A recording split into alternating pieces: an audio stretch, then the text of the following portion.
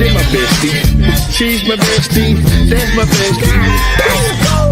Your pair of eyes had me paralyzed. Toxic nigga, but you made me to a better guy. Smoke, but with you on forever, ever. I could watch you all day, girl, like you televised. You think like this nigga, they ain't never lied. I left the bitches alone, I had to pick a side. Look in your eyes, girl, you were hypnotized. Of course, it was your breasts, hips, and them damn thighs. Close my eyes, I'm still mesmerized. Trying to get mad at my bestie, I tried. That's my bestie. My pretty. I heard she's the one. She's got it going on. That's my pretty ass baby. Yeah, yeah. She don't take no mess. My bestie is the best. That's my pretty ass baby. Yeah, yeah. I heard she's the one. She's got it going on. That's my pretty ass baby.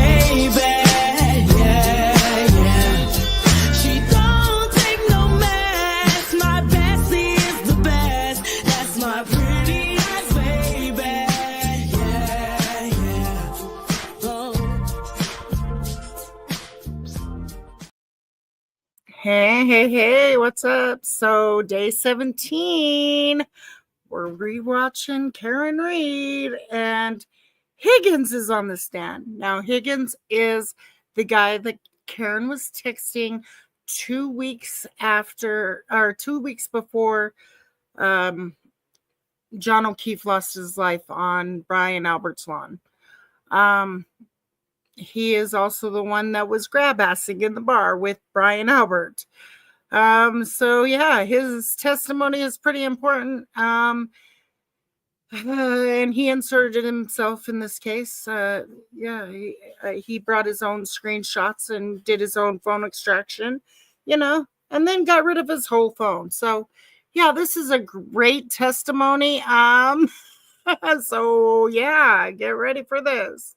Anyways, like after this, I think all we have is all the crime scene people. So, and there's only 10 jurors that are picked for the second trial. She is going for jury selection, I believe, tomorrow as well.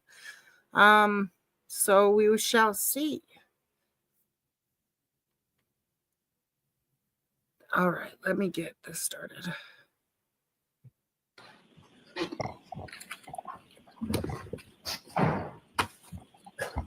Hey. All persons have any business before the Honorable Beverly Cannoni, Justice of the Norfolk Superior Court in the Fulton County of Norfolk. You are near, give your attendance, you shall be heard. God save the Commonwealth of Massachusetts. This court is now open. You may be seated.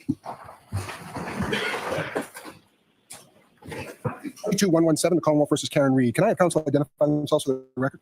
Adam Lally to the Commonwealth. Good morning, Your Honor. Good morning, Mr. Lally. Good morning, Your Honor. Laura McLaughlin. Good morning, Ms. McLaughlin. Good morning, Your Honor. Good morning, Mr. Jackson. Good morning, Your Honor. Good morning, Ms. Little. Good morning, Your Honor. Karen Read. Good morning, Mr. Yannetti. Good morning, Ms. Reed. Good morning, jurors. So I have to ask you those same 3 questions. Were you all able to follow my instructions and refrain from discussing this case with anyone since we left here on Wednesday? Everyone said yes or nodded affirmatively. Were you also able to follow the instructions and refrain from doing any independent research or investigation in this case? Everyone said yes or nodded affirmatively. Did anyone happen to see I don't know how anything about this case? how you're able to Everyone said no. ignore this case. It's Mr. everywhere. Lally, your next witness, please. Yes, Your Honor. May we approach just briefly? My apologies. Oh my gosh, really? A sidebar already, Lally? Jesus, get with it.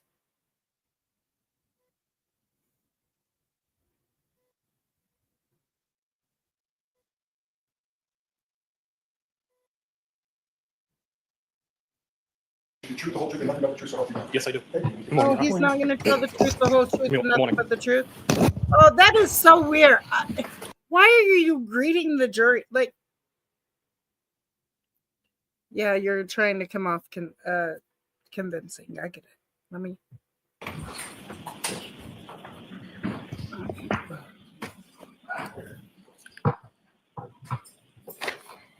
Anytime you're ready, Mr. Lally. Thank you, Your Honor. Good morning, sir. Good morning. Could you please state your name and spell your last name for the jury? My name is Brian Higgins, Higgins. And where do you live, sir? Barnstable County, Massachusetts. And how long have you lived there? I've owned that property since approximately 2018. And do you work, sir? I do. What do you do? I'm a special agent with the United States Department of Justice, Bureau of Alcohol, Tobacco, Firearms, and Explosives. And how long have you been doing that? Just over 15 years. Now, so prior to that, prior to your appointment with the ATF, what, if any, other positions, what did you do for work before that? I was a lieutenant with Cambridge Fire Department. And how long were you a lieutenant with Cambridge Fire Department? I was a lieutenant probably for about 8 years. Total, I was with Cambridge approximately 15 years. Now, at some point, did you reside in the town of Canton? I did. And when was that? Sort of what year to what year? I think that it was shortly after my sister passed away. So it was probably 2017. I purchased that house and I sold it in January of 2022. And you recall, was that early January, late January? On or about January 5th. See, And when you already sold that property, garnering, did you move down to Barnstable County, or did you garnering live, somewhere else as well? sympathy by saying, "Oh, I sold that home after my sister passed away." Okay, cool.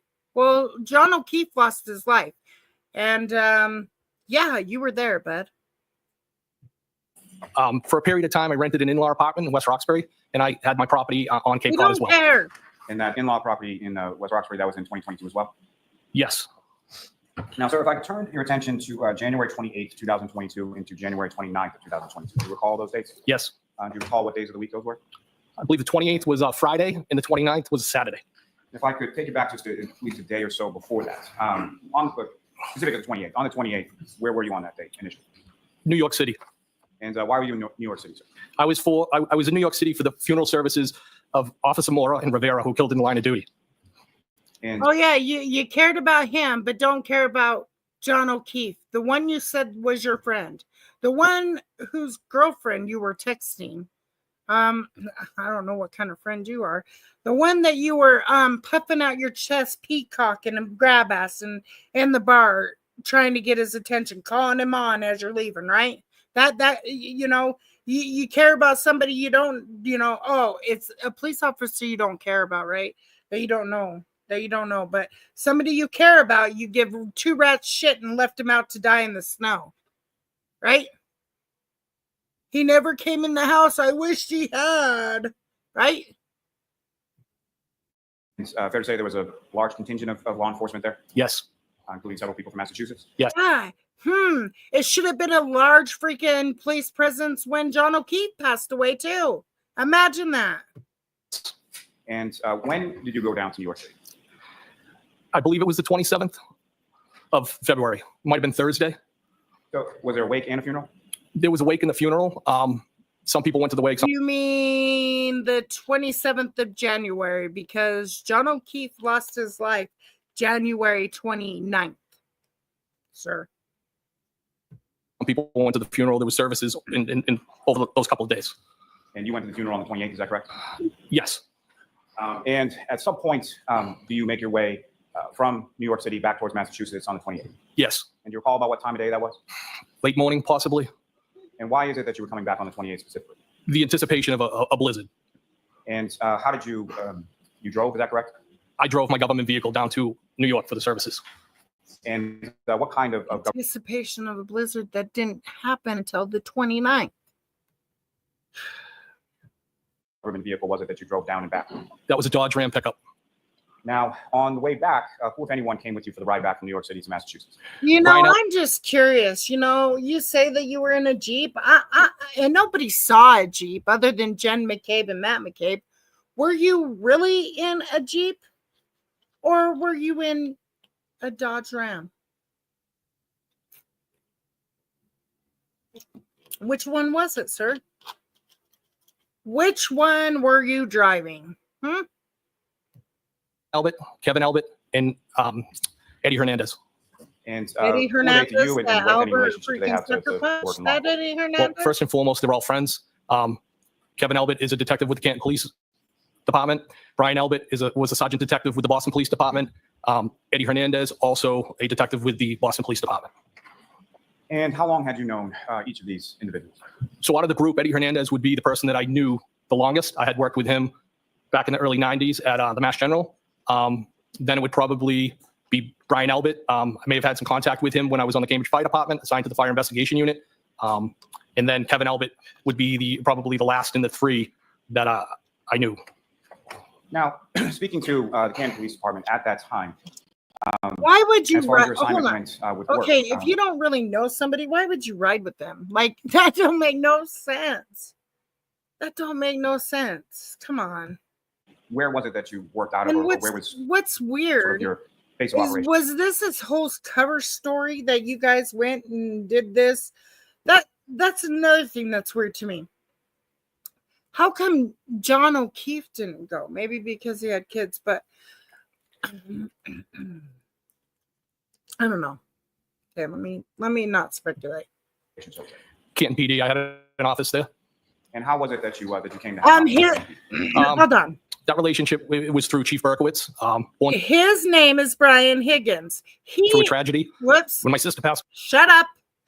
He is the one that was texting Karen 2 weeks before when he was being a 5-stage clinger and like being really creepy. Anytime she texted him, he was like, oh, well, is it me or him? Me or him? Just wait till the texts come out. But this dude, I just can't. I can't with him. I really can't. Like, he's a douche. A douche. And see, he's always trying to garner sympathy. Oh, I know Chief Berkowitz when the tragedy when my sister passed away. Okay, cool. Like, everybody goes through tragedy, but we're here for John O'Keefe, not your sister, sadly. And I'm apologize for saying that, but we're here for John O'Keefe, not your sister, not for you. See, they always try to garner sympathy and all this other dumb shit when there's something fishy going on. passed away. We became friends, and he offered up the space Oh, because I had also moved there.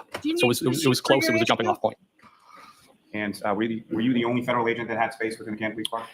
I was the only one that had an office. I believe there was an HSI agent that might have had some access there to come in, hook up his computer. Yeah, thank goodness you had an office, and Chief Berkowitz was your friend, and you could call him to hide a body because that's what you did say in his retirement party, right?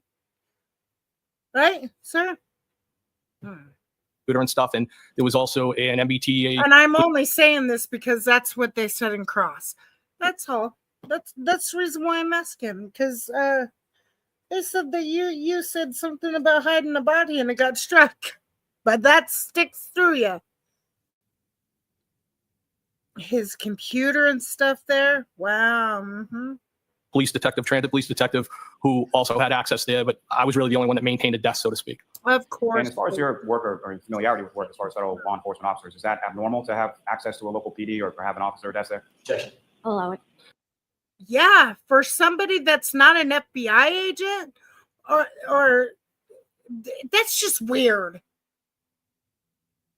Like, why would you have to be in the Canton Police Department when Canton's such a small town, as I said in the audit? But it's such a small town, and you don't got to worry about stuff like that. Okay, I'm only 5 minutes in. I got to stop. No, it's not abnormal to have space within the department that you work closely with. Now, as far as the ride back is concerned, when you drive from New York City back to Massachusetts, about how long a drive was it? So typically it'd be I'd say like a 4-hour ride, depending on traffic. This was longer, and I would also factor in the fact that we stopped and ate on the way back. Who cares? And when you arrived back to Massachusetts, where specifically in Molly, Massachusetts? come on, speak. So the first place that we went. We don't care what the fudge they did. All we care about is what happened when they got to Massachusetts. That's all we care about.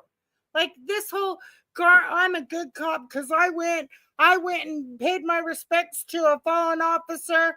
Well, let's talk about the fallen officer that we're here in court for today. Let's talk about that. Or, oh, my tragedy with my sister. No, stop that. God, it's irritating. Was a Boston Police Department district in Charlestown, where Brian Albert and Eddie Hernandez had parked their vehicles. Now, as far as you know, had they driven down to New York City, or how would they come to be in New York City? If you know? I believe that Brian Albert, Eddie Hernandez, and Kevin Albert Is that where he got sucker punched? Oh, wait, that was a different time. My bad. all flew down to New York. And they drove back with you because of the storm. Is that fair to say? Yes. For somebody that don't know. Now, after dropping them off there, where did you go from there? I went back to the Canton Police Department where I dropped off Kevin Albert. and then switched vehicles, got into my Jeep Wrangler, and I traveled up to the hillside in Canton. Now, as far as traveling up to the hillside in Canton, who, if anyone, did you have plans with, or who, if anyone, did you coordinate with as far as going to the hillside? Brian Albert agreed to meet me there. And as far as switching from your government vehicle to a personal vehicle, is that correct? Yes, And why did you do that before going to the hillside? because I was technically no longer on duty, so to speak, even though I had been at a funeral. But I knew I would be consuming alcohol, and we have a policy against that.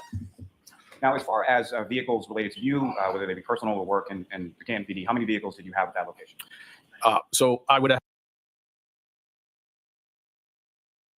Okay. When you answered that question, you were mighty shaky. And I guess it's just me, and I know I got you sped up, but your voice is mighty quivery answering that question. I don't know why I can't speak. This is crazy.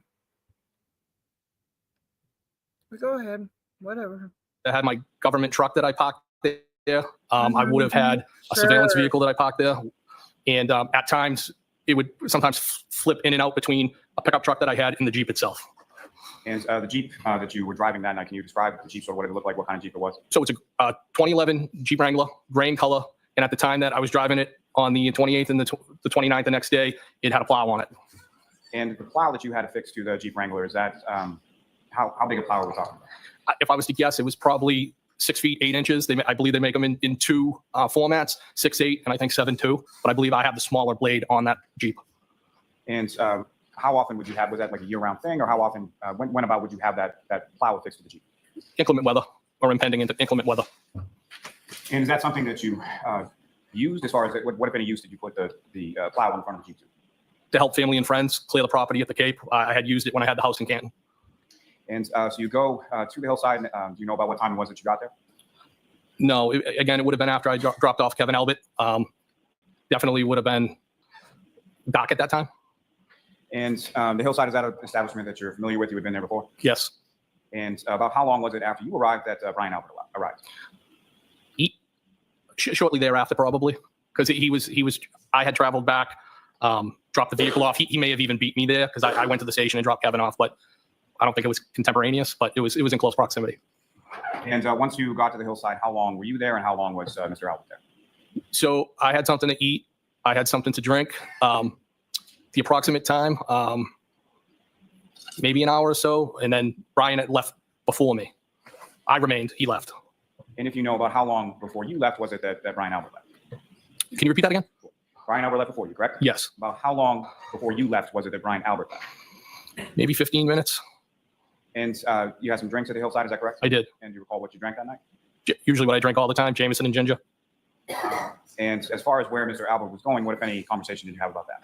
He had told me that he was going down to the Waterfall Bar and Grill, which is in Canton Center, and that he'd be meeting his wife and some family and maybe some other people. And were you invited to come along? Yes. Now, the Waterfall, that's an establishment you're familiar with. You've been there previous times as well. Yes. And with respect to this evening, so you leave from the hillside and you go directly to the Waterfall? Yes. And if you know about what time was it that you got to the Waterfall? Again, it was dark. It could have been around in the area, 9 o'clock. And when you get to the Waterfall, do you recall where in relation to the Waterfall you parked the Jeep at that time? No. So you come into the Waterfall, and where do you go? I went to a series. I saw Brian and his family, and there was a series of high tops, and I proceeded to the high tops where they were. Now, with respect to Brian Albert, how would you describe sort of your relationship around this time in January 2022? He's a good friend. He's a coworker. I had been working closely with his unit. I'd say he was a good friend. And through that sort of work and your friendship, were you familiar with his family as well? Yes. And so when you came over to the area where Brian Albert was, his wife was there, correct? Yes. And who, if anyone else, was there that you were familiar with or that you knew when you came? So it would have been Brian Albert. It would have been Nicole. I believe Caitlin was there. Caitlin Albert, Brian's daughter. Chris Albert, his wife, Julie. There might have been another couple, Matt McCabe and Jim McCabe. And as far as the McCabe's were concerned, how familiar were you with that? Casually. Now, at some point you come in, you join the group, is that correct? Yes. And how would you describe sort of throughout the entirety of the evening or your time at the Waterfall, how would you describe sort of the mood or the demeanor of the group within the bar? It was a good time. No arguments or anything like that that you observed from anybody that was present until the No, course of? no, it was a good time, and there was a band. And if you recall, about what time was it that you left? I would say right around when the band was wrapping up. So it was probably closer to midnight. Now, prior to that, at some point between the time that you arrived and the time that the band's wrapping up and you're preparing to leave, who, if anyone else that you were familiar with, came into the waterfall? John O'Keefe and the defendant, And just to be clear, when you're referencing the defendant, what is her name? Karen Read. And just to be clear for the record, do you see Ms. Reed in the courtroom today? I do. Did you identify just as where she's seated or an article of clothing that she's wearing? She's seated between attorneys Jackson and Yannetti. Just as a record reflect identification of the defendant by the witness. Yes. Now, with regard to Mr. O'Keefe, starting there, as far as how long had you known Mr. O'Keefe? Maybe a year, a little over a year. And do you recall how it was or where it was that you first met Mr. O'Keefe? I believe it was actually the hillside. And how often would it be that you saw Mr. O'Keefe or socialized with Mr. O'Keefe? I would see him at the hillside. And as far as, were you familiar with what Mr. O'Keefe did for work? Yes. And what were you familiar with him doing for work? He was a Boston police officer. And with reference to Ms. Reed, how long had you known the defendant? It would be about the same time, And, or as long as. and so roughly, what was your understanding as far as the relationship between Mr. O'Keefe and Ms. Reed? They were dating. Now, with reference to occasions, as far as would there be occasions typically where you would see Mr. O'Keefe without Ms. Reed, or you would see Ms. Reed without Mr. O'Keefe, or were they essentially together when you saw them? I would say more often than not, they'd be together.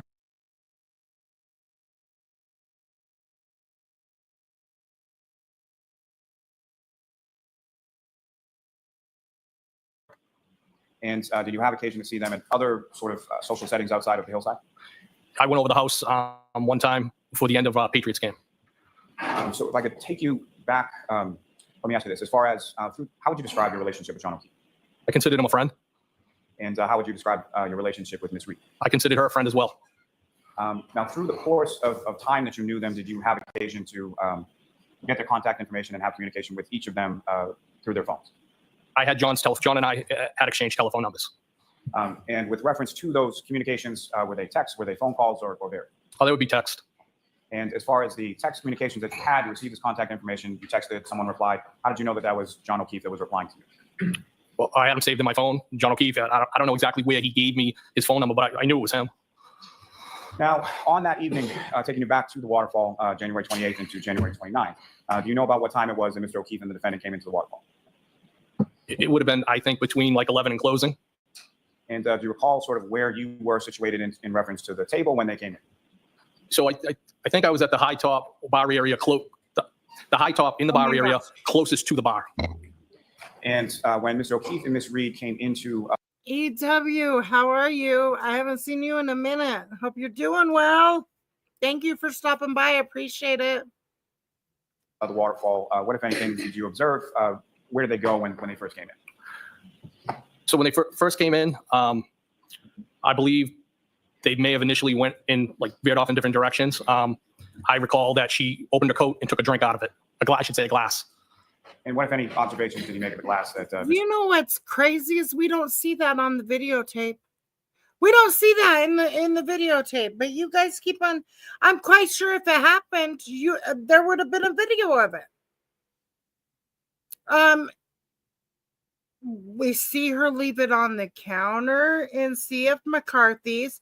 Then her drink gets left on the on the table when she walks outside. This is crazy. Reed took out of her coat. It was a tall glass. It looked like a clear liquid in there. And at some point, did you come to find out where Mr. O'Keefe and Ms. Reed had been prior to coming to the waterfall? Sustained. It Are you familiar with is. another It's establishment been a in long CF? time. Yes. Is that a place that you've been to? Oh, I'm so glad to see you. So glad to see you come through. I was thinking about you the other day. No lie.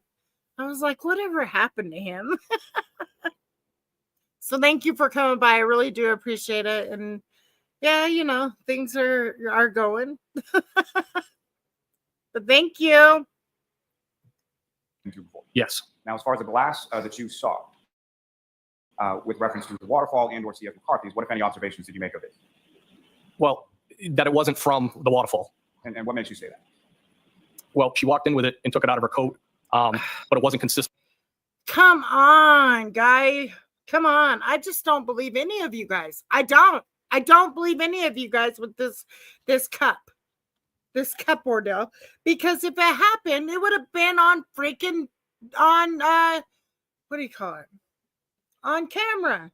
And, you know, and I really hate that you guys love to freaking, you, I mean, when Detective Trooper Buchanan gets on the stand, he likes to tell you, don't believe your lying eye. I mean, believe your lying eyes.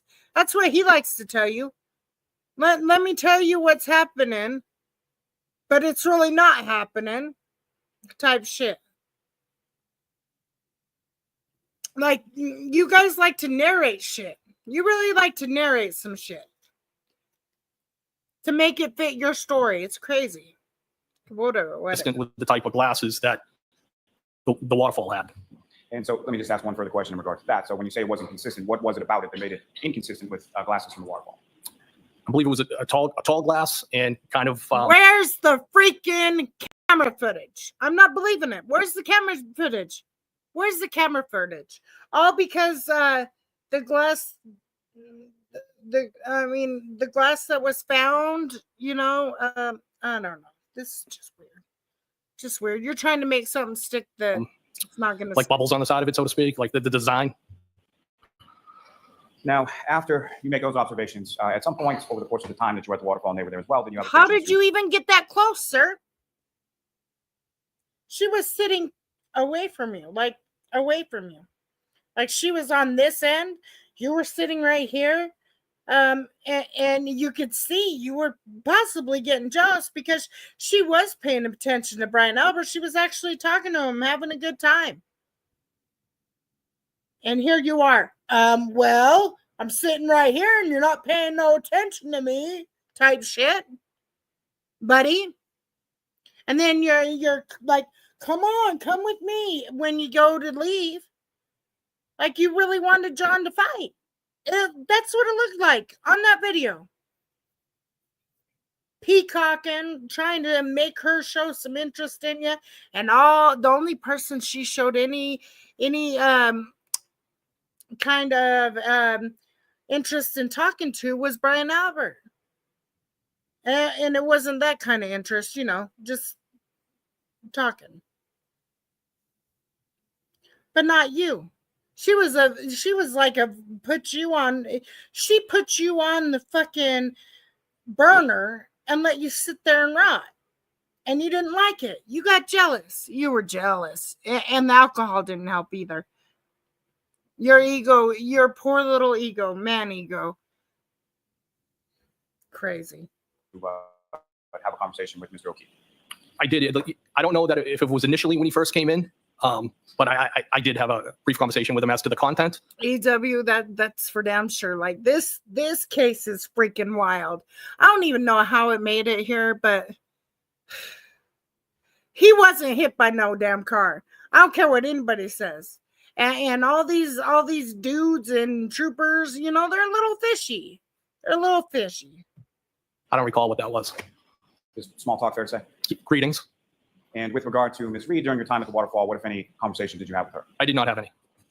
Now, and that's what pissed him off. He didn't have any conversation, and that's what pissed him off. And the little conversation he had with John, he was puffing out his chest, trying to show like he could fight, stuff like that, right? John wasn't paying you no mind either. He came and said hello to you. That was about it. at this point in time on this date, did you have Ms. Reed's cell phone information? I did not. At the time that you were at the waterfall? No. Yes, yes, you did. Yes, you did. Don't lie on the stand.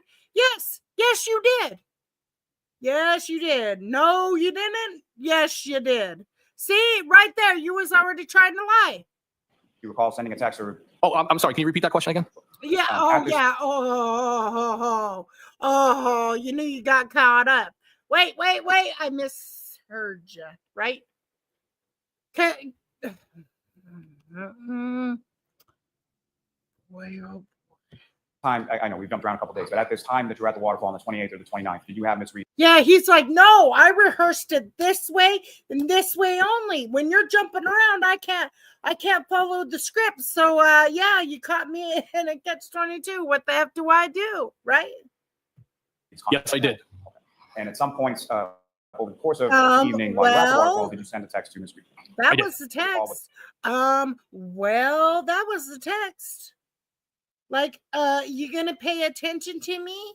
I'm sitting here grab assing for your attention and all that great stuff, right? Dude, you're whack. The substance of that text was? I think it was something like, well. And do you recall? No, it was, well. As far as that text message or why you would send that To be honest with you, it was, I guess you could view it as a flirty text. If it was, well, how is that flirty? How is, well, that's, please pay attention to me. I'm a fucking, I'm obsessed with you and I can't have you ignore me type shit. Like, obviously, you were her pick and you were pissed off about it. You were pissed off. You kept on asking her, pick between me or him. Pick between me or him. You know, maybe she just kissed you goodbye and you think it was more than just a friend. All she was doing was occupying her time and letting it be not like she was trying to see if she still had it. If she was still attractive. That's all you were there for. And you jumped right on in. You knew what the hell you were doing by calling her a weed whacker and all sorts of stuff. And then you act like you brushed it off like, oh, I don't even know how she got my number. Type shit. You wish she would have messaged you because you were all in after that. Now, how was that flirty? Midnight or so, when you leave the how was waterfall, that flirty? I'm sorry, let me take it back just one step. At some point over the course of the evening while you're at the waterfall, what, if any, discussion is there around the table as far as next steps or where to go from there? Well, it was talk at the table, I think initially about going back to Chris Albert's pizza shop to have some food and drink. And at some point that transitioned into going back to Brian Albert's house. And as far as the invitation to go back to Brian Albert's house, was that something that was extended to the entirety of the table? I took it as an open invitation to the people that were together at the table, yes. And Mr. Albert's house, is that somewhere that you had been to before? Why are you a little shaky talking about the whole going to the Albert's house? See? Yeah, it's a little fishy. You're a little fishy. I had been there, the twins' graduation party, which was outside in the backyard. And I think I may have dropped him off on one occasion. I may have dropped something. Oh, I think you were more friendly than you claimed to be. I really do. There's just no proof of it. But it's just weird. And in his mailbox, but those would be the only other times. And are you familiar, at least now, with the address and sort of where you were going? Did you know where you were going that night? I know. I sure the fucking driving all the way from New York to fucking Massachusetts with nobody I don't know or that I rarely know. But okay. Oh, because they're cops. And let's be honest, you only care about. I hope that is not John O'Keefe's thing. But let's be honest, everybody cares about living cops. They don't care about the one that died on another cop's lawn that you may or may had nothing to do with, right? Because he wasn't ran over by a freaking car. I don't care what anybody says. There's no way she could have done 22 miles an hour backing up and not end up in the lawn or the house for that matter. There's just no way. Where I was going, yes. And the address was 34 Fairview Road. That is correct, yes. And about what time, about midnight or so when you're leaving, who, if anyone, was leaving the bar around the same time? I mean, I think pretty much everybody was wrapping up and leaving. I know that I beat Brian and Nicole back to the house. Now, as far as the time at the waterfall, with reference to either Mr. O'Keefe or Ms. Reed, what kind of observations did you make in regard to what they were drinking that night? I think John was having beers, is his typical, what I would see him with. And the defendant had, glasses. And you recall her ever at any point that you were there, if you recall, drinking out of a glass different than the one she took out of her coat when she first arrived? I don't recall. Now, you drove from the waterfall to Fairview Road. About how long a drive was that? Probably a few minutes. But the weather was, I remember when I came out, I put the wipers on. There was some snow on the ground, but it was the type of snow where the roadway was still black at the time, but because it was being driven on, but the sidewalk had a light coating. And you drive over to the home, and you mentioned that you beat Mr. Albert there. Is that correct? I did. And so, with regard to the home, when you get there, what did you do when you got there? Well, I was kind of being a smart ass, and I dropped the plow and I did a little sweep of the driveway, and then I got out of the driveway because I didn't want to get blocked in, and I parked. And do you recall where you parked in relation to the house? I do, by the mailbox. Your Honor, with court's permission, if I could publish what's been marked as Exhibit 72. Okay.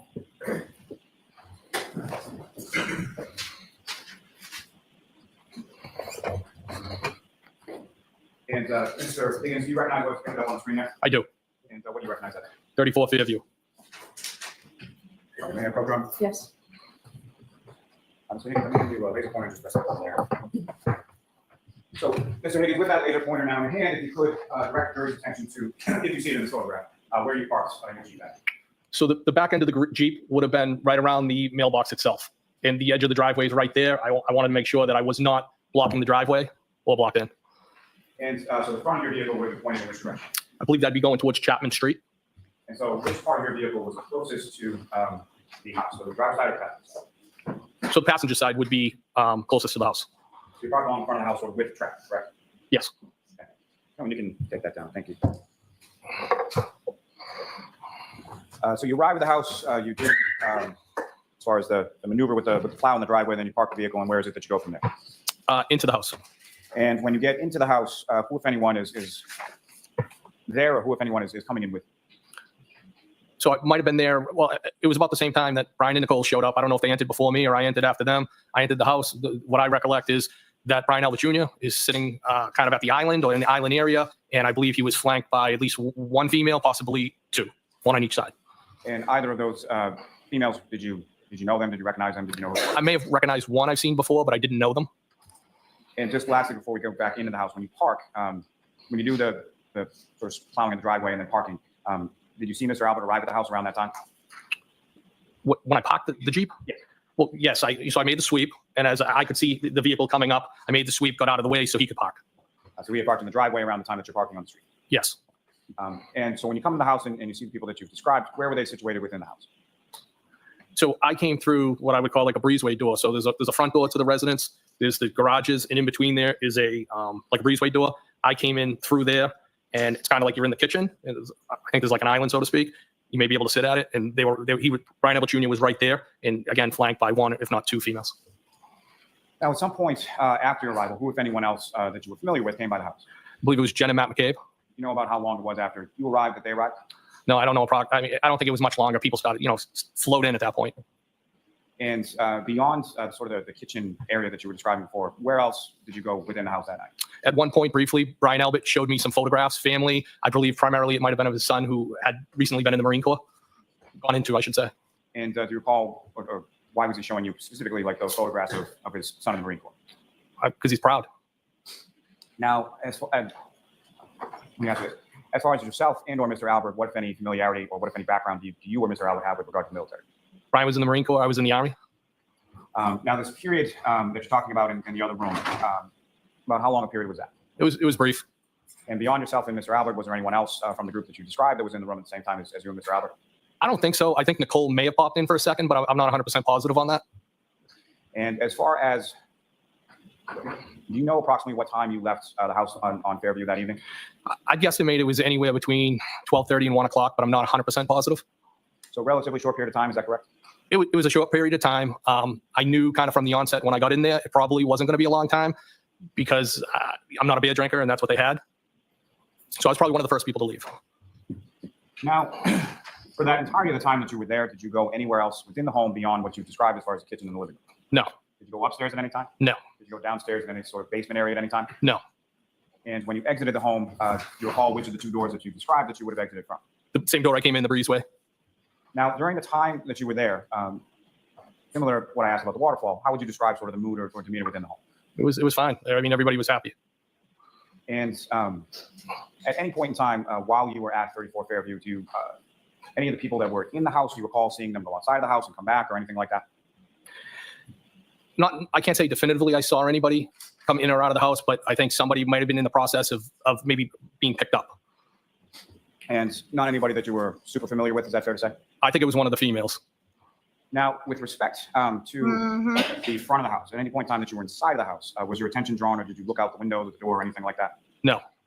And when you were in No, the kitchen because area, he do you was recall too busy sort of how going you to were positioned in Pound Town. relation to the windows facing the When front of the house? somebody So I would have had spits. my back to that area, my back to the door that I came in.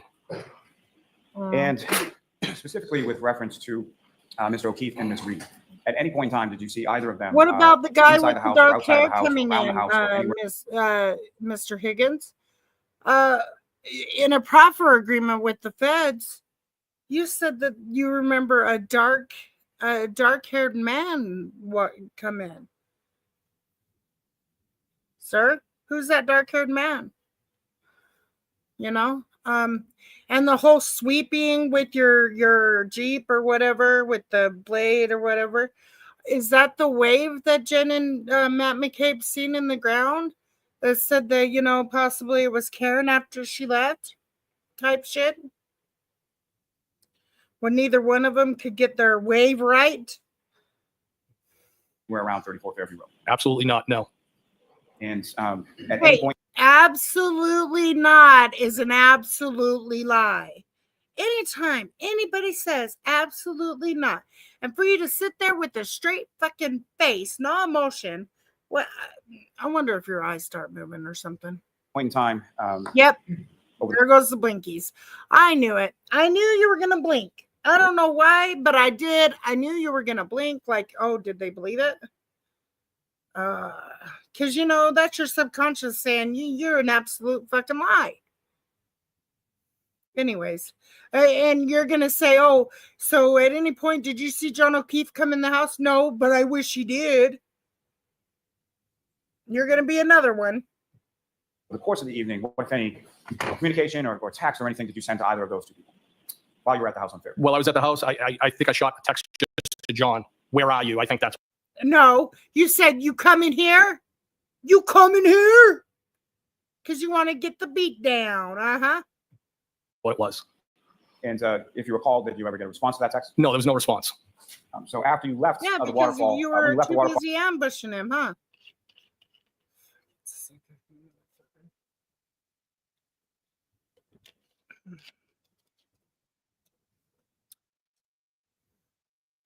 was Mr. O'Keefe and Ms. Reed, the defendant, still there?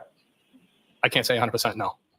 But after you left the waterfall, at any point in time, did you speak to, text with, or communicate in any way, shape, or form, or see in any way, shape, or form either Mr. O'Keefe or Ms. Reed? Well, again, the only person I shot the text to while I was at the house was John, but after I left the waterfall, I never saw John O'Keefe or the defendant again. I wish Now, they had. when you left from the residence, and again, you're not sure what time that was, Between 12:30 and 1 o'clock. and do you recall who amongst the group was still at the house at the time you left? I think I was probably the first person to leave. You sent it at 12:20, sir. So all of the other people that you've described would have still been in the house when you exited from the house. Yes. Now, you indicated earlier that you're familiar with Mr. Albert and his family to some extent, correct? Yes. You've been to his house for a graduation party for his twins, correct? Yes. See, you were hoping. The reason why he said 12:31 is because you knew Ryan Nagel and all them didn't see the Jeep. So maybe you left then? Huh? That's what you're trying to get at? Is I wasn't there because, you know, shit. They didn't see a Jeep. Through that, at any point in time prior to this date, did you become aware or familiar with Brian Well, Albert? what's weird is, okay, you remember some girl going to get picked up. Well, why didn't they see your fucking Jeep? Why didn't they see your Jeep? Nephew, Colin Albert? I know the name, and I know that he is one of the sons of Chris Albert. You familiar with what he looks like? If he walked in here right now, I wouldn't know. You would not know? No. And beyond the people that you've described as far as seeing at 34 Fairview Road, fair to say you don't recall anybody being introduced or identified as Colin Albert? No. Now, you exit from the home through the breezeway door and go over to your vehicle, is that right? Yes. And from the time that you would enter the home to the time now that you're exiting from the home, what, if any, change did you note as far as the weather? Just that the weather was getting worse. The snow was picking up. No, there was only 2 inches on 2 to 5 inches. I'm rounding about 2 to 5 inches on the ground when John O'Keefe was found, sir. How was it picking up? Everybody says it was a whiteout and all that stuff. A whiteout you would be seeing it on the officer's dash cam. You don't see no sorts. All you see is the ice that's on their freaking windshield because they don't know how to, get new windshield wipers and shit. As far as the accumulation that you had described before, as far as you could still see the blacktop and all that when you let the water fall, what was it like when you came out of the house? Again, I think that the streets that weren't being traveled, there was snow on them. There was coverage. And as far as the front lawn area of the house at 34 Fairview Road, what, if any, observations did you make of that? Can you rephrase that? As far as the snow was concerned, was Yes. the snow sticking to, or was it accumulating on the lawn as well? I believe so. I mean, when I walked from the breezeway to the Jeep, there was snow on the ground. Now, Oh, the it front was yard area of the barely house, starting. Give me a break. You see, I can't. I can't with this. It was barely starting to accumulate at 12 o'clock. There is no freaking way that it got more than an inch between 12 and 1 o'clock. There just wasn't that much snow. And in between 12 and 6 o'clock, there wasn't that much snow. Weird. John should have been on a little bit of snow, maybe. Had he been out there since 12 o'clock, like you guys say, 12:40, 1 o'clock, he should be on a little snow. Well, according to Kerry Roberts, it was on dirt. So that's what should have happened, but no, he was on top of snow, meaning he probably was barely out there. And it wasn't Karen Read that did it. Because he doesn't look like he'd been ran over by a car or bumped into or whatever, like everybody likes to claim.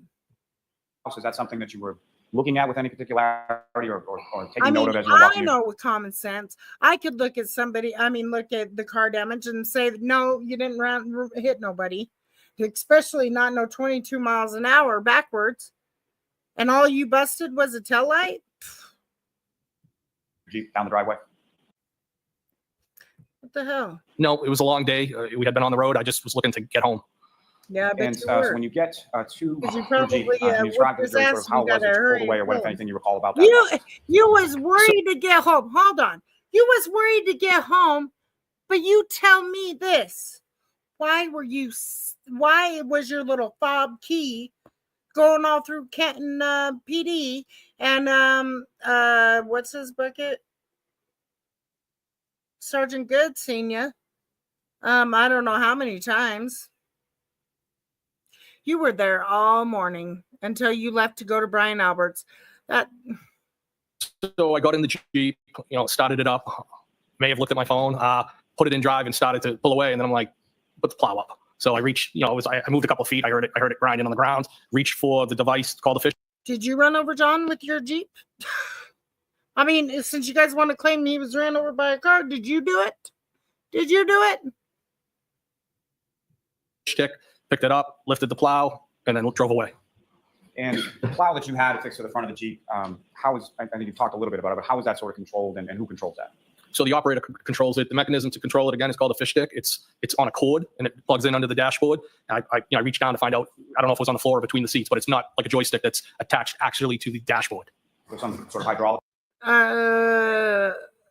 Is that what you pommeled? Never mind. No. System, is that correct? Yes, it's a hydraulic based. Now, in addition to moving it sort of up and down, is there any other way that you can manipulate the blade as far as that switch is concerned? Yeah, so if I would generally, if I'm driving around town and I'm not worried about the vehicle heating up, I just lift the plow off a couple feet off the ground. If I was on the highway, I would tilt it to get airflow. And as far as height is concerned for that plow, if you were to lift it all the way to the top, what, if any, impact would that have with reference to your line of sight or visibility through the windshield? Zero. So even if it's raised all the way as far as it can go, you can still see over the top of the blade? Yeah, if it comes even with the hood of the Jeep, I'd be surprised. So you pull forward a couple of feet, and then you lift it about how high did you lift it when you stop and then lift up? Probably like a foot or two. And as far as following that, you pull away from the house, is that right? Correct. And as you're pulling away from the house, where's your attention drawn, or what, if anything, did you see as far as when you're pulling away from the house? Wasn't drawn to anything. I just drove away.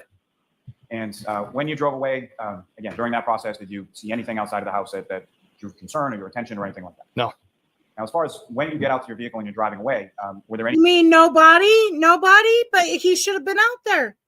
I mean, you would have heard grunting or whatever, or pain, something, because he wouldn't be completely incapacitated. And probably somebody could have saved his freaking life. Any other vehicles on the street that you saw in the area of the residence at 34 Fairview? I didn't see any. And do you recall whether or not there were any tire tracks in the snow or anything that you saw when you came out to the vehicle, if you recall? I do not recall. Now, you leave the residence at 34 Fairview, and where did you go from there? I went back to the Canton Police. And why was it that you went back to the Canton Police Station? Well, we had traveled down for the services for those police officers, and we anticipated staying the following day. I think I had said that we left the day earlier. So I had left a key to the surveillance vehicle on top of my desk so that somebody could move the vehicle, because a lot of times Chief Berkowitz would get after me as a courtesy. I was parking vehicles there, sometimes my personal, but primarily my work vehicles. And one thing he asked me, just leave the vehicles in the middle of the parking lot so that snow could be cleared. So the reason for heading back there was to move those vehicles, because if I didn't do it then, I would have had to get up early and do it. And I also know they plowed through the night. So that would be the reason for heading back. Before we get a little more into that, as far as the funeral that you went to, That just sounds weird. Like, okay. people that you knew or had met or were familiar with? No. So you get back to the police station, and with regards to the Canton Police Station, what, if any, access did you have to the Canton PD, and sort of how did you facilitate that? So I would describe it as a proxy card. The doors have card readers generally in the parking lot. When you come into the police station, you drive in. Sally ports are off to your right-hand side. There's two bay doors there. There's a pass-through door, and then over in the corner would typically where I would bury both vehicles. So if I was, typically it would be my take-home pickup truck that I described earlier, and it would be the surveillance vehicle. But if I had, that could be swapped out with one of my personal vehicles. I would leave a personal vehicle there if I took one of those two vehicles. And then for me to access into the building, the most direct door would be that pass-through door by the Sally port. And sort of that back area, is that typically where you would park? Yes. And just in reference to you talk about a surveillance vehicle, that's something that you use as far as conducting surveillance and performance of your duties as a law enforcement officer? Yes. And so fair to say that would not be something you would want to park, like, say, in front of the police station? No. Now, that path that you took, is that the typical path that you would take, sort of park to the back and then cut through the Sally port into the station? Yes. That would be the route that I would go. And if you recall, is that the route that you went on that particular early morning when you came back to the station? I believe it is. And when you come back to the station and you go in, where are you going within the police station when you went? So I'm going up to I was going up to my office to grab the key for that surveillance vehicle. So when you come through that pass-through door at the Sally port, the first door would be through the booking and the holding area that directly goes into the dispatch area. But if you walk to the extreme other end, there's another door on the other end, common hallway. I'd walk down that hallway, hit a set of stairs, and I would go up that way. Now, if I could take you back just for a second, as far as when you initially walk into the Sally port area, that's a garage, basically, correct? Yes. And when you come into the garage, the door that you would then enter to come into the station, where is that in relation to the door that you come from the exterior? How far away are the two? So if you come into, I guess what you're asking, so if I come into the Sally port, immediately to the right, there's the door that goes into the holding area, booking area, and then probably it's probably 12 feet long to get to the other door. So from where you're parking and where you come into the Sally port, it's not like you then have to walk across the garage or anything like that to get to the door into the station. Is that correct? Well, you do walk across the garage, but it's small. And when you say small, about how far? About 12 feet, maybe. And so you come into the station, you go by the dispatch, is that correct? So as I'm walking down the hallway, dispatch would be off to the right. It's a wooden door with 2 glass panes. And as far as the Canton Police Station is concerned, are you familiar with, or were you aware at the time that there is sort of security and cameras and such around the station? Yes. You're aware that those cameras record, is that correct? Yes. And are you aware of any records that are generated as far as your key card access when you go through a certain door at a certain time? Well, I've never seen those records, but it's my understanding it tracks access control. And did you happen to go by the dispatch area specifically? And if so, do you know who was working there that night? Newly promoted Sergeant Good, I believe. Probably he was on midnights. Do you have any specific recollection of seeing him there that evening or that early morning when you came by? I believe I waved to him. And as far as when you get to the police station, do you have how far drive is it from Fairview to the police station, if you know? Well, I mean, the weather was picking up, so it probably took me a little bit longer to get back, but it's probably 5-10 minutes maybe. Now, the key that you went to your office to get a key, correct? Yes. And why had you left the key to one of the vehicles in the office? So as I stated earlier, I anticipated not even being back in Massachusetts, knew the storm was coming, didn't know how bad it was, but I left the key on the desk to facilitate somebody being able to move that. And so you go to your office, you get the key, and then where did you go from there? I go back downstairs and I move the vehicles to the center of the parking lot. And then at some point you leave, is that correct? Yes. Do you know about how long it was after you moved the vehicles around that you left Canton? Not long, but I'd be guessing if I gave you a time. And so where did you go from there? I went back to West Roxbury, And which vehicle that you've described, which of those vehicles did you use to get from Canton PD to West Roxbury? the Jeep Cherokee, Jeep Wrangler, sorry. And if you know about what time was it that you got home to West Roxbury? Could have been somewhere around 20 or 2. I'm not 100% positive. So sometime between 1:30 and 2 a.m., is that roughly around? Yes. And when you get home, do you recall like what it was that you did when you got home? Well, it was a long day. We had traveled, the traffic, it just seemed like it dragged on forever. But I think I did what I typically do after being out, having a couple of drinks. I had something else to eat, and I believe I might have had another couple of drinks and either laid on the couch or laid on my bed. And typically I would fall asleep if I was on the couch and wake up and go into the bedroom. I don't know what location I was in at that point. Now, after you fall asleep at some point later on that morning or something, you wake up obviously at some period, correct? Yes. And do you recall what it was that awoke you on that morning? I mean, for lack of better words, my phone, both my work and my personal phones were blowing up. They were going off. And if you know about what time in the morning was that occurred? Probably around 6:30-ish. And who, if anyone, as far as you looked at your phones, and who, if anyone, was blowing up the phone, who was calling you with that? Well, I think first it was Chief Berkowitz, and then Brian Albert. And you mentioned first it was Chief Berkowitz. Did you answer the chief's call at that time? No. And was that abnormal for the chief to be calling you at that time of day? No, he's an early riser, and typically when he was working, again, we also had a friendship. He would call in the morning, kind of like checking in with each other. So I just kind of like, why are you calling me this early? Kind of just blew it off. But then when I saw Brian Albert calling me, like that kind of caused me some concern because I'm like, why is he calling me? He was out with me all day yesterday. We both had the same long day, and I was concerned at that point. And so you answered the phone from Mr. Albert, is that correct? Yes. And what, if anything, did you learn from him, or what, if anything, did he tell you? I'm going to sustain the objection at this point. So you receive a call from him and you have some sort of conversation, correct? Yes. Now, prior to that, from the time that you got home to the time that you answered this call from Brian Albert, do you recall having any phone calls or conversations with anybody during that time period? No. And specifically, did you talk to Brian Albert on the phone at any point between the time you left his home and the time that you woke up the next morning to his phone call? No, I did not. Yes, you did. Now, the previous day, over the course of it, Yeah, boy, did your eyes give you away on that one. And the oh shit, did I look convincing?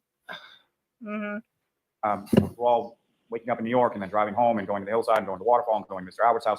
Had you and Mr. Albert communicated via cell phone, whether it be text or phone call at any point in time during the course of that day? You mean the day before? Yes. Yes. So he was fairly recent in your contacts, is that correct? Yes. And so as far as that phone call that you received from Mr. Albert, based on whatever information that you learned from that, what did you do then?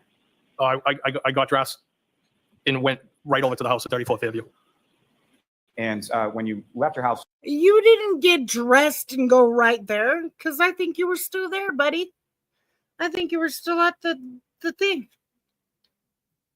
in West Roxbury and went back to 34 Fairview, what were you driving at that point? Telling Canton PD the lowdown.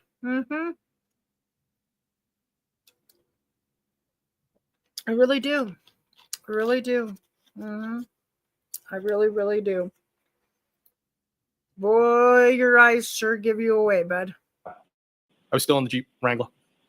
And if you know about what time or so was it that you arrived back at 34 Fairview late that morning? Maybe a little after 7. And when you arrived there, what, if anything, did you see? I mean, I just went into the house.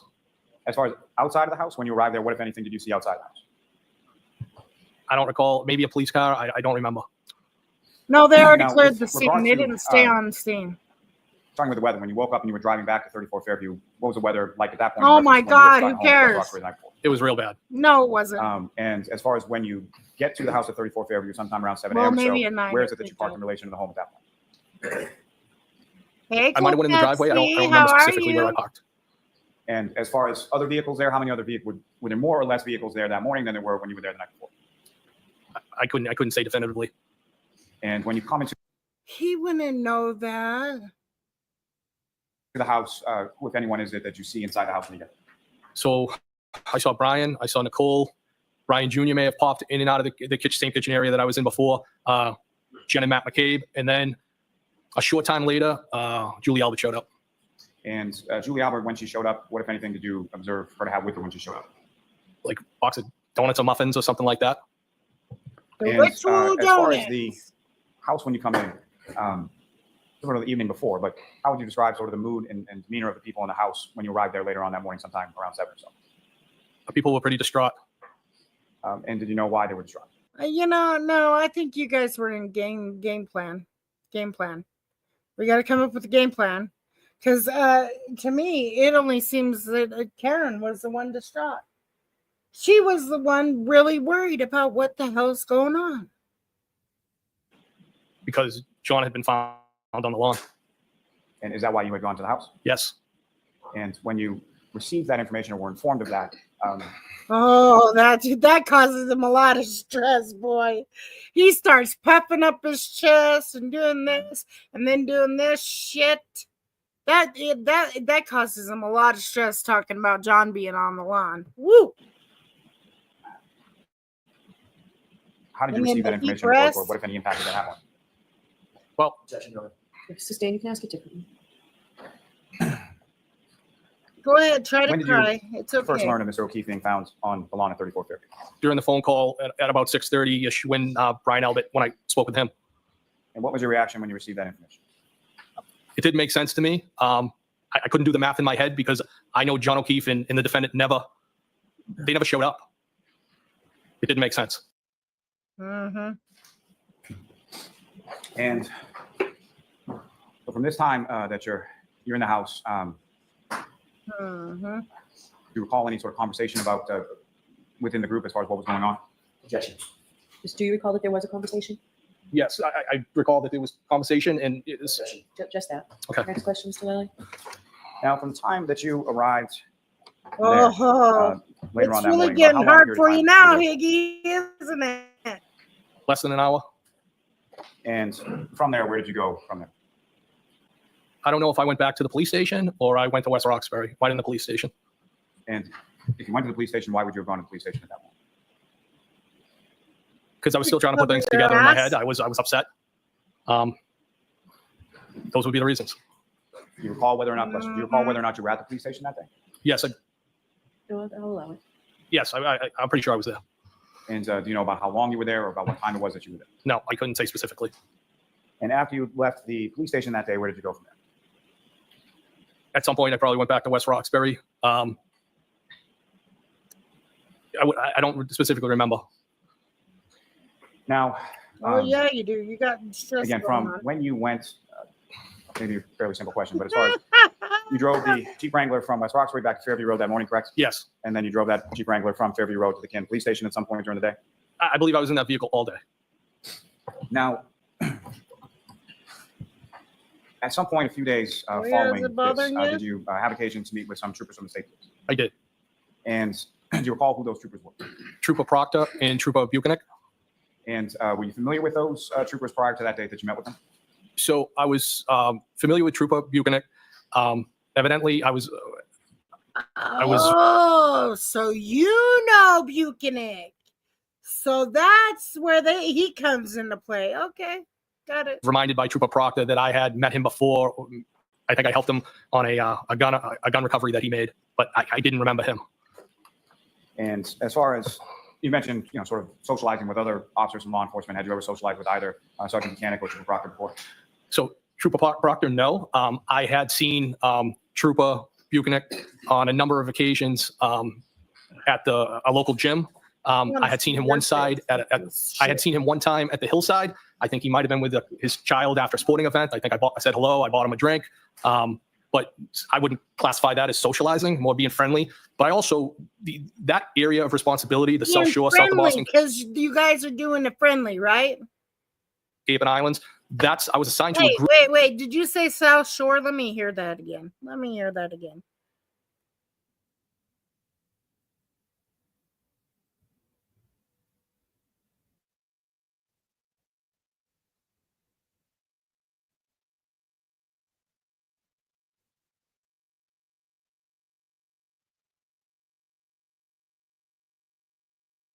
Oh, well, that's the best I could do. Here we go. I didn't remember him. And as far as you mentioned, sort of socializing with other officers from law enforcement, had you ever socialized with either Sergeant Mechanic or Trooper Proctor before? So Trooper Proctor, no. I had seen Trooper Buchanan on a number of occasions at a local gym. I had seen him one time at the hillside. You don't I think he might have been with work out, his child after a sporting event. I think I said hello. I bought him a drink. But I wouldn't classify that as socializing, more being friendly. But I also, that area of responsibility, the South Shore, south of Boston, Cape and Islands, I was assigned to a South group Shore. where I would interface with people in that area. And that Norfolk CPAC office would be people that over the years I've probably dealt with.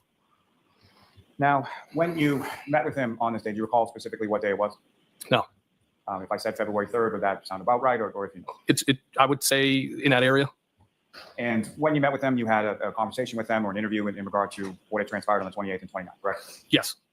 And following sort of the substance of that interview, what, if anything, did you provide the troopers with? I provided them with text messages that I had exchanged and had on my phone with John O'Keefe, and text messages that I had exchanged with the defendant. And how did you, in what sort of format did you provide those text messages to the troopers? Well, they were copies, and I believe that the format would be the way to categorize it, screenshots. And how is it that you sort of generated these from your phone? I consulted a coworker, who's also a friend, and he has the training with the cell phones. I told him I wanted to provide these to the state police. You know, what is the best way? Yeah, because you had to do it, not them, right? Because you had to control what they seen, what text messages they were able to see, right? And phone calls. You didn't want them to have the full scope of your phone, right, sir? Right? Way that I can get them off my phone and provide them to law enforcement. And why was it that you felt it was important, or why is it that you wanted to share those with troopers? Well, I thought it was important because I've had communication with the both of them, and I wanted to be fully transparent. Fully transparent. Then let's talk about the fight. Because you're not transparent at all. You're hiding something, sir. You're hiding something. For you to pull off your own messages and shit like that, you're hiding something. What are you hiding? Because, you know, you didn't provide any messages from Brian Albert. You didn't provide any messages from Kevin Albert. You didn't provide any messages from anybody that you may have had contact with that day or the morning of. You wanted to control the narrative. Now, with reference to either or both of those communications with Mr. O'Keefe and Ms. Creed, the material that you provided to the troopers, what, if anything, did you do to that material before giving it to them? Nothing. So as far as the material or the text that you provided to the troopers, that was what was on your phone? Yes. There was no deletions, no excising any material, nothing like that before you gave it to the troopers? No, exactly what was on my phone, I provided to them.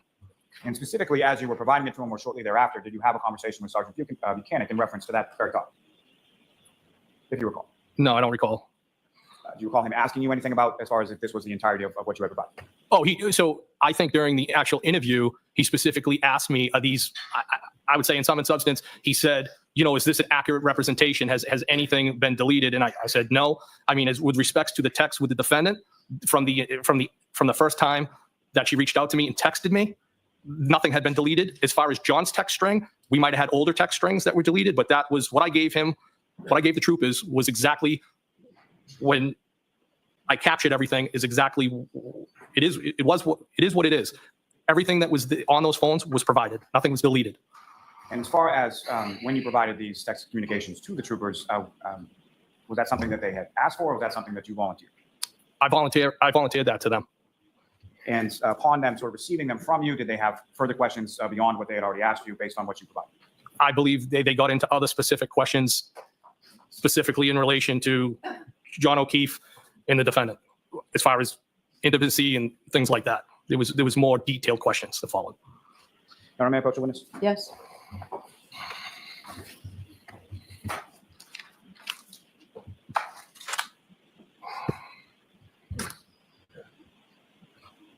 Please. Thank you.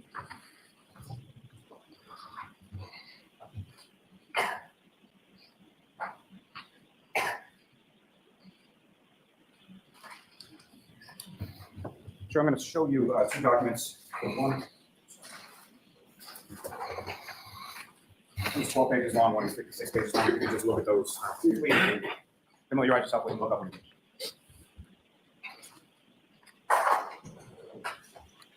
can you recognize what those are, sir? I'm sorry, could you say that? Sure. My apologies. You recognize what those are, sir? Yes. What do you recognize those? So those are the two documents that I provided to the troopers during the interview. And the shorter one, who, if any, one is those communications with? John O'Keefe, And the longer one, about 56 pages long or so, who, if any, one of those communications with? the defendant. May I approach them? Yes. Almost introduce them in minutes. Okay. So we'll do them separately, please. So the first 12-page one.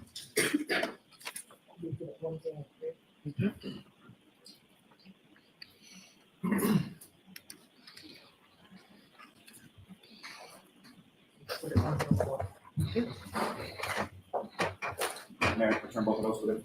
Yes. I'm going to direct your attention first to what's marked as Exhibit 103. And is that the communications or the text communications that you had with Mr. O'Keefe? Yes. And sir, if I could turn your attention to the first sort of content within that, is this in reference to what is the date of the first sort of exchange in these text communications between yourself and Mr. O'Keefe? Wednesday, November 24th. And in general, can you describe to the jury what that conversation was about on Wednesday, November 24th?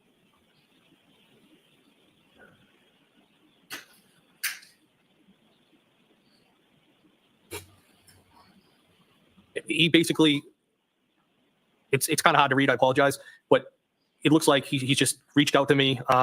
He said, "What's up, pal? Where are we going to hang local? We are going to hang local. Are you drinking?" So he's out. He's trying to see where you are and if you want to meet up. Yes. Now, sir, if I could direct your attention to the last page within those documents you have before you. So with reference to, there's some conversation on the bottom of that last page from Sunday, January 16th. Is that correct? Yes. Now, you had mentioned that with respect to Mr. O'Keefe, you had been over his house on a prior occasion to watch Patriots game, correct? Yes. And when was that in relation to this date that we've been talking about as far as the 28th and the 29th? How long before? So it was the 16th. So Might have been the 15th into the 16th, I believe. So that text on the 16th was either same day or the day following when you had gone over there to watch Patriots game? Well, with the text where I asked if I broke his nephew's toy video game would have been the next day. Now, in reference to Mr. O'Keefe, you described that he was a friend of yours. Is that correct? Yes. Now, where you used to live in Canton, where was that or how close was that in relation to where Mr. O'Keefe lived on Meadows Ave? Not far at all. Several blocks. Now, prior to you going over there for the Patriots game, at some point, or had you been over to his home at any previous time? So I reached out. We had inclement weather. It might have been around the beginning of January, maybe 6th to 7th. And I shot him a text and said, "Do you want me to clear the driveway for you?" So using the same plow that you were talking about before, you would offer to clear out his driveway. Yes. Now, on this occasion that you go over there for the Patriots game, prior to that, had the two of you had any conversation or had you been invited to go over there with reference to football games before? Yes, a number of times at the hillside, I was asked, hey, we're going to watch the last half of the house. You want to come by? Things like that. Yes. And had you ever taken Mr. O'Keefe up on any of those prior invitations to come by the house and watch? No. And so on this particular game, do you recall why it was that you took him up on at this time and went over? Well, I felt bad. I had never been over there. I'd been asked repeatedly. I knew it was probably going to be the last game for the season. And I had also independently got a text of an invite from John himself and then also from the defendant independently. Now, in reference to you thinking it was going to be the last game of the season, do you recall, was it a regular season game, playoff game? Who were they playing? Do you recall any of that? I think it might have been the Bills. I don't know if it was the playoffs or it was just another game to me, but I knew it was probably going to be the last game. And so if you recall that evening, about what time was it that you stopped by Mr. O'Keefe's house? Oh, it was like just before the game ended, not long after. So pretty far into the second half of the game by the time you arrived. Oh, yeah. And in addition to Mr. O'Keefe, who, if anyone else, was at the house when you got? I believe Chris Curran and his wife might have been there at one point. I think maybe the wife left, but he stayed. I believe maybe Mr. Curran. I never met him before. I think they introduced him as Mr. Curran's brother, and then John's nephew. And Yeah, because you like to get drunk and break things, and possibly ended up breaking John O'Keefe's life, huh, sir? Why are you getting so emotional? You know, I think it's more than a game that you busted. You know, you busted his whole family up, you know? Sir, I think you got some guilt. I really do. If anybody's going to break, you might. You might. I don't know. I don't know though. I don't know if his niece was there. She might have been in the other room. And the defendant, Ms. Reed, was she there as well? Yes. And as far as the Karens are concerned, are those people you're familiar with, and how do you know them? Again, the Hillside. I met them there, and I believe through John O'Keefe. How well did you know them at that point? Not very well. Now, you mentioned that John's nephew was there. Had you ever met him before? No. And what, if any, interaction did you have with his nephew while you were there? I'll know it. We were playing video games together. And so the text. And you got if I could mad direct and you attention to broke the his text game. communications before you with Mr. O'Keefe on that last page. Specifically, I really think there's more to this game thing. Like, I really think you feel bad because you let the anger get the best of you, and maybe you broke more than that. You broke his family too. You just got a lot of emotion when it comes to that. I mean, knowing that they lost a mother and a father and now an uncle that took care of them, yeah, I'd be showing a lot of emotion too. there's texted exchange between the two of you on And you Sunday, only get January it, 16th, correct? and what's crazy is you only get emotional when the kid gets brought up. That's what's crazy, because you know what you did to that kid. I see the text. That's about 9:30 in the morning. Is that correct? Mr. Lely, on this last page, which one is it? 1, 2, or 3? About the middle of the page. Can you repeat that again? May I approach the witness? Yes. He's really stressed about this. Yeah, it's a little difficult to read. I apologize. So I would direct your attention to about there was a Sunday, January 16th. You see that? Yes. And that indicates about 9:33 in the morning. Yes, I see it. And if you could read from that text exchange, and if you can indicate sort of who's talking or who's saying it. It says TF, hurting like this in 10 years. Haha. I'm not sure. I'm not sure who's saying that. Not sure who's hurting and who's saying haha. Well, I know I was definitely hurting that morning, but I'm not sure who's saying that. And what, if any, other communication is there later on in the same chain? All right, I see John. Was it necessary to introduce Hennessy XO? Was I really playing video games? That would have been me. And then it says, I blame Karen. Yup. And then I said, please tell me I didn't break your nephew's video game. If I did, I'll replace it. Did I? So Hennessy kind of makes you go crazy. Does Jameson make you go crazy too? Just asking. Throw a controller or some shit. And then it says, I don't think so. WTF, I'm hurting. How can you guys not be still in bed? Is that the end of that And the conversation? It appears to be You it. got pretty Yes. drunk. And the next conversation begins So on indicated as Saturday. so you sound pretty drunk. I mean, if you think you busted his controller and stuff, sounds like when you drink a little too much, you get a little violent. 12:20 a.m. Is that correct? Yes. Is it your recollection that that was January 29th? Yes. And is that the message that you sent to Mr. O'Keefe while you were in the residence at 34 Fairview Road? Yes. I said, are you coming here with followed by 3 question marks? And again, Mr. O'Keefe, based on your recollection and based on the records you have before, you never responded to that text. Is that correct? That's correct. And you never saw him after that, correct? Never again, no. May I approach this to retrieve, Your Honor? Yes.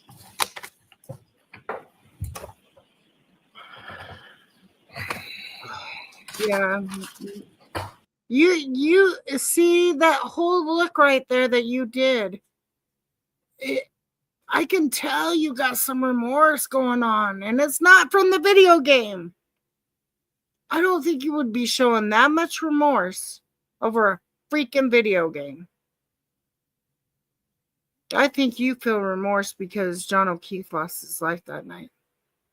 I don't know. That's just what I'm getting. I could be wrong. Yes. Jurors, feel free to stand up and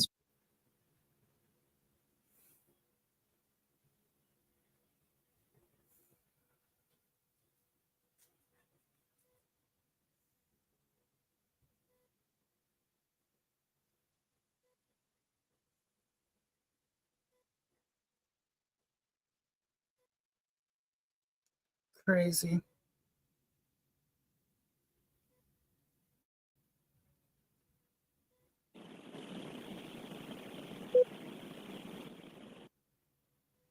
Well, they're sending them out. Okay. And then are we going to break?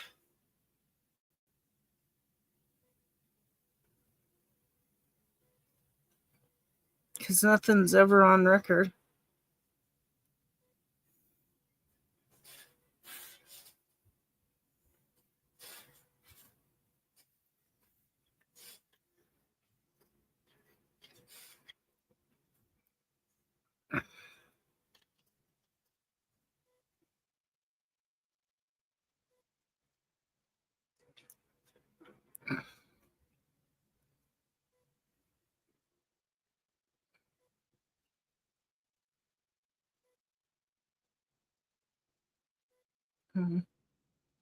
You think we're going to lunch or break?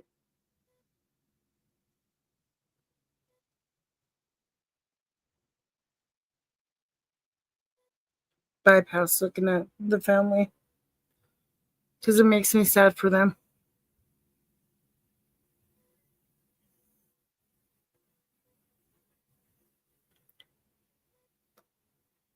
Because they're the ones that need the truth. Not anybody else. They deserve the truth. Okay, we're on the break.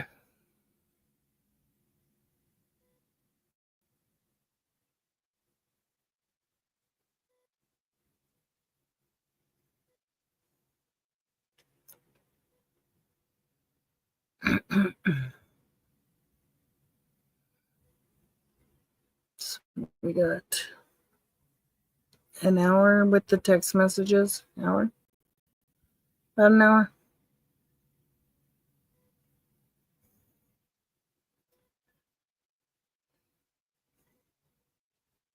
Come on.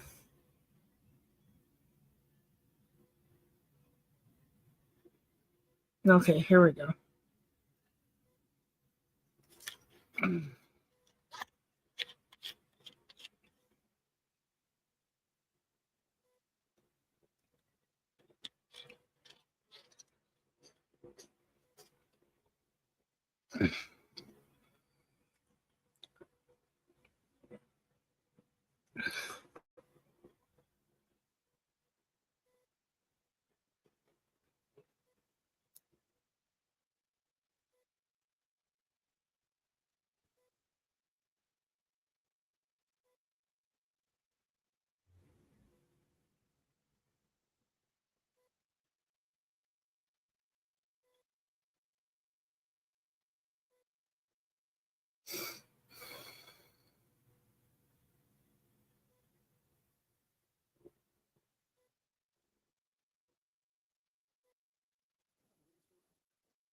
Jurors, we appreciate your patience. We actually made things easier for you, so it was worth the time. Do you mind me to step up? Yes.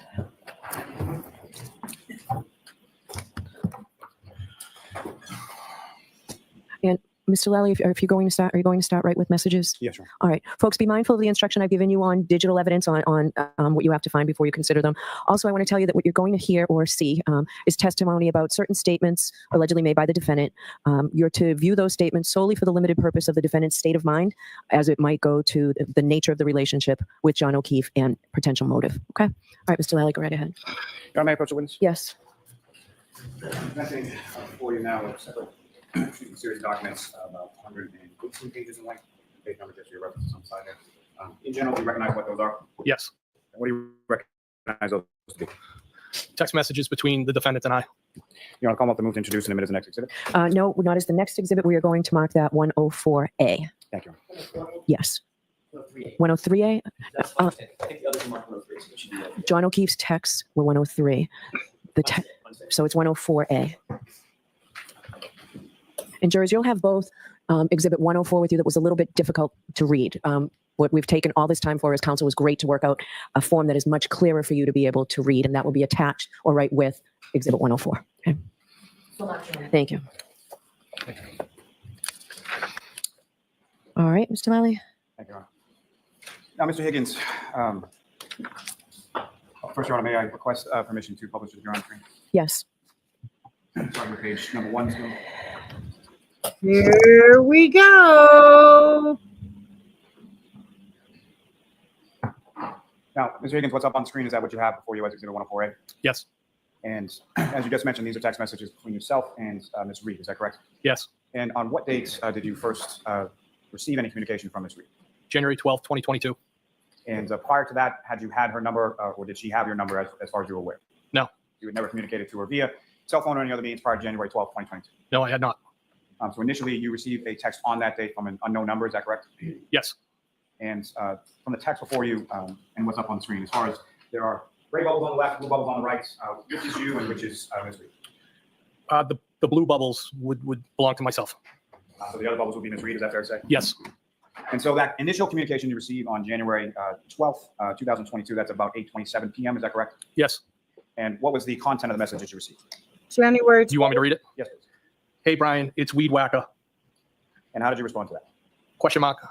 And if it's helpful to you, sir, if you can't see the screen sort of from where you are, you can read along in the exhibit before you. Okay. Now, as far as that communication is concerned, is the Weed Whacker, what, if any, meaning did that have to you? So ultimately, it was based off a interaction with the defendant, kind of a nickname that she adopted. And how did that nickname sort of come to be, or what, if anything, transpired between the two of you that led to that? So I was leaving, I believe, my residence one day in Canton, traveling down Pleasant Street. I saw the defendant along the side of the house on the Pleasant Street side using a weed whacker. Oh, And, yeah, you thought she was. I gave kind of a beep of the horn, and the defendant gave me the finger. So I realized that she clearly must not have recognized me possibly because what I was driving, I was in my work vehicle. So I spun the vehicle around, and as I pulled up to roll down the window, she said something to the effect, "Get the fuck away from me. My husband's a Boston cop." And then I rolled down the window more, and she clearly recognized me, I would have who I was in that vehicle. too. And did that become sort of a recurring theme in subsequent conversations that you had with Ms. Reed? Yes. Now, sir, if I could direct your attention to page 6 within that exhibit before you. You seem very stressed there, bud. They're not numbered, right, It's Mr. really heavy. I'm sorry? They're not numbered. Is your copy numbered? No, Your Honor. Not that I can see. They're not. So be cognizant of that when you ask questions. You know, I believe they are. That's why I hesitate. It's sort of in the middle of the page, facing sideways. Front page. Oh, my apologies. I have it now. Very small. So just on this page, directing your attention to the bottom, it sort of goes on to the next date of January 13th. Is that correct? Yes. And if I could direct your attention to page 7 of those text messages. And Ms. Gilman, if I could have page 7 on the screen. And sir, if you could read from page 7, and if you could just indicate who's speaking and what is being said in this communication. So again, I'm in the blue bubbles. Did you try those Smirnoff screwdrivers? I stopped at the Hilly for one last night. I said, haha, how did you get my digits? Defendant responded, the Melissa and Lito show. I said, haha, I thought you creeped John's phone. I said, haha, again. Defendant responded, no way. I was the last person in Greater Canton who didn't have your number. I think for I can understand like laughy emojis, because when I communicate, I put a lot of laughy emojis or LOL. But this ha ha ha ha ha every statement, it's just weird. even Kerry has it. I responded, what, with a bunch of question marks? I said, I just don't give my personal number out to anyone. How would Kerry have my number with a bunch of question mark? And the defendant responded, Melissa had it. As far as in those communications, the reference the defendant makes to the Melissa and Lito show, do you know what that means? The two individuals that I also know from the hillside. And the Kerry person that she refers to, do you know who that is? I believe that's Kerry Curran, Chris Curran's wife.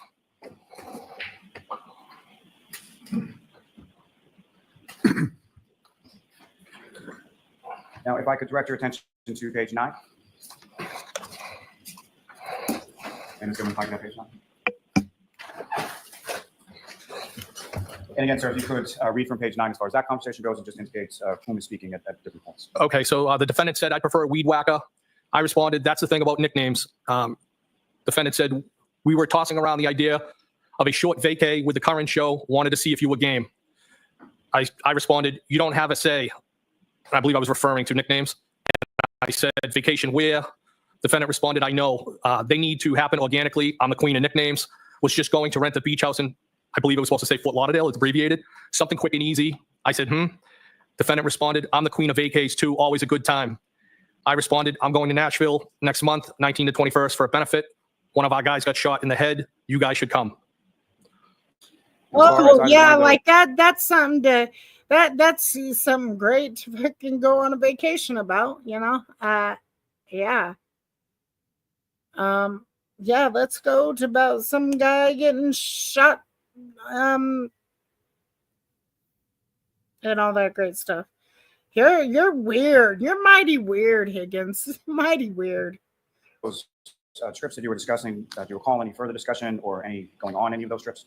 Well, I mean, I definitely went to Nashville for that benefit for one of my coworkers. There may have been more conversation about the Florida trip, but I can't specifically recall it. Now, sir, if I could direct your attention to page 16. Boy, you're up and shaky all of a sudden, Higgins. Higgins, why so shaky? And this is on that same date of January 13th, is that correct? I believe so. The date's not at the top here, but I believe it is. And again, sir, if you could read from that page of communication as far as who was speaking and what was said. So there's a photograph of somebody with a weed whacker. The defendant said, no, you're not a creep. I said, nope. She said, you're kind of a loner, which I used to be. I responded, no, not really. I have a ton of buddies, but I only let a handful of friends in that I'm tight with. So you think you got me figured out? And then I typed circle of trust in quotes. Yeah, circle of trust, baby. Circle of trust. And Karen wasn't a part of that circle of trust, now was she? Nor was John Higgins. Nor was John Higgins, huh? And sir, if I could direct your attention to the next page, number 17. It's coming back to that. Coming back to me now. And again, sir, if you could read from page 17 as far as what is said and who was talking. So the defendant said, yeah, I said loner, not loser. I assume you know a lot of people, PPL, people abbreviated. You never really can figure anyone out completely. Your dad died when you were young, and I responded, he died in March of 2020. I'm so not a loser. You won't figure me out, LOL. Defendant responded, no one is a loser. I just didn't mean loner to imply friendless. I'm sorry that's recent. It wasn't COVID, was it? I responded, cancer. Defendant responded, I know you date girls who don't lock the house behind them, and you are private and observant. I'm sorry, what kind? I responded, lung, brain, kidney, and pelvis. How do you know all these things? LOL. If I could turn your attention to the next page, page 18.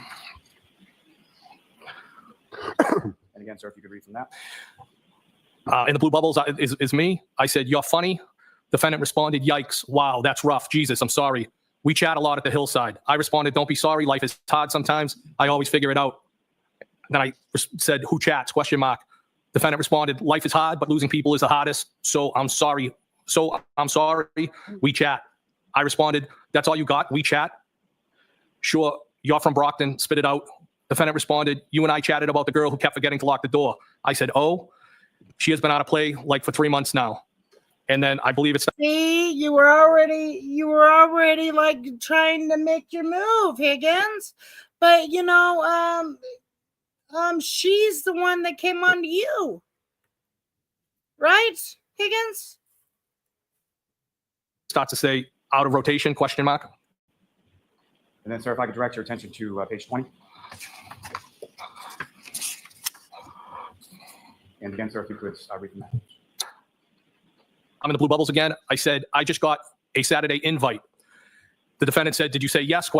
I said, not yet, with a bunch of periods, but did respond. Defendant said, what did you say, Mr. Elusive? I responded, no, I just don't want to intrude on your couples night. Haha, I'm shy. The defendant responded, we prefer to hang out with non-couples. Bob Gallery is probably coming too, solo. We'll probably do cards or something at some point. I'm inviting you. And I said, haha. Now, sir, What is haha? It's just dumb. that the Saturday night that's being Grade referenced school. there, is that the same night that you had gone over to home at some point for the Patriots game? I don't Yes. see too much So flirting. if I could direct your going attention on. to the next page, page 21. She may be a flirtatious And again, if you person could, read from that. generally. The defendant said, John said Brian's being wishy-washy now, in quotes. I responded, haha, did you tell him you texted me? The defendant responded no, and then I gave a thumbs up. Then I said, "You cranky now?" ? Defendant said, "Haha, no, just stop being so anti-couples. Most couples don't even like each other." I said, "Name a few." Defendant said, "Name a few? I don't know. All of them. ? They all want to hang out with single people." And then I said, Thank you. Sir, if I could Nothing direct wrong your with attention to that. page I 26. still don't see anything wrong with that. And sir, if I could ask you to read from that page. Elbow. in blue is going to be myself again. Foul ball. Defendant responded, "You stink." I said, "You suck and you're double trouble." Defendant responded, "You're hot." I responded, "Are you serious or messing with me?" Defendant responded, "No, I'm serious." I think she was really I responded, "Failing is mutual. Is that bad? How long have you thought that?" Defendant responded, "Are you okay driving? You don't want to stay here." I responded back, "I'm fine. I have an office at the PD. You didn't answer the question." And then it starts to say, defendant said, "Rather you stay here." And is that, to your memory, when is that text exchange taking place? In reference to the night that you went over to the O'Keefe's house. I believe it was that night. Now, at Mr. O'Keefe's house on that particular evening, do you recall how you came into the house? You're hot. I believe it might have been the front door. And if you know about how long were you at Mr. O'Keefe's house that night? I was probably one of the last people to leave, I think. And what, if anything, happened as you were exiting from Mr. O'Keefe's house that night? Here we go with this. So as I was exiting Yes. the house, it was either through the breezeway or the garage. And as we were walking out, the defendant planted a kiss on me. Now, before you went out that way, where was Mr. O'Keefe? Did you say goodbye to him or anything like that? I think I said goodbye to him. He might have been in the bathroom. I'm not 100% positive where he was. And when you went to leave, which exit from the house were you headed to initially? Well, as I said, I don't remember exactly if it was the breezeway or the garage I was starting to walk through. But whichever way I started to exit, the defendant told me to go a different way. And which way did the defendant tell you to go? Well, her way. I honestly can't tell you which door that was. If it was either the breezeway or the garage. And as you were going out, again, I'm sorry, what happened? The defendant kissed me, And how did she kiss you? not like a friend. Lip to lip, is that fair to say? Yes, Like a romantic kiss? that's the way I interpreted it. And were you still inside the house at the time that this occurred, or were you outside the house, if you know? Not sure if we had just got to the outside or not. It might have. I'm not sure if it was close proximity to leaving. And what was your reaction to that? I was taken back. Was that something that you were expecting? No, And about how long was it between when that? Oh, you were kissed and when expecting you it. left? well, almost immediately. Now, sir, if I could turn your attention back to the exhibit before you on page number 27. You only Yes. regret it now If you could because it read, was shaking from that page, down. who's speaking? So I'm in the blue bubbles, and I said, I think you're messing with me. The defendant said, "Why do you think that?" I responded, "Because this is so out of left field. Where did these failings come from?" Defendant responded, "I just think you're like me." I said, "Meaning?" ? Defendant said, "Do you have your own kids?" I said, "I have no kids. How am I like you ? Hello?" And defendant responded, "Aren't we alike?" I responded, "I think so. So why did you get my number and reach out to me?" And I think the defendant put a question mark on that bubble, I believe. See, you're already pushing up on her like that. She's not answering all this weird stuff. Like she just, Or I might have, I don't know. Now, that conversation, as far as you asking her about why she reached out to you, how often was that question asked by you through the course of these text communications? Well, the extent of the actual communication via text between the defendant and I was between January 12th and January 29th when John passed. On the 28th and 29th, the 28th, I sent a text, as we spoke about before when we were at the waterfall. That text didn't respond. There was a text sent by the defendant to me the next day. So in that time period between the 12th and the 29th, there was 9 days that the defendant and I exchanged text messages. With that being said, those text messages, I don't believe, were every day, consecutive days. There was 9 days in between the 12th and the 29th. And so as far as that questioning, as far as posing to her, why did she reach out to you? Was that something that you asked once or more than once? Yeah, I asked it more than once. And during the pendency of this communication, I was basically trying to suss out what the intentions were of the defendant. Was the defendant interested in me? Was she at the end of her relationship with John? Was she trying to weaponize me against John and put me in I don't think she was ever trying to weaponize you. You weaponized yourself, bud. the middle? There was numerous things that were going on. And that's what I was trying to vet out or suss out or whatever you want to call it. But I was having a hard time accepting what was happening. Sir, if I Yeah, I bet you were having a hard time accepting. That's probably why you did what you did, huh? Huh? I direct you to the next page, page 28. I don't know what you did, but you did something. And again, sir, if you could read from that page. So I'm in the blue bubbles. Just the way you're acting. Shoot straight with me. Defendant responded, I told you, I just think we're alike, right? Couple question marks. I responded, yes, agree. Now what? Defendant responded, I don't know. I said, shouldn't you know? Defendant responded, do you like me? I said, yes, from jump. Defendant said, when was jump? I said, first time I saw you. Defendant responded, when was that? Oh. I said, Hillside for your sure. I think If I this could direct your was attention just to the get back. This was get back for John kissing Marietta or whatever her name was. Page 29. If I could ask you to read from that, sir. So again, I'm in the blue bubbles. Hillside for sure. When were you interested? Defendant responded, I don't know. You're just my type. I responded, you think you can handle me? I thought you were happy, question mark. Defendant responded, how do you know if I'm happy? I said, I just assumed. Defendant responded, are you hard to handle? I may have put a question mark. Then I said, what do you like about me? Defendant responded, I just feel like you're from my neighborhood. I said, yes, yeah, ditto. Defendant responded, and I think you're hot. And if I could direct your attention to the next page, page 30. If I could ask you to read from that, sir. I'm in the blue bubbles again. You really think that? I have always thought that about you. Defendant responded, what? I responded that you're hot, smart, witty, but I didn't think you were interested. Defendant responded, witty? I responded, yeah, meaning quick with a response. Tell me why you got my number and reached out to me. Defendant responded, just thought we were the same / from the same neighborhood. I responded, are you afraid to say what's on your mind? What's in your mind? And then I said, on. Defendant responded, no, didn't I? No, didn't I? Question mark. And sir, if I could turn your attention, to the next page, 31, and ask you to read from that. I'm glad I'm in the blue bubble again. I'm glad I stopped by. I should have come earlier. Do you really live in Mansfield? Defendant responded, yeah. I was basically begging you. I responded, you don't have to beg me. I meant to say beg. Defendant responded, huh? I said, I will give you what you want. How are you texting right now? And I said, leaving me hanging. Defendant responded, no. I typed kids and then kinda. Defendant responded, how am I texting? And I began to say, is everyone asleep? As far as the communication from the defendant indicating, yeah, I was basically begging you, what did you take that to mean? That you wanted me to come over? And if I could turn your attention to the next page, 32. Oh, yeah, wanted you to come Like over asking whoever from that to page. Yeah. So it starts off with the defendant saying, I just wide awake on my phone. Yes, they are. I said, I should have stayed LOL. So now what? Question mark. Defendant said, yes, you should have. I responded, that would have been distracting. So now what? So no, what? And then I said, now. Defendant said, now what? Question mark. I responded, balls in your court. Defendant said, what do you want? I responded, loaded question. What do you want? Question mark. Defendant responded, I asked you, exclamation point. I in turn said, nope, you initiated this. If I could turn your attention to the next page, 33. If I could ask you to read from that, sir. I said, spit it out. I'm in the blue bubbles. Defendant said, hey, we're single and we don't have kids. We can do whatever we want. I responded, don't you have a boyfriend? Question mark. Defendant responded, where are you? Question mark. I said, Canton. Defendant said, where? Question mark. I responded, my office is at the PD. Why? Are you going to Mansfield? Question mark. Defendant responded, where is that? I said, Canton PD. Defendant said, I have a house there from before I reconnected W. John. I responded, oh, I feel like you're not really saying what's on your mind.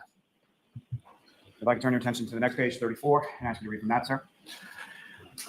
Defendant starts off and says, do you like me? Question mark. I responded, yes, clearly. Defendant said, come over my house. I responded, when? Question mark. Defendant said, when works for you? I said, whoever, Totally and then totally whenever, different. when works for you? Question mark. The defendant said, I asked you first. I responded, I think you're messing with me. Defendant said, I'm glad you came over tonight, with some type of face. I responded, me too, balls in your court. What do you want, Karen? You look great tonight. If I could direct your attention to the next page, 35, and the last, or second to last blue bubble down the bottom, starting with, are you glad? Do you see that? Page 35? Yes. And where is it again? Second to last blue bubble, starting with, are you glad? Yes. I said, I'm in the blue bubble. I said, are you glad you walked me out? Question mark. And what did she respond? Defendant said, yes, with like semicolon, some type of a mark there. Are you? Question mark. And I said, DEF for definitely. And if I could direct your attention to the next page, 36. And if you could, please read from that. So at the top, I'm in the blue bubbles. It says yes. And then I said, are you going home tonight or tomorrow AM? Defendant texted, we kissed, comma, right? Question mark. So then I put a question mark on her question and said, is this a trick question? Defendant said, I don't know when I'm going home. I'm selling my house, with what I think is a smiley face. What a trick question, and a couple of question marks. I responded, are you moving to Canton? I'm following your lead with this. Defendant responded, I live here, but I have property in Mfield. I'm guessing it's Medfield. Defendant said, why my lead? I don't want any responsibility. I responded, you started this, right? Question mark. Why did you get my number? And it says each out to me. It meant to say reach out to me. I then said, still have not told me. This is just drunken text. And sir, if I could That's direct your attention to how the I next page look at 37 and ask you this to read from that. This is creepy. Just Defendant said, sorry, should I not have? I responded, I'm fine with it. Just don't know why you can't answer. Defendant said, you're mad at me? I said, OMG, no, not at all. You're being silly. Defendant said, I told you, exclamation point. I just think you like me and I'm attracted to you. And then she said, a lot. I responded, feeling is mutual. I just never saw this coming. Defendant said, why? Question mark. I responded, because I just assumed you were happy with your situation. Defendant responded, I was, but things have deteriorated. And if I could direct your attention to the next page, 38, and ask you to read from that, sir. she was getting your mean. I said, why? Question mark. How so? You. Question mark. What did Melissa say when you asked for my number? Question mark. Defendant responded, it is very, very complicated. He and I dated when we were kids, and then his sister died and everything got fucked up. I responded, he seems very into you. Defendant responded, I just told Melissa that I had your number but lost it. I said, that's cute. She wasn't suspicious? Question mark. Defendant responded, no, she's great. I responded, does she know you like me? Question mark. Defendant responded, she's a sweetie. We just agreed. You are great. With another smiley type face. And sir, if I could direct your attention to page 40, and ask you to read from that. Defendant said, yeah, but where is that? I have had all my shit. My house has been vacant, but I'd like to get closer to the water. I responded, are you breaking up or staying together? Defendant responded, I don't know. He hooked up with another girl on vacation. I'm very close to his niece. It is a very fucked up situation. I responded, when was that and how did you find out he hooked up? Question mark. I don't want to complicate your situation. Defendant responded, we went away for New Year's, the four of us. I put the kids to bed and found him in the lobby of our hotel all over one of our friends. Whatever, it doesn't matter. I responded, it does matter. Now, as far as that indication that she made to you, either through text communications or in person, did she indicate at any point in time where that occurred? So there was an occasion that the defendant stopped at my house. And again, the conversation that took place at my house was in relation to, again, sussing out and trying to figure out if this was everything that I stated before. Like, was this legitimate? Was she seriously interested in me? Was she at the end of her relationship with John? And during that, there was touch on that topic. And I became to realize, it was my understanding at that point that this incident took place in Aruba on New Year's Eve, based off the text messages and the conversation at my residence. This was something that she brought up not only in the text communications with you, but in person in communication with you as well. Yes. I mean, outside of being over there for the game, there was only one time that the defendant and I ever interacted on a one-on-one basis. If I could direct your attention to the next page, 41, and ask you to read from that. So I'm in the blue bubbles and I said, did they bang? Question mark. The defendant responded, does that matter? Question mark. Yeah. I said, sorry, I was just asking. I was just trying to figure shit out. Defendant responded, it doesn't really matter. I said, okay, I won't ask again. Defendant said, I don't care, with a smiley face. It doesn't matter. I responded back, okay, hear you loud and clear, Karen. Defendant responded, okay. I responded, why are you getting your thing all twisted up over simple questions? Then I typed on. Defendant responded, I'm not. I am? Question mark. I responded, you're kind of getting defensive. Defendant responded, not at all, with an exclamation point. You wish you was So if I could getting direct your defensive. attention to page 46, ask you to read from that.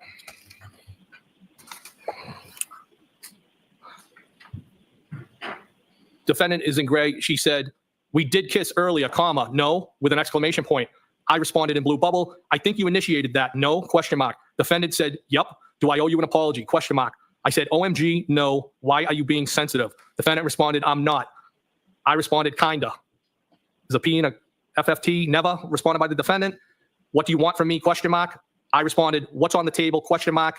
Defendant said, what do you want ideally? Question mark. I responded, the real This is just so creepy and cringe. It's just weird. Weird. And where's all the dates on this motherfucker? That's January, Sunday the 16th.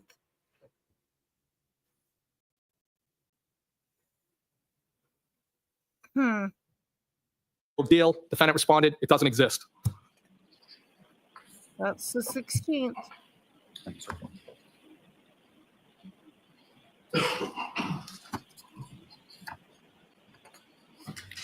I can direct your attention to page 57, sir,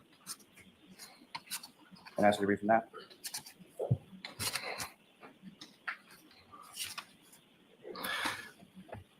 It starts off in blue. I said, I can go to any base, but usually Hanscom and Bedford are down to the Cape. Defendant responded, which base down the Cape? Which branch? I said, Army's Army. Defendant said, I'm not abnormally sensitive. I responded, Joint Base Cape Cod. I won't be so hard on you. Defendant responded, OMG, you're not. You called me trouble. That makes me sound bad. I responded, I was just playing with you. Defendant responded, you weren't, but that's okay. I responded, stop being sensitive, please. Defendant responded, I'm not. Now, sir, in reference, in that page of text communications, you made reference to a base down the Cape, is that right? Yes. And where is that in relation to where you live in Barnstable County? So I can utilize one of the gates to get onto the base. I can get fuel. I can shop. I then can hit the Bourne Bridge, and I would use that as a. Yeah, that's where you destroyed your phone. Yeah, that base. Cut through at the time when I was splitting my time between two different properties. Sure. Is there also like a duty-free shop there? There is, yes. And at some point throughout the course of the text communications, did you offer to pick something up for the defendant from that shop? I believe so. If I could direct your attention to page 60.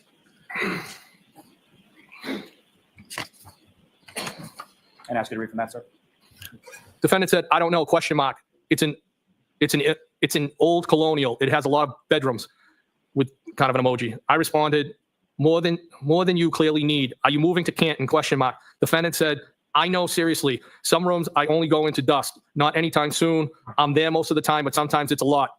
I responded, a lot, why, question mark. Defendant responded, I then said, do you even know what you want, question mark, or who, question mark. Defendant responded, because I went from being solo to trying to give attention to kids who aren't mine, and I never wanted kids. I responded, I thought you were in this happy relationship.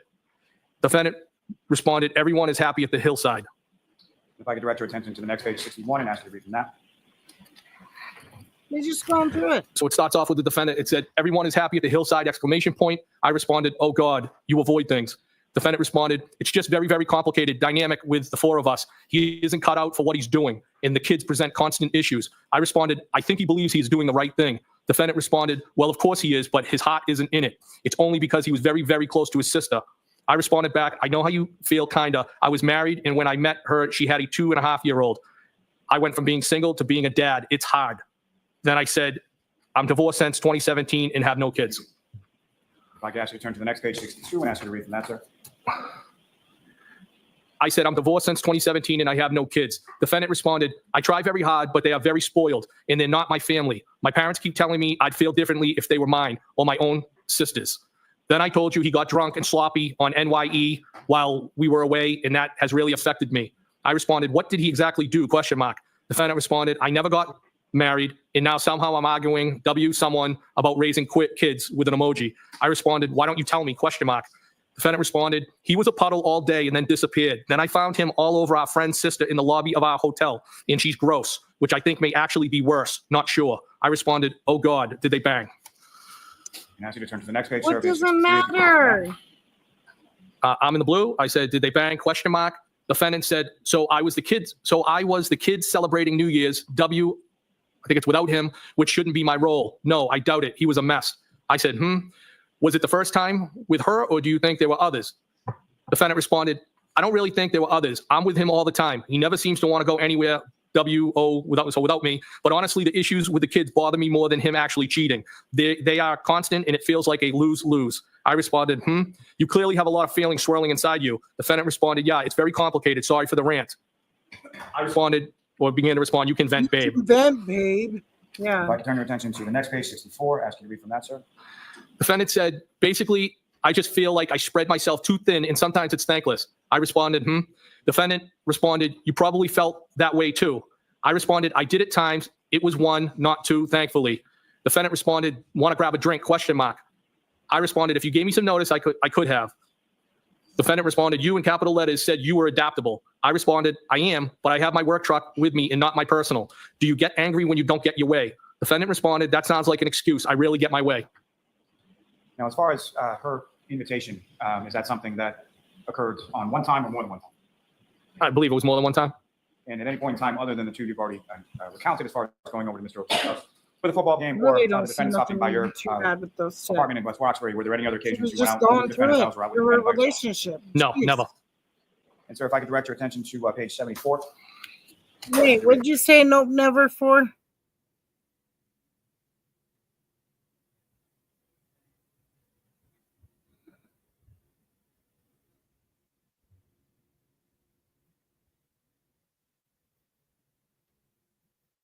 Recounted as far as going over to Mr. O'Keefe's house for the football game or the defendant stopping by your apartment in West Roxbury, were there any other occasions you went out over the defendant's house or out with the defendant by yourself? No, never. And sir, if I could direct your attention to page 74. As you read from that. No, never, but you wish you had. Defendant said, are you single? Question mark. I responded, yes. Defendant said, I don't think it's out of left field. Wasn't I already begging you to come over last Saturday? Question mark, question mark. I responded, you getting my number from Melissa and reaching out to me? Question mark. Defendant said, and on vacay and probably a few other occasions. I responded, you didn't really beg. Defendant said, I asked at least twice. How do people usually reach out to each other? Question mark, question mark. I responded, why would I have thought you had any interest in me? Question mark. Usually do it when they do live with someone. And then I said, do not do it. Defendant responded, maybe, maybe not. Thank you, sir. If I could direct you to page 77. And ask you to read from that, sir. I said, I could go on and on, but I do not want to pump, I should say, your shit up too much. Defendant responded, thanks for saying that, but low comps at the hillside. I responded, you know how to ruin something nice. I frequent other places. The defendant responded, John has showed me about 5 times the ring video of me walking you out on Saturday, and my voice and my accent are killing me softly, with an emoji of somebody throwing up. I responded, what? Defendant responded, yeah, he has cameras everywhere, you cops, with another emoji. I responded, Boom! So you're like, oh shit, he knows what's up. Now I'm going to have to fight for her love. Jesus. Defendant said, he's like Christ. Are you guys hooking up? Question mark, question mark. And I said, OMG, great. If I could turn your attention to the next page, 78, sir. She I was responded, just trying to I don't give need me drama, dude. medicine. Defendant said, no, it's fine. I responded, seriously? Defendant said, I'm serious with an exclamation point. I said, you legit planted one on me. Defendant responded, I know where the cameras are anyway, duh. And then it was OMG Bruins with an emoji after that. I responded, so your slick move isn't on there with some question marks? Eric. Defendant responded, course not. I responded, oh my God. And then I said, I almost, an emoji with somebody throwing up. Defendant responded, it was a peck anyway. I kissed Kerry and gay Jeff too. I responded, yeah, weak. I agree. So there you have it, buddy. You say it was romantic, and she says it's just a peck. So I believe her. Now, as far as cameras at Mr. O'Keefe's house, is that something that you were aware was there prior to that conversation with the defendant? No, not that I recall. I'd like to turn your attention to the next page, 79. And ask you to read from that, sir. Defendant said, LOL, funny. I responded, so now he is jealous of me, question mark. Defendant said, no, with an exclamation. I told you, he likes you a lot. I said, which makes this worse, question mark. Defendant said, you said or did something at the bar last week, and he goes, So weird. I like Brian more and more. I responded, I think he's a good dude too. Defendant responded, yeah, he is. I responded, funny. What's your end game? What do you want from and look me? at what you're doing to your so-called You will just confuse friend. the, And what should say the you shit may out of have been yourself doing because I'm a lot of fun. that night. Shit. Now, sir, the he that you're referring to in those text communications, who was that, just for clarity? John O'Keefe. And if I could direct your attention to page 84. And ask you to read from that page, sir.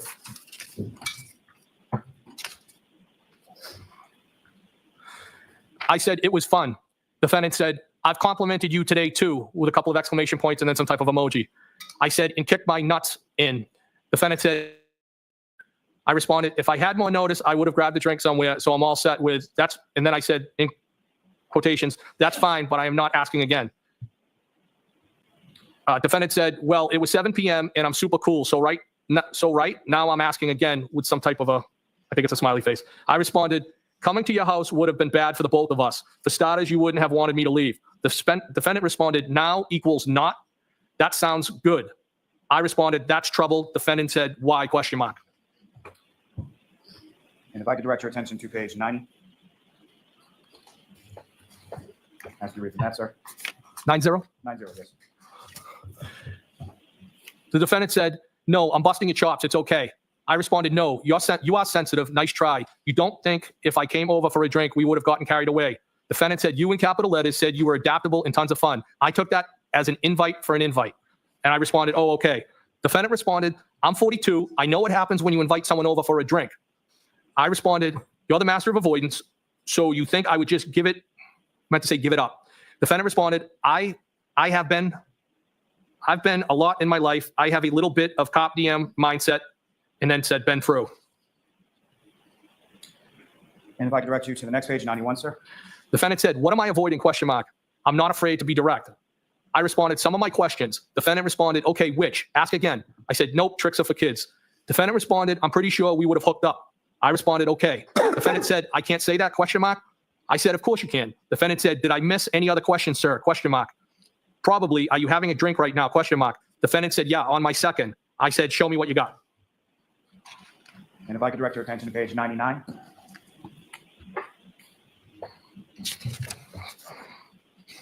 ask you to read from that, sir. Defendant said, none of that is true, exclamation point. I'm not talking to other guys, and I have issues with John, and things are far from perfect. You just happen to know about him, BC, I guess, because we all hang out at the same bar. I'm sure you talk to other girls. That's what single people do. I'm not married, neither are you, neither is John. I responded, was that your attempt at a lecture or deductive reasoning, question mark? What do you want from me, question mark? Defendant said, that's just how I think / feel. You don't need to approve. I've already answered that last question a couple of times, I think. I responded, I'm not judging you, never have, never will. Defendant responded, you shouldn't. I don't know what your private life is about, nor is it my business. Thank you, sir. If I can now direct you to page 102 and ask you to read from that. Defendant said, my only, I'm assuming, point is that there's a difference between being married to someone and dating them, and we have no intention of ever getting married. The point of dating is not to get tied down. If you're not confident, you should be, in my mind anyway. The first two, but I don't care too much about the other girl. I responded, okay, so he is cool with you dating other people, question mark. Defendant responded, and I'm not happy per se, just realistic that there's cracks and it's far from perfect. I doubt it. If he's seeing someone else, I wouldn't want to know either way. He probably feels the same way, and you probably feel that way about whoever you hook up with. I think that's normal. I responded, okay. Defendant said, you don't agree with me, question mark, question mark. If I could direct your attention to page 107. Ask you to read from that, sir. Defendant said, at a bar, question mark. I responded, I wasn't suggesting anytime soon. I know you're with your friend. I meant my house. Probably after 8. Defendant said, probably after 8. I responded, okay, if you don't wanna, that's fine, no pressure. Defendant responded, I will, a drink. It looks like I tapped the bubble with a question mark. I then said, what do you drink? Question mark. Are you out now? Question mark. Defendant responded, sorry, I'll drink whiskey if that's what you're having. I responded, haha, send me a pic of you two. Now, you had testified earlier about some occasion prior to the 28th when the defendant had come over your house in West Roxbury, correct? Yes. In this case, you just read as well as some of these successive pages. After that, is that sort of arranging for that to occur after she goes out or leaves from a friend out in Boston? I believe she was out with a friend that night in Boston, a female friend, yes. And that evening when she came over your house, about how long was she there? Not long. And so what happened when she arrived, or what, if anything, did the two of you talk about? It was kind of more of this. It was a kind of wasn't an interrogation. It was a face-to-face version of trying to suss out and vet, like, what is this all about? Again, I mean, I'm not proud of these text messages. It is what it is. I'll take responsibility for them. But, John was a friend at the same time. And I certainly wasn't, if they were at the end of the relationship, they were at the end of the relationship. But I wasn't going to have somebody utilize me and weaponize me against somebody that I liked. And it was just a weird experience. It was, You I don't even think weaponized either one of us finished a drink. yourself, sir. It was, you see that's what you felt like is that she was trying to weaponize you, and she wasn't doing that. she was just getting her emotional needs met, because at the time she didn't think John was still attracted to her. So what, you were there, you showed some interest, and she was done with it. I mean, she really wanted to be with John. Their relationship wasn't perfect.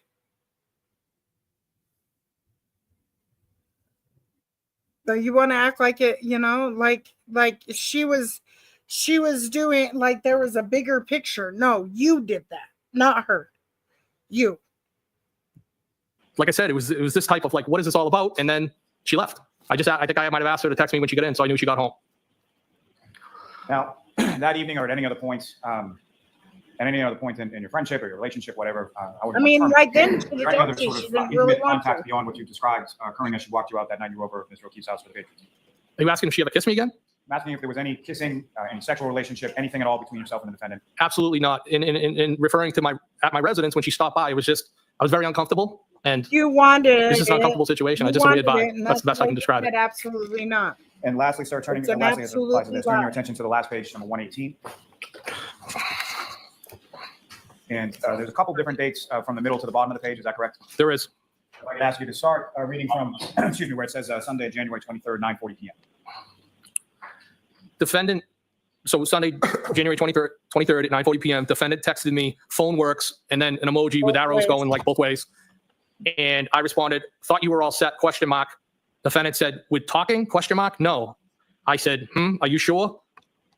And she didn't respond, and I believe I said, that was it for that, the 23rd, I'm sorry.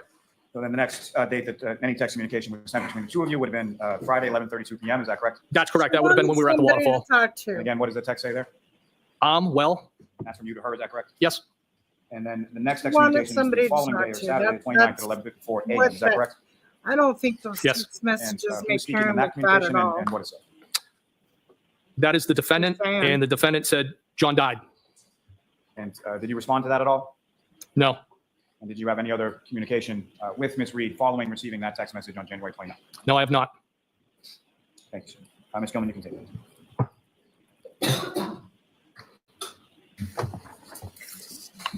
Sir, if I could, a couple more questions for you, taking you back on the early morning of January 29th, when you had come from Waterfall to Fairview and then you were leaving from Fairview, if I could turn that portion into your mind.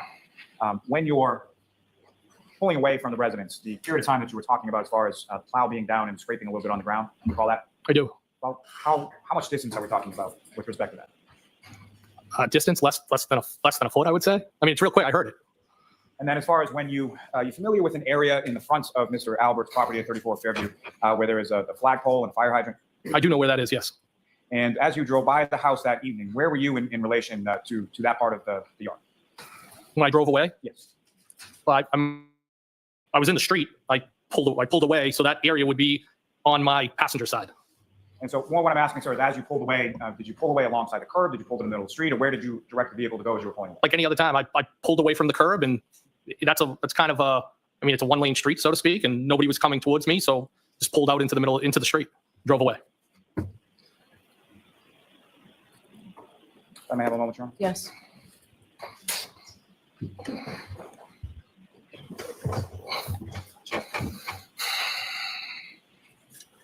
I have no further questions of this witness, Your Honor. I'll see you for 1 minute over here at sidebar before we begin. Jurors, feel free to stand up and stretch.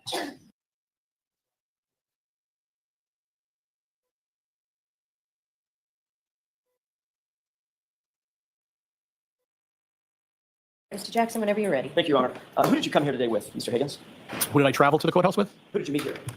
An attorney, my attorney. Is there a reason that you felt compelled to bring an attorney with you for your testimony as a witness in a homicide investigation? Objection, Your Honor. Sustained. Trial, I should say. Sustained. You brought your attorney with you who's sitting right behind you, correct?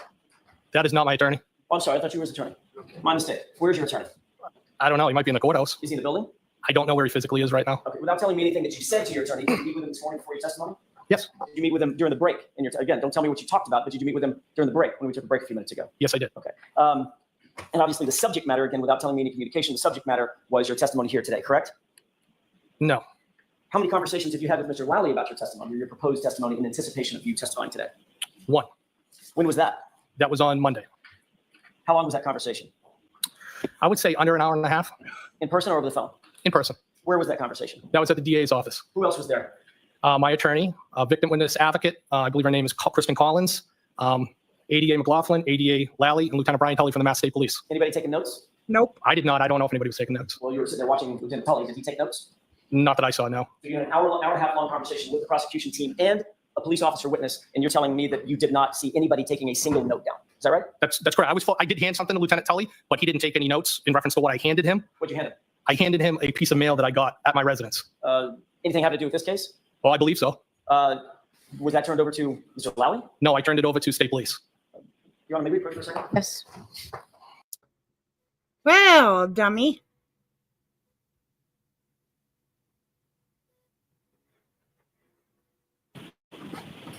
Other than that piece of mail that you handed to Lieutenant Tully, was there any other exchange of documents or anything like that? Have you shown anything in anticipation of your testimony? The only thing I can be recalled showing was a photograph of the exterior of 34 Fairfield Road in Canton. What about the text messages that you just went over extensively? Were you shown those? I was shown a pile of papers, and I was advised that those text messages were going to be, they were put into another format, so they were easier to read. And these are the screenshots that you just described on the exhibit. Well, as I said, he showed me the stack, said they were the text messages. They were in a different format, but I'm assuming that's what they were. What was your assignment with the ATF back in 2022? I was assigned to the Bridgewater Field Office, but I was full-time with the United States Marshal Service doing fugitive apprehension. And where were you physically officing out of? Well, I continued to maintain the office at Canton PD. Okay, but to be clear, you were a federal officer, not a Canton police officer on some sort of a task force with Canton PD, correct? No, I was not on a task force with Canton PD. But you did have an office at Canton PD based on a personal relationship that you had with the chief, correct? He gave you this office as a courtesy, is that right? So if I can explain, Yes or no? Was it provided as a courtesy? well, working partnership, I would say. And you've been asked that specific question in a prior hearing, correct? Yes. In June of 2023, right? Yes. And you explained, look, it was a personal relationship that I had with Chief Berkowitz. I did. It was born out of Tragedy. a family tragedy that he was aware of. Horrible tragedy, yes. And based on that personal friendship and that personal relationship, he offered you the convenience of officing out of Canton PD. I would say that's a good summary. And in addition to just having an office there, you also had a key card access, correct? I did, to get in and out. What was the name that you used? You said it was a proxy card? I think it's called, I think in the IT world, it's probably called a proxy card. That's what I know it to be. So you had both a physical office and full access to Canton PD, all based on the friendship and relationship and convenience. Well, the friendship and relationship you had with Chief Berkowitz and the convenience that he wanted to give you for having that office there, correct? No, I wouldn't say full access. I had access to certain areas within the department. Well, you certainly had access to and from your office. Yes. You had ingress and egress to the Canton Police Department. Yes, You could go in and out of the Sally Port. I could. You could go upstairs to Chief Berkowitz's office. Yes. You could go downstairs to the dispatch area, which is on the first floor, correct? Yes. And then you could go out to the Sally Port, into the Sally Port, across that garage, those two bay doors at your leisure. Well, that would exclude the evidence room, the arms room, and places like that. I didn't have access to those places. Right. But the places that I just mentioned, you did have access to. Yes, absolutely. You'd had that office for what? Back in January of 2022, probably had that office for more than 3 years? I would estimate probably sometime around 2018. 2018. Okay, Yeah. not 18 years, 2018. No, 2018. I'm sorry. Okay. My apologies. So, yeah, maybe close to 4 years. Yes. Okay. I want to turn your attention, Mr. Higgins, to January 28, January 29, 2022. By the way, I should ask another foundational question. Are you currently still at ATF? Am I employed by ATF? Correct. Yes, I am. A special agent. Yes. And what is your current billet or your assignment? Objection. Is that something you're free to discuss? I'm assigned to division operations at this time. Okay, what does that mean? That's, You're taken out of the field? was I taken out of the field? Yes. Or you're no longer in the field? Objection, Your Honor. Move to strike. Sustained. Let's move on. You may be able to come back to this. Thank you, Your Honor. I want to turn your attention now to January 28, 29. Yeah, you were taken out of the field because you got desk duty, didn't you? You got desk duty, didn't you, buddy? Maybe you proffered something in the Fed grand jury?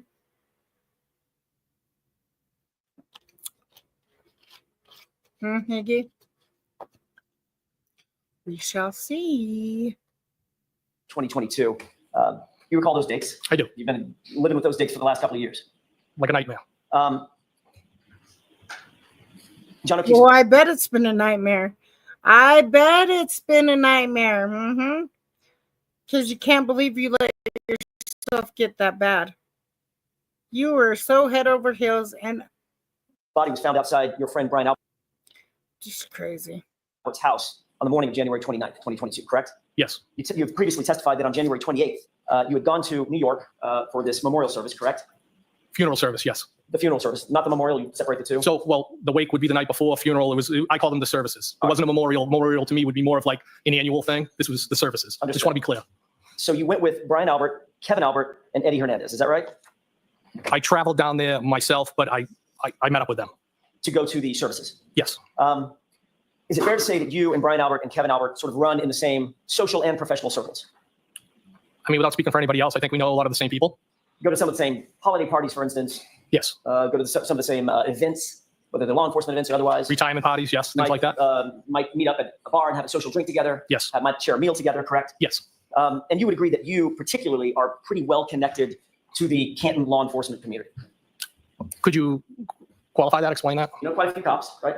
Well, it's a small department, so I do know everybody in the building in some capacity. Okay, so my question is, you know quite a few cops in Canton. I do. You're pretty good friends with, matter of fact, maybe best friends with the chief of police, former chief of police, Kenny Berkowitz, correct? Yes. You know Brian Albert, he's a Boston police officer. Yes. You know his brother and worked with his brother at Canton PD, correct? Yes. So it's fair to say, back to my original question, you're relatively well connected in the law enforcement community, the fabric of that community in Canton. Is that right? Well, I think that comes with working with people, yes. Is that yes or no? Yes. Okay. As a matter of fact, you've even given a personal toast at one of these events, these retirement events, et cetera, correct? Chief Berkowitz, yes. And during the course of that toast, you even said, if you want to hide a body, Kenny Berkowitz is your man, correct? Objection. Did you say that? Did you say that? I don't recall that. You don't remember telling that joke in front of a room full of folks? I don't. If you want to hide, Yeah, because they're afraid that, you know, they're so worried about the defense spinning a narrative. But what do you think the Commonwealth did? They're spinning a narrative too. But they're on the right side, huh? You know, they don't want to admit, they don't want to take accountability that that they're in the wrong. They're definitely in the wrong. I just I can't. hide a body, Kenny Berkowitz is your man? I don't. You will agree that Oh, we hated that. Yes. See, I told you. I know stuff because I've watched this before.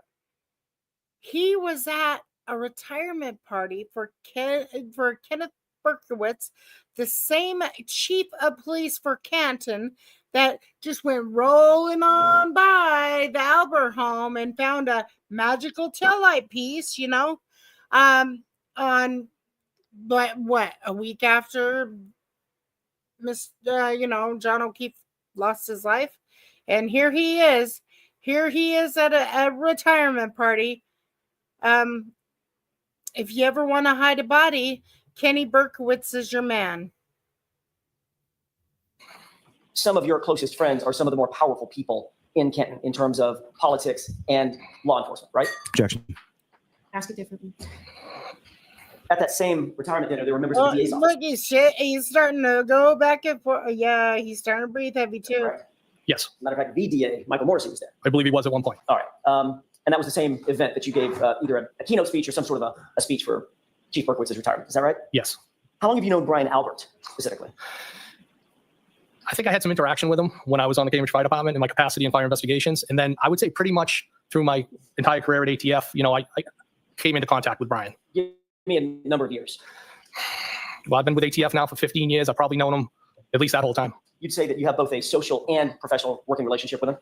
I would say yes, he's a friend. You cops are very well connected. I don't want to hear that shit. You're trying to minimize it, do whatever, you know, all this stuff.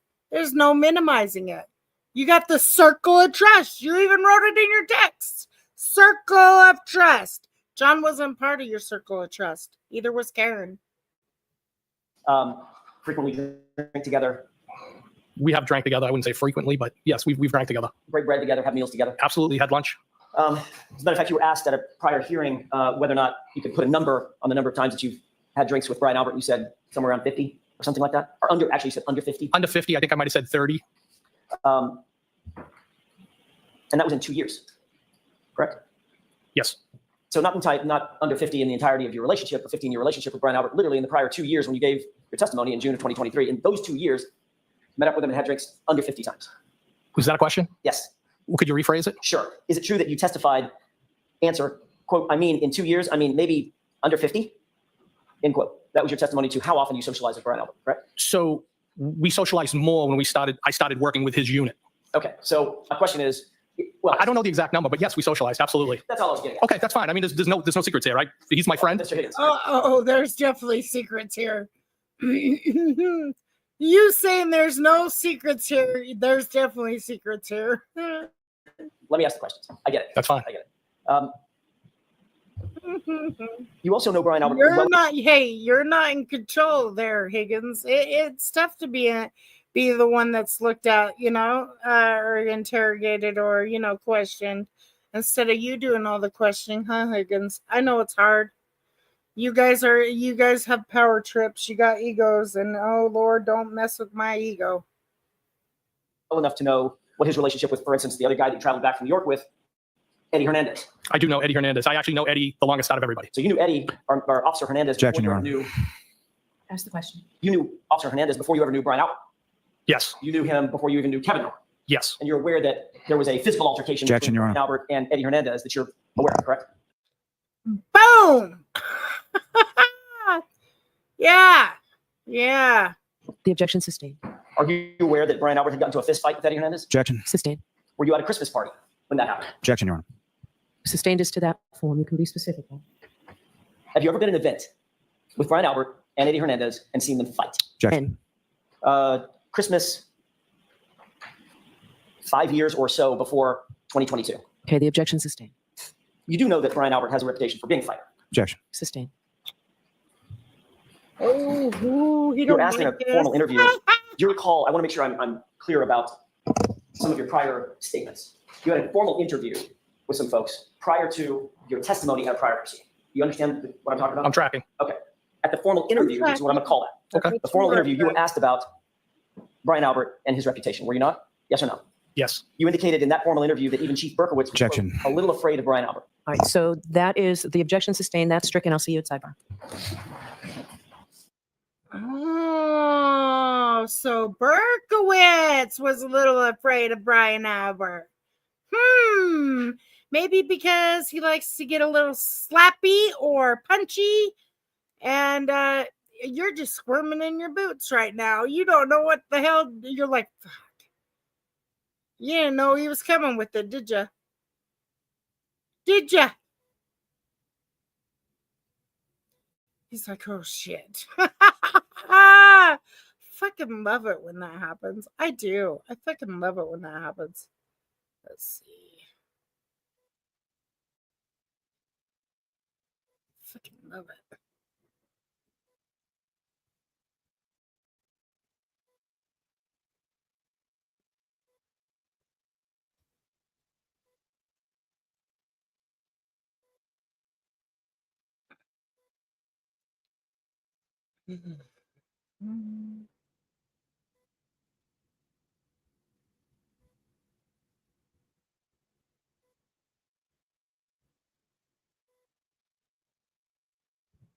Do do do do do do do.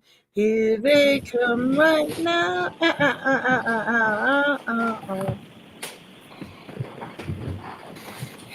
May I inquire? Yes. Thank you, Your Honor. You're also relatively close friends. In addition to being close friends with Brian Albert, you're also relatively close friends with his brother, Kevin, correct? I am. Kevin Albert is a detective with the Canton Police Department. Is that right? Oh, Yes. I bet And you've you worked in the same are. physical office with him for a number of years. Physical building. Physical building, that's a better way to put it. It's different. Is that right? Yes. And it's fair to say that you've consulted with Kevin Albert on certain of his cases professionally. Is that right? I've assisted. And you've also socialized with him, shared drinks with him, Yes, gone out I to bars with him. Is that right? Yes, I have. It's fair to say that you know the Albert family relatively well. I would say that I know Brian and Kevin the best. On January 28th, you drove your Jeep Wrangler to the Hillside Bar to meet up with Brian Albert for drinks, correct? I did. You said you drank 3 to 4 whiskey sodas at the Hillside. Is that right?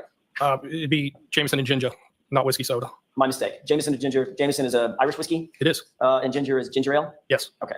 What was Brian Albert drinking? If I was to guess a beer. I don't want you to guess. Do you know what he was drinking? No, I don't. He was drinking. He was drinking something. Okay, alcohol. Yes. You two were probably going round for round. In other words, finish a drink, get another round for the two of you. Finish it, get another round. I don't think we. No, I wouldn't say we're going round for round. So he was nursing 1 beer while you had 4 Jamesons. Well, it would take. Say that again. He was nursing 1 beer while you had 4 Jamesons. What you said? No, he was probably maybe he had more beers than I had Jamesons. Is more what I would say. Okay, so maybe he had 5 or 6 beers while you had 4 Jamesons. I'm not going to put a number on it because I don't know. But it was more. More than what? More than Well, he you. was drinking a lot. Maybe. He was drunk. He wasn't there that long. Well, it doesn't take that long to drink a beer, does it? If you're sort of thirsty and in a hurry. Is that a question? Everything I say up here is a question. Okay. Just presume Well, that. all right. So Well, that wasn't, so. So let's, question.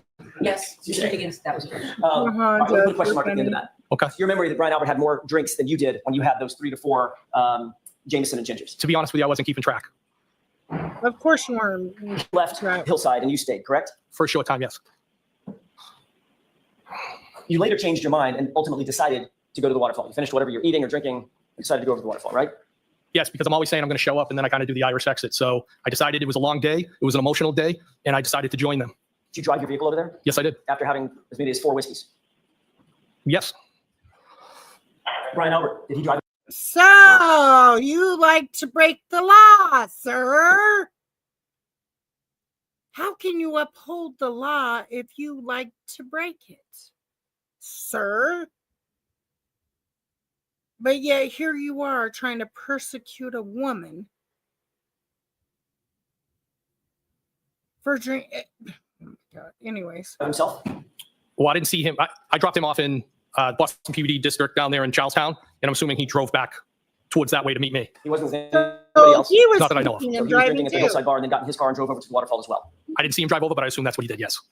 You went to John O'Keefe's house. I'm going to shift gears for a second. You went to John O'Keefe's house at some point to watch the Patriots game on January 16th, right? Yes. That was the time when you indicated that when you left, Karen gave you a kiss goodbye, correct? Yes.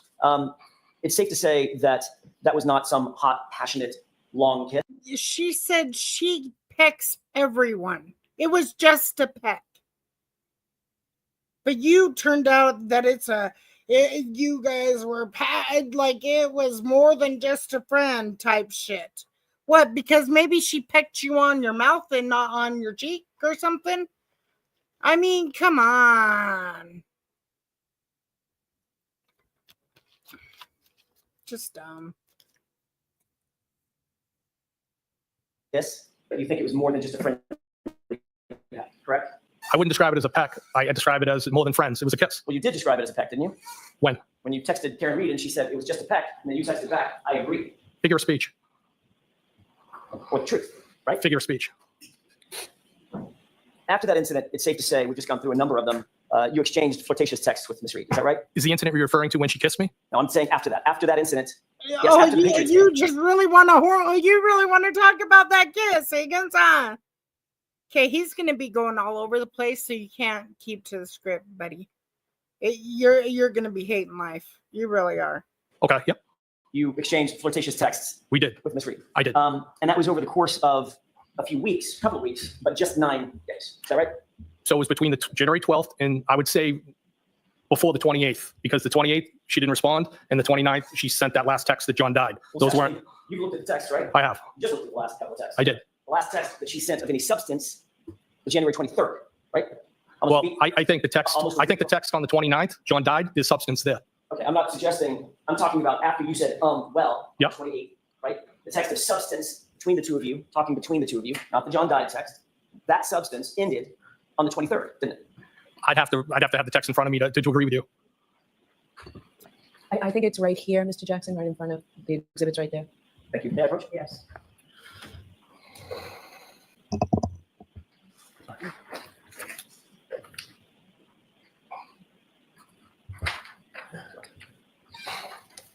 Thank you. Okay, are you directing me to the 23rd? I'm directing you to the last page. Just look at everything on it and tell me if that refreshes your recollection. This is the last substantive text about you and Karen before your well. Yes, it'd be the 23rd at 9:40. Okay. So it was 9 days of texting between the two of you, correct? I believe so, yes. And aside from the kiss goodbye, you two never had any sort of physical contact with one another. Do you mean intimate when you say physical? Correct. Yes. I'm not talking about shaking her hand, Mr. Higgins. Well, I want to answer your question truthfully. I would like you to too. You didn't have any physical intimate contact with. There was no other hugs or kisses or certainly no sex. Nope. And when she said, I'm glad you came over tonight in one of those texts that you just read a few minutes ago, she was referring to the Patriots game with John there and a big crowd there, correct? Yes. Over the course of that week or so, Ms. Reed did explain her feelings about her relationship with Mr. O'Keefe, correct? In text messages. During the pendency of our communication, she did express, yes. And she indicated that there's a difference between being married to someone and dating someone, et cetera. We saw those texts. Is that right? Yes. She also indicated that in terms of the situation in Aruba, she was upset by that, but it's not that big a deal, correct? It was clear to me she was upset. And she said, I don't care too much about that other girl. right? Well, at least that's what she said in text. Yes. That's what I'm asking you. Is that what she said in text, Mr. Higgins? It's not a trick question. That's what she said in text. Right. She said something along the lines of, I'm just trying to be realistic. There's cracks in the relationship. It's far from perfect. Is that right? I think that's something she texted. All right. And you'll agree that during the course of these texts, you were constantly asking for clarity and explanation from her, were you not? During our communication, I did ask for clarity. Many times. Yes. You saw it, correct? Yes. And she pretty much wouldn't answer you, correct? She was non-committal, I would say. Which is why you were saying in your texts, why won't you answer the question? And she would parry and not answer that one either. She's correct? not really wanting to talk about that. Well, I didn't want to be stuck in the middle of anything. That's not my question. I'm asking you whether or not she would answer your question about clarity specifically. She avoided questions about text. Right. And that was frustrating because you were very interested in her romantically at that point, correct? I was attracted to her. I don't know that I would say very interested in her. You texted things like, why did you get my number and reach out? That's a quote from the text we just read, correct? I did ask that, yes. You said, now what? Is that right? Yes. You texted, so now what? Correct? Yes. You texted, I would hang out, meaning with you. Yes. Correct? You were showing interest in her. Yes. You were showing romantic interest in her. I wouldn't say it was romantic. I was trying to vet it out. Well, you weren't seeing if she wanted to go see a ball game with you. As well, Your right? hot is not Not really, no. No, you were showing romantic interest in her, weren't you? I was trying to vet out what's her interest in me legitimate. It was very normal for me to have that question in my mind when I didn't initiate this, she did. And I think it was a fair question just to try to find out. You were showing Understand romantic that. interest in Karen Read, weren't you? I was interested, but I don't think I was at the romantic phase. Okay. When I say romantic, well, what do you mean by romantic? What's the romantic phase? Sending somebody flowers? Dating? Well, there's a difference between dating and hanging out. I mean, Oh. it's kind of hard to date somebody when you have a boyfriend. Mr. Higgins, well, not if both people are dating other people, Because- right? Happens all the time, doesn't it? Well, I think I asked that question too. Right. That's not my question. My question is, you seem to have a problem admitting that you had a romantic interest in my client. Is there a reason for that? I was attracted to her. Right. Physically attracted, I thought she was an attractive woman. romantically attracted. He has a hard time doing that because why? Because his attraction to her is probably the reason why John O'Keefe lost his life. Because he was trying to peacock and be a man and stuff, you know, and stuffs. Crazy. I'm not going to go there. No, I don't agree with that. Of course, you're not going to go there because that would put you in a very awkward position, wouldn't it, sir? Objection. Not at all. So the objection sustained is to the form. You can ask it differently, and that answer will be stricken now. I'm sorry, Your Honor. It would. May I? Yes. You were sexually attracted to her. I was physically attracted to her, yes. Sexually attracted to her was my question. Well, I think in the text I said, you're hot. Okay. So my question again, Mr. Higgins, you seem to not want to answer my question. My question is, were you or were you not sexually attracted to my client? Yes. Okay. You were Was saying that things hard? like, Was that really What hard do to you want from me? answer? I And I want mean, the you're real an deal. adult, right? You're an adult, right? Is that really hard? your words, correct? Yes. And the real deal with you would be to date her, to get involved with her, romantically, correct? No. The real deal was what? What did you mean by I want the real deal? Like a relationship. What kind of relationship? A buddy-buddy relationship? Oh, Or that's what a relationship The same thing is. everybody wants, a real relationship. Oh my God, dude. Why are you making it so difficult? Why do these freaking stupid witnesses make it so difficult? It would go a lot smoother and a lot faster if you quit fighting. Oh, wait. Fighting is maybe the reason why you're here, right? And then you're blaming it on Karen. Because she's not in the circle of trust, right? Like a romantic relationship, Mr. Higgins? It's possible. Right. And she was answering with things like, when you said, now what? She answered, I don't know, correct? Yes, she did. When you asked, so now what? She answered, I'm sorry, when you said, so now what? She answered, now what? Correct? Well, I don't have it in front of me, so I can't agree with you. If I'd like to see what you're referring to. Well, you just read it about 10 minutes ago. Would you quarrel if? Right, like you just read it 10 minutes ago. You guys do this shit all the time. Why are you so afraid that they're going to put you in something that you don't want to be put in? I think you already put yourself there. And you just read it 10 minutes ago. How'd you forget? How'd you forget in 10 minutes? How'd you forget? I know, but you're giving me portions of it. You were given portions of it by Mr. Lally as well. Okay. Right? Did you text something like, now what? And she responded something like, now what? I think on one occasion she did, yes. Okay. And you remember you just read a text where she texted, I'm sorry, you texted, what do you want from me? And her responsive text was, I don't know. Correct? I think that was one of the texts. Again, with this theme of her being non-committal, one way or the other. Is that right? Well, Yes. that's not how I would interpret it as a theme, no. Well, didn't you just say she was non-committal? That was your word, not mine. I did, but as I told you, it's been a process of trying to suss it out and see what this was all about. Right, so when you were sussing it out and determining whether or not you were with going to her advance friend's this romantic interest, girlfriend. Yeah, she was non-committal. really fucking friendly. Well, not one person advances it. I think that's a joint thing. Okay. When you texted, You were more. You weren't the were real a deal. 5-stage clinger. She showed more that she wanted to vent than really be with you. Like she wanted somebody she could go have a drink with. And had she not had a boyfriend, yeah, maybe you guys would have hooked up. But I don't think, like, you're reading too far into it, buddy. And you were only texting for what, 9 days? If that? I mean, for a minute, she stopped texting you, you weirdo. she responded, "It doesn't exist," didn't she? Yeah, yes. Sure And she don't. never once in any of those texts expressed anger or hatred for John O'Keefe, Nope. correct? No, not at all. In fact, she indicated more of frustration with the immediate family, the kids. She didn't want to have kids. In its totality, I would say yes. She was. And then on January going through 23rd, it. as you just saw, she just stopped communicating with you altogether, correct? Until the 29th. Yeah. She loved John, but she hated fighting with John about the kids. Period. That's what it was. She wasn't feeling attractive anymore to him. So hey, you were somebody that showed her that you thought she was attractive. So she played you like a fiddle.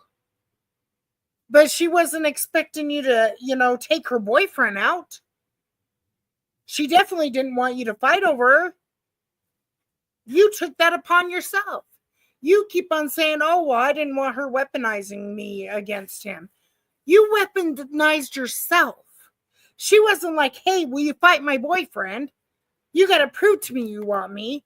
She didn't say none of that. You took it upon yourself to be peacock and grab ass and all that great stuff. Calling him on. Are you coming here? I mean, that doesn't seem very friendly. And you don't like it because you're caught in a rock in a hard place. A rock in a hard place. Yes. Right. Do you know what the term ghosted means? I think I have a general idea, yes. She sort of ghosted you, didn't she? I wouldn't agree with that. Oh, That I was do. frustrating to you that she just stopped communicating, wasn't it? No, not at all. You've been moving through this mindset of exploring a romantic interest with a beautiful woman, thought was interested in you, just like that. It was done, right? No. So what communication did you have with her after January 23rd? Well, she texted me on January 29th. Hell. You keep saying that, but you know what I'm getting to. January 29th was her informing you that a tragedy had occurred. John had died, right? I'm not talking about that, Mr. Higgins, so I don't want to keep playing games. All right, so that's what we talked about. No more of Sorry. that. After the 23rd, or up to the 23rd, she had been texting back and forth with you pretty regularly. You saw it, correct? She also sent me a text with arrows saying the phone works both ways. And as of the 23rd, So? she stopped, didn't she? The texts were sporadic over those 9 days. I don't know if they would have stopped or they would have kept going. Well, they didn't keep going, did they? Well, John passed away. You know they didn't keep going because from the 23rd. On to the Well, she 24th, didn't text 25th, you afterwards 26th, either. 28th, all the way to the 29th. So all she did was She didn't text text you. John died. I believe so. She didn't respond. And to you any of were your texts. weird. Correct. Well, she didn't respond to the text on the 28th Friday. All right, why don't we take our lunch and recess? Well, that's What I'm going to ask that Jerry to I do would have is, can we do a definitely 45-minute lunch instead of an hour's lunch responded. today? And also, you don't have to answer now, but maybe You we'll go knew you 4:30, probably rather had than 4 something to o'clock. do That with works too. it, If and it that's doesn't work for any one of probably you, why you didn't answer. Probably why you didn't answer. Jerry is leaving a notebook on your kid. All right, I'll meet you up.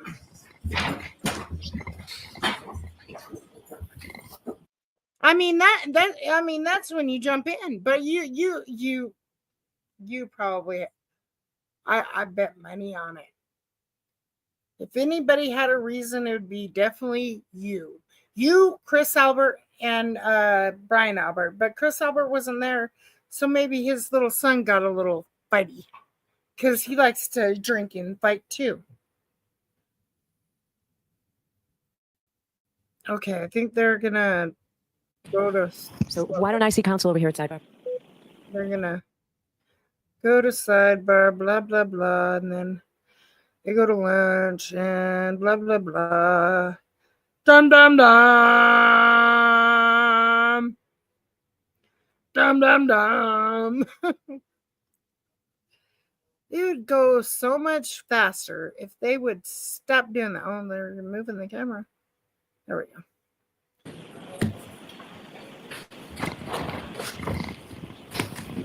Dum dum dum. With that session, you may be seated. All right, can we have Mr. Higgins, please? Mr. Higgins, please. It's like 2 Oh. Hour and 45 minutes. Oh shit! 2 hours, 45 minutes. Almost 3 hours. Is there any other breaks in there? All right, Mr. Jackson, whenever you're ready. Your Honor. Mr. Higgins, before we broke for lunch, we were talking about the text exchanges and the communication that you were having with Ms. Reed in the days leading up to January 23rd. You recall that? Yes. It's fair to say that her text communications with you started to dwindle off in the days before the 23rd, correct? They lagged. As a matter of fact, you reached out to her Hey, in lag. an effort to try to prompt the conversation to continue, did you not? I reached out to her, but I wouldn't say that's what it was about. Well, you Oh. texted her, stranger, didn't you? Not once, but twice. I believe so. Take a look, if you don't mind, at this is a page from what you've just seen. So he needs to. I'm sorry. That was right in front of you. May I approach? Please. Thank you. Just a second. Absolutely crazy. Easy to Maybe I find. should just see what Mr. Higgins. Thank you. That's easy to find. It's literally the last page. Report commission, may I publish? Yes. I need a drink. Does that look like a fair representation of what you're looking at, the last page of that series of text? Yes. At the very top, did you read what you write in the blue bubbles, starting at the top? Haha, stranger. And then what was the response from Ms. Reed? Hey, I was at the Hilly all weekend. And what did you respond to that? I have not heard from you. And by the way, if you look at the next date down, what's the date underneath? I have not heard from you. The 23rd. So this would have preceded the 23rd, correct? Duh. Yes. Then on the 23rd, and by the way, after you texted, I have not heard from you, she did not respond, correct? She did not respond. Nope. Then on the 23rd, she did respond with phone works, correct? In the arrows, like both ways. Yep. And then what did you text after that? I just said, thought you were all set. And how did she respond? She said, we're talking? No. That's all I have for that. Okay. Bring the lights back up. So clearly with that last text, her response was, in response to you saying, thought we were all set, she said, with talking, no, correct? Yep. Yes. Did that indicate to you that with flirting, yes, we're all done? No, I didn't read anything into it. Okay. But you did read what she said with talking, no, correct? Yes. And then you responded, how? I said, are you sure? And did she respond? No. As a matter of fact, the next time you saw or communicated with her, she was walking into the Waterfall Bar on the 29th, late night hours of the 28th, when in the early morning of the 29th, with her boyfriend, John O'Keefe, correct? Yes. Now, you had discussed your flirtations, if I can use that word, that you had with Ms. Reed with your friends, at least some of them, correct? I don't recall that, no. Do you recall that you openly shared the details of your interest in Ms. Reed with your work supervisor at the DOJ? Woo, Well, that was we after were talking. I shared what happened, that she kissed me. Yes, I did share that with her. And that was with That was the first time. That was with a person by the name of Kate Dow. Oh, so we were talking about it, huh? But you didn't show any interest. Okay. Oh, is that right? That's correct. And that was before January 29th. Yes. And that's because your interest in Karen Read, whether you call it romantic or sexual or whatever, your interest was something that was at least occupying your mind at that point, correct? No. It was occupying your mind enough to share it with your boss. No, what I shared with my boss was the fact that she kissed me. That was it. Did you discuss your flirtatious relationship with Karen Read with Brian Albert at any point? No. Never. No. So you were on a 4-hour drive in a snowstorm back from New York with Mr. Reed. I'm sorry, with Mr. Reed, with Mr. Sure Albert. didn't look like that And your to me. interest in Karen Read never came up. No. Even though he's a good friend.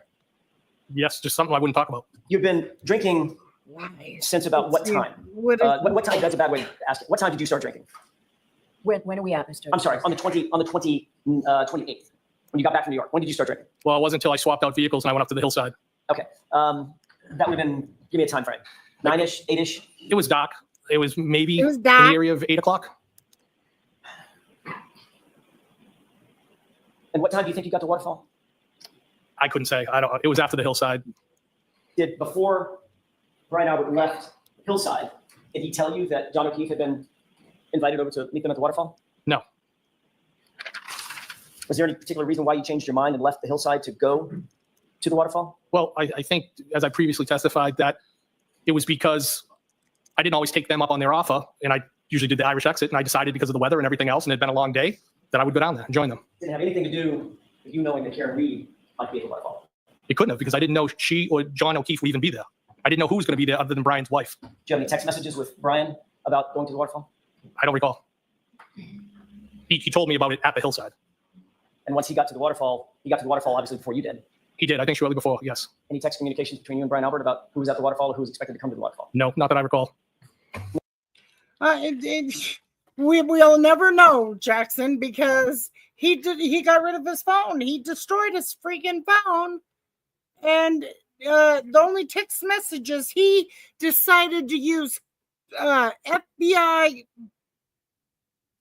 stuff, work product, for his own personal use was to extract his text messages from John O'Keefe and Karen. Not the rest of them. And then he hurried up and got rid of his phone before he had to turn it over. Mm-hmm. Now, you've already indicated, and I don't think we need to go into a lot of detail about this, but I want to ask you just in general, the mood at the waterfall was good spirits, correct? It was great. Band was playing. You did not see any sort of tension between John and Karen? I did not. Nobody seemed overly intoxicated? No. You had several drinks before you even got to the waterfall, right? I think it was 3 to 4. Did you drink additionally at the waterfall? I did, yes. Did you drink whiskey or beer or what? Whiskey. Okay. How many do you think you had? I couldn't put a number on it. At least a couple. And ultimately you left from there in your personal vehicle and drove over to, that's the Jeep, drove over to the yes. waterfall, correct? I drove over to the waterfall. Still I was at the driving Left waterfall. the waterfall, drove over to 34 Fairview. I did, yes. Driving drunk. When John walked in to the waterfall, were you already there? Yes. He greeted you, you indicated, correct? Yes, I believe so. Karen walked in with him. Yes. But she did not greet you, did she? I think they kind of went like that in different directions. Right. Yes. Did she greet you? No. Right. So she walked over to They the corner of the didn't bar, look like. and John really came over and bad. greeted you, and then walked over and joined her, correct? Yes. Karen didn't stop what she was doing when she was over in the corner of the bar and come over and say hi to you. I didn't have any interaction with her that night, no. So safe Nope. to say that throughout that evening, once she was sidled up next to John O'Keefe or friends that she was with, she never turned back around and came over and even acknowledged you, correct? No. That's correct. So she basically ignored you the entire evening. That's not how I interpret it, no. I didn't ask you how you interpreted it. I asked you what she did. Did she ignore you or did she pay attention to you? Objection. You can go ahead and answer that. Did she ignore you? No. So she paid attention to you. Came over and said hello, shook your hand, gave you a hug. Well, just because somebody didn't come over doesn't mean they ignored you. Did she do those three things? Hug? What was the other Say thing? hello, shake She your hand, didn't give you a hug? acknowledge. No, she did not. No, she didn't do any of those things, did she? No. It's like you didn't even exist. I think that's dramatic. No, I don't look at it that way. Did she ignore you or not? No, she did not ignore me. So what did She she do didn't- to not ignore you? She was What's her work- interaction with you? She Can I didn't answer now? acknowledge you. She, in my opinion, she was working the room, talking to people, saying hello, catching up. Right. The one person she didn't come over to talk to and say hello to and catch up with is you.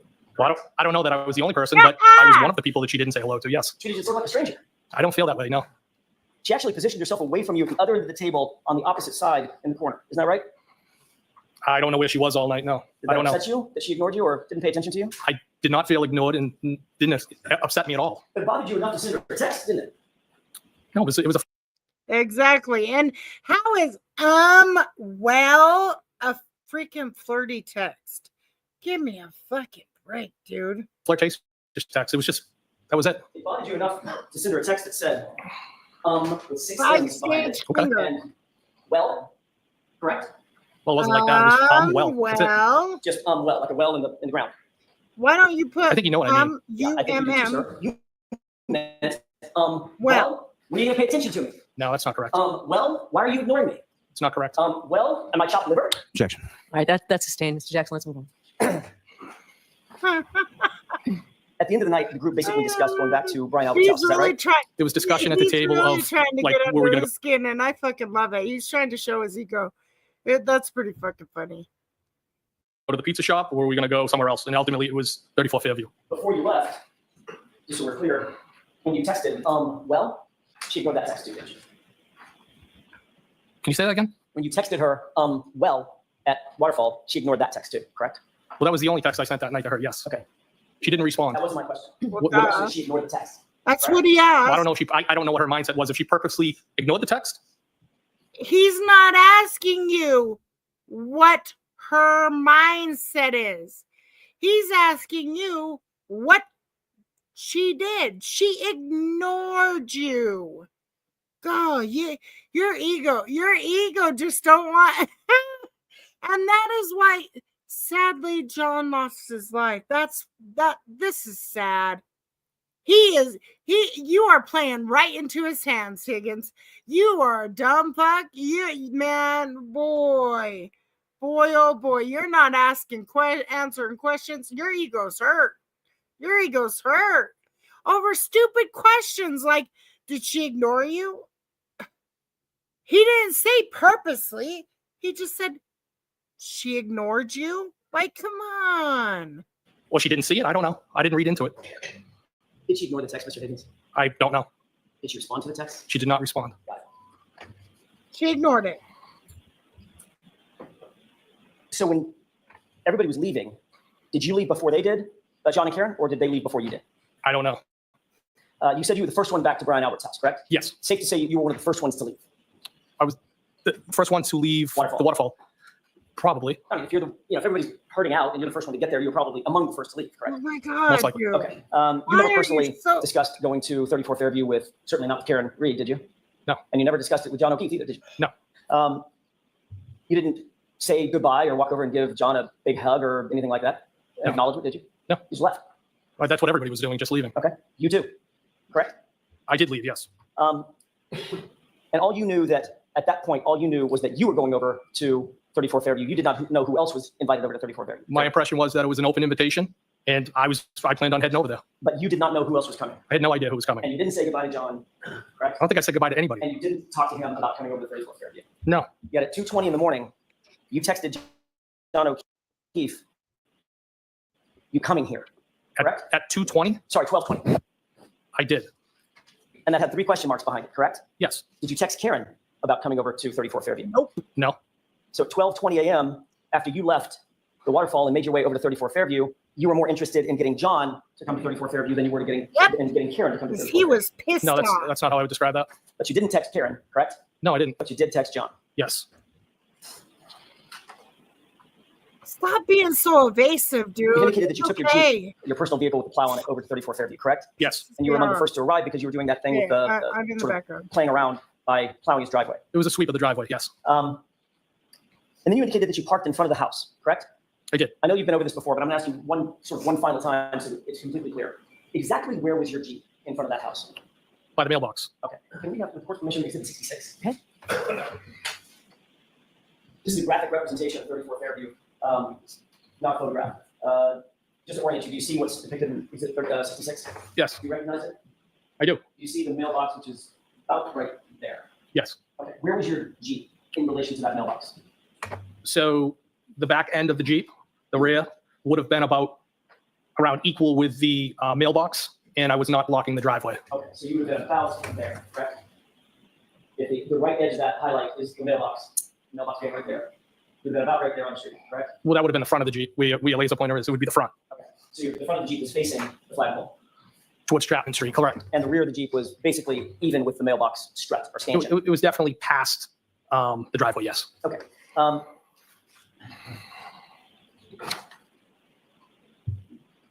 You indicated the plow was a 6-foot, what inch plow?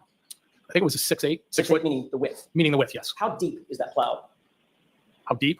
Like, 2 foot, 3 feet, 6 inches? I mean, it's probably a few inches. Okay, It's light duty. It's on a Jeep. okay. And it's obviously curved and Curved. canted to the right? No, it wasn't canted at all. It was straight down. Okay, so it's not like, I guess I'm picturing in my mind, I don't know that I've ever seen one, that the front of the Jeep is not parallel to the plow. In other words, it would plow stuff off to the right. Is that all right? I'm not understanding what you're trying to communicate to me. How is the plow positioned as it relates to the front end of the Jeep?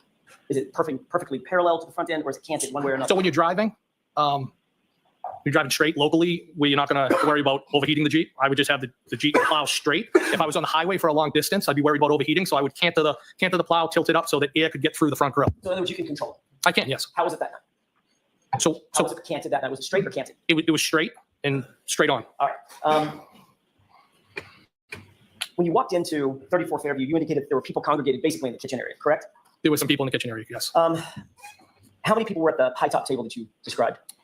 Initially, when I walked in, I believe there was Brian Jr., and he was flanked by one, possibly 2 females. And you indicated that basically you were positioned in that area with your back to the door for most of the evening. I was like I would describe this diagonally across from him and had my back to the door that I had come in, which would be the breezeway door. But at some point, you had moved out of that kitchen area with Brian Albert, correct? Well, I briefly went and looked at some photos. Right. So you moved out of that area with Brian Albert alone to go to a different room. Yes, and I think his wife, Nicole, might have popped in the room for a second, but it was brief. Did you have anything to drink while you were at 34 Fairview? Well, when I got there, they didn't have any whiskey. I believe they might have put a beer or something else in front of me. And, I knew it was going to be a short night there because I just wasn't going to, I'm not a beer drinker. You've indicated in a prior testimony that you've never been upstairs in Brian's house, correct? Would you say upstairs, like you're talking like second floor? Correct. Yes, no, You testified to that in a prior hearing, is that right? yes, In May of 2023. yes, And you said specifically, quote, "I've never been upstairs." Is that yes, right? All right. You understood when you gave that statement that you were under oath? yes, You were telling the truth? yes, Same oath that you took here today, correct? yes. You indicated that the photos that you saw were on the first floor living room area. Is that right? I believe that's where they were, yes. So the only floor downstairs from the first floor would be what? The basement, And the only floor upstairs from the basement would be what? the first floor. So if someone were to describe going upstairs to look at the photos that you've described on the first floor, where would they have to be to go upstairs to look at those photos? Are you saying on the first floor? Correct. If the photos are on the first floor, Yeah. and someone said, "We went upstairs to look at those photos," where would they have to be? I guess upstairs. The people would have to be upstairs? Well, the photos would be upstairs. Is that what you're saying? Where are the people? Where would the people have to be to go upstairs to the living room to look at the photos? I'm not understanding the question. If the photos are on the first floor, Mr. Higgins, Yes, the only floor beneath it is the basement, okay. and someone says, "We went upstairs to look at the photos," where would they have to be? Well, who said they went upstairs? All right, so Mr. Jackson, you can save this for argument. Next question, please. If Brian Albert said you went upstairs to look at the photos, where would you have to be? Objection. Sustain. Now, Brian Albert had a weight room someplace in the house, right? Yes, And a gym. I guess he called it a home gym. Where was that? In the basement. Had you ever been down to that basement before? Yes, one time.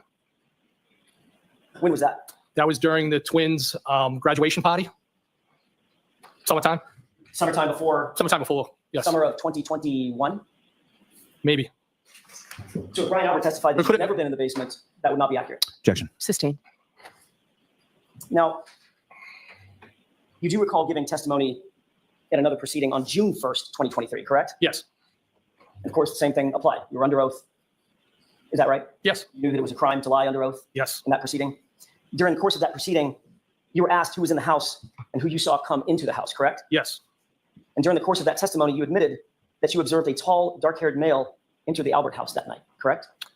I believe that was in reference to ask it to somebody's brother in a pickup.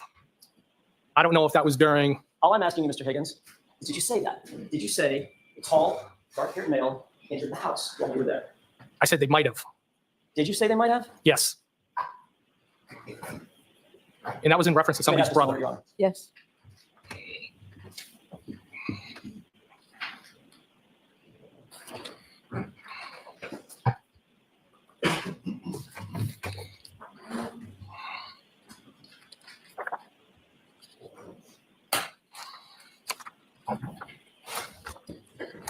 Isn't it true that you indicated that a male showed up who may have been Julie Nagel's brother, correct? I said might have, yes. Right. But there was no question in your mind that a male did in fact show up. You described him as tall and dark-haired, right? Yes. You were asked, a male showed up where? And you answered, quote, showed up at the house that I didn't know. I think he was there very briefly. I was half paying attention to it. Question, did that male come inside the house? Answer, I believe he did. Do you remember that? Yes. So a male did come in the house that night, correct? No, I said I believe he did. I wasn't sure. Well, when you testified at the prior hearing, you were asked, so you saw someone else come? Question. Answer, somebody else. Yes. End quote. That's what you testified to under oath, wasn't it? Is that in reference to that? What page are you on, Mr. Jackson? Page 485, 486, I believe. Yes. If I may, Coach? Yes. Thank you. Look at the top part that they highlighted.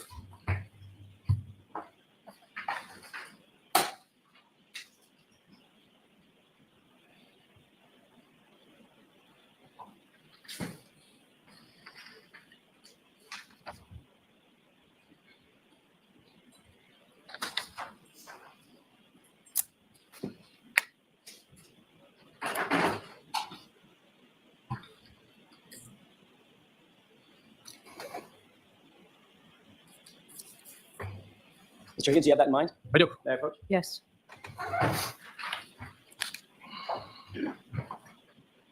You were asked the question, quote, did that male come inside the house? You answered, I believe he did.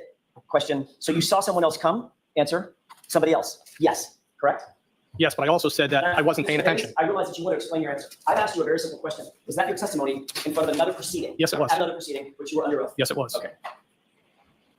You also said that you only remember seeing that person come in briefly. And it looked like he was having a conversation with the two girls briefly, correct? Yes. You were asked how long was the person in there roughly, and you said it was quick. Less than a couple of minutes. I mean, it was quick, correct? Yes. And then you were asked what he looked like, and you said, I feel like they were a little bit taller. They had dark hair, correct? Yes. So you testified that a tall, dark-haired male came into the house, at least briefly, in your testimony, correct? Yes. Approximately when in the timeline of events did that unidentified male enter the residence? I don't know the time frame. It would have been while I was there. When you gave your statement to the Massachusetts State Police, you didn't tell them about a tall, dark-haired male coming into the residence at 34 Fairview, did you? On February 3rd? I don't recall. You were specifically asked by ADA Lally, when you testified before the state court grand jury on April 28th, 2022, who else was present, correct? Yes. And you never mentioned a tall, dark-haired male coming into the house, did you? No. However, on June 1st, 2023, at this other proceeding, you were specifically instructed at the start of your testimony that it was a crime to give materially false statements in that proceeding, correct? Yes. And that's the proceeding in which you admitted that there was a tall, dark-haired male who came in the house. I Yes said or no? Yes or no? It was that proceeding. Can you answer that, yes or no? No, I can't, Your Honor. Next question, Mr. Jackson. The quotations or the quotes that I just read you and that you just looked at, Yes. that was from the June 1, 2023 hearing, wasn't it? I don't know.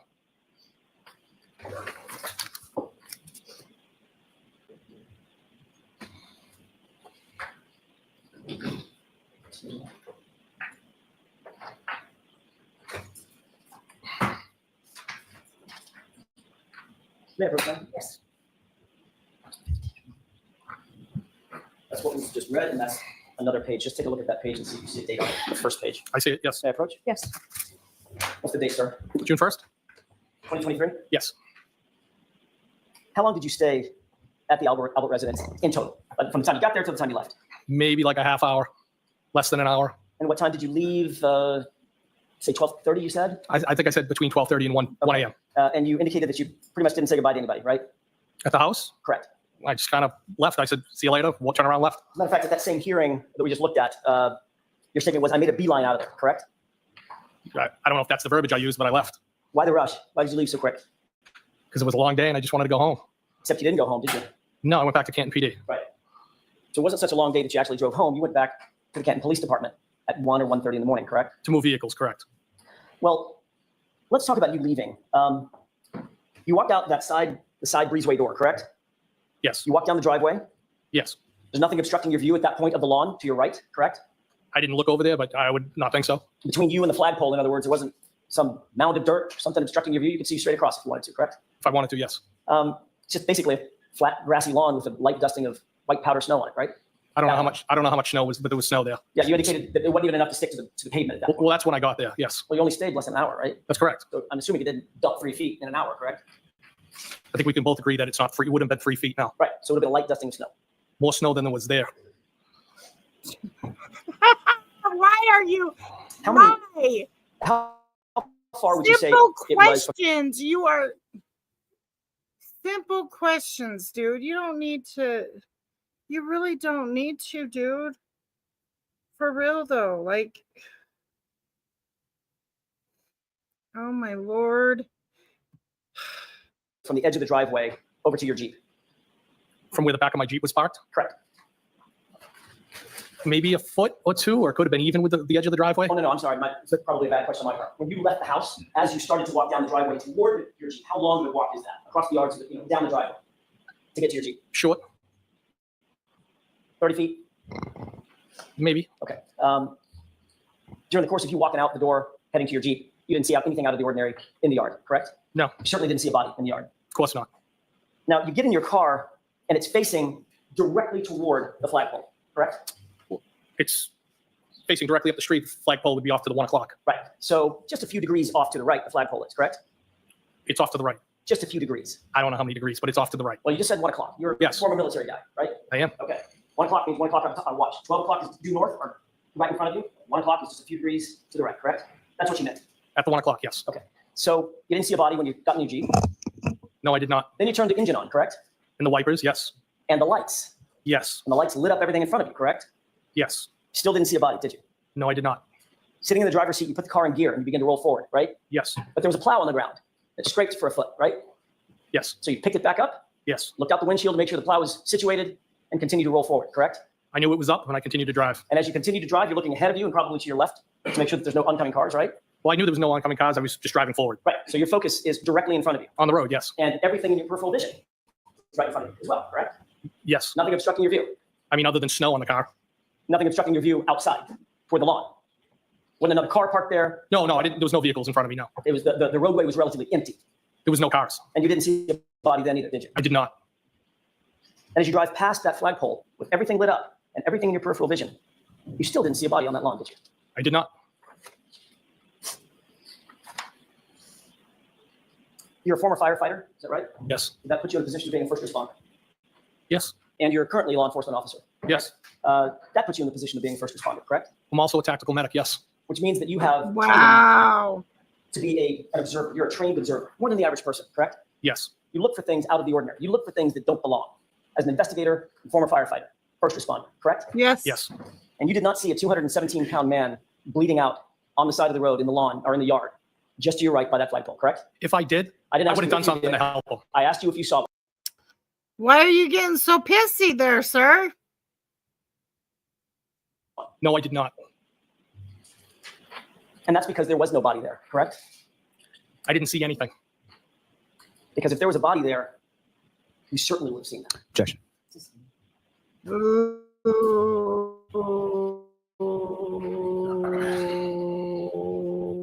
See, that's why that reaction right there is why I think he may be the one to crack. I really do.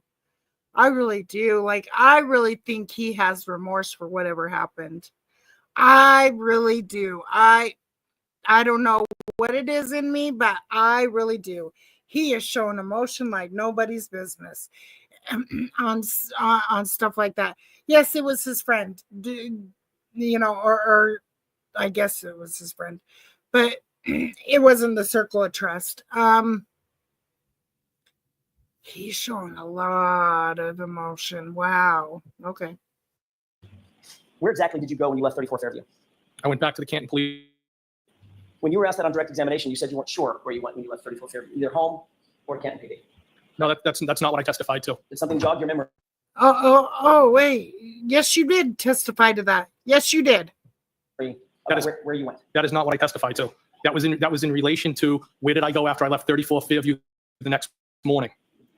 Oh, you're really keeping, no, the defense isn't going to lie on you, dude. I know you wish they would, but you did say that at first, and then you switched it up and said, no, you had to go back to Canton to move cars around. That's what you said. Like, the first time it was asked, yes, you did say that. The second time you asked, you said, no, I had to go back to Canton PD to switch cars around and stuff. And then you Why did you go to responded Canton that Police way that morning? afterwards. What's the question? Why did you go to the Canton Police Department that morning? The morning when I left 34 Fairview, the Friday into Saturday, Correct. to move 2 vehicles. There's been quite an evolution of that story over the years, has there not? I don't understand the question. All right, let's talk about that for a second. You had an initial interview with Massachusetts State Police on February 3rd, 2022, Yes. correct? And you indicated during the course of that interview, which was just a couple of days, 5 days after the events in question, that you left Brian Albert's house, went to Canton PD to, quote, fulfill some administrative obligations, end quote, correct? You later said, when you testified in front of the grand jury on April 28th, that you went to Canton PD to do, quote, administrative work, correct? Yes. You never mentioned, I said administrative things. you said administrative work was your testimony in your transcript. I believe it was things, but okay. Okay. What So does we it agree, matter? Mr. Higgins, that you didn't mention anything about moving cars around, correct? Well, that would be administrative. So I would when you be say I went to administrative. Canton PD to do administrative work or administrative obligations, you meant moving your car, your personal vehicle? Yes. Okay. Although you didn't say that you were going there to move your personal vehicle, right? No, I said Here. I didn't move my personal vehicle. I moved work vehicles. Or either one. You just traded off vehicles, moved them out of the way, right? I moved the purpose for going back there was to move 2 work vehicles. And the reality is you had gotten there, you'd gotten Canton PD earlier in the afternoon and actually moved some other vehicles, traded vehicles, didn't you? I swapped vehicles out. That's correct. Right. And you left the vehicles that you now claim you had to go move exactly where they were, even though you knew a blizzard was coming, correct? That is correct. Yes. So you didn't move the cars a few hours earlier, knowing that you just have to come back and move those cars a few hours later. I was Right? more concerned to go eat and have a drink because it had been a long day. So wouldn't you want to move those Oh, yeah. You wanted to drink, all right. cars early on so you wouldn't have to go all the way back to Canton and play, parking lot with these cars in the middle of the Right. night. Not really. Mr. Higgins, you weren't actually Canton's on the at way. Canton PD to do administrative work at 1:30 in the morning, were you? I was Just I was like moving the our vehicles. base was. I'm sure it's on video. And we'll talk about the video in just a second.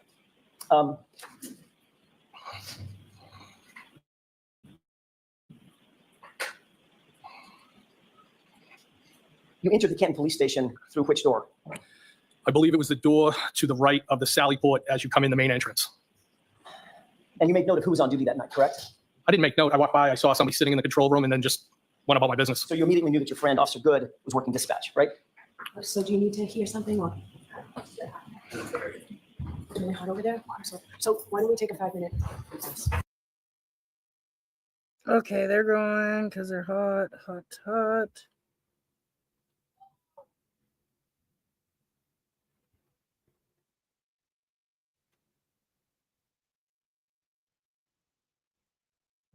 And Officer Good was working dispatch, right? So do you need to hear something or? Really hot over there? So why don't we take a 5-minute recess? Court, all rise.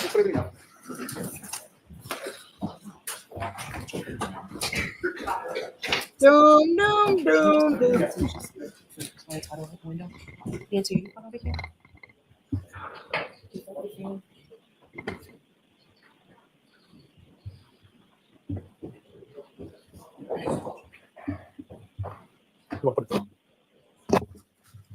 So why don't we all stay here and just see if we can do it quickly? Maybe seated.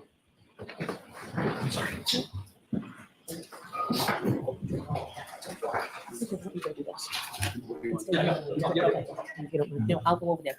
Nancy, Paul will do it.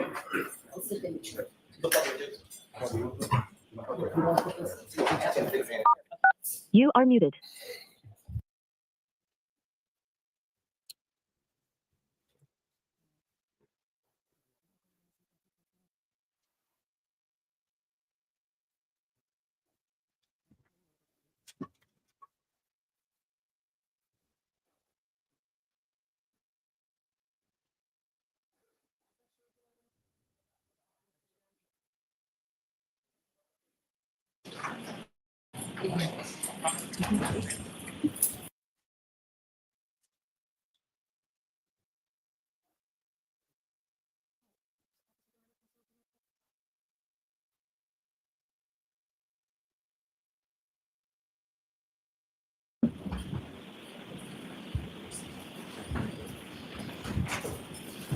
Court back in session, please be seated.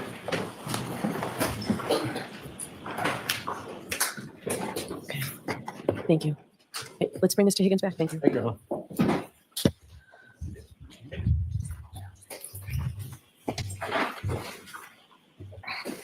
right, Mr. Jackson.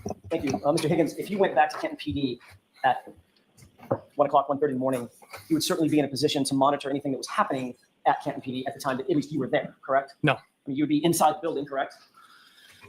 Yes. With access to dispatch and anything else that was happening around that floor, that area, correct? I did not go into dispatch. You would have access to the interior of the police station at that time if you went back to Canton PD at 1:30 in the morning, correct? I'd have access. You could see if there was any activity going on, any calls, call outs, things of that nature. I didn't have access to that, and I wasn't looking for it. Not that you were looking for it, Mr. Higgins. My question is more simple than that. If you were there, you'd know what was going on inside the building. No.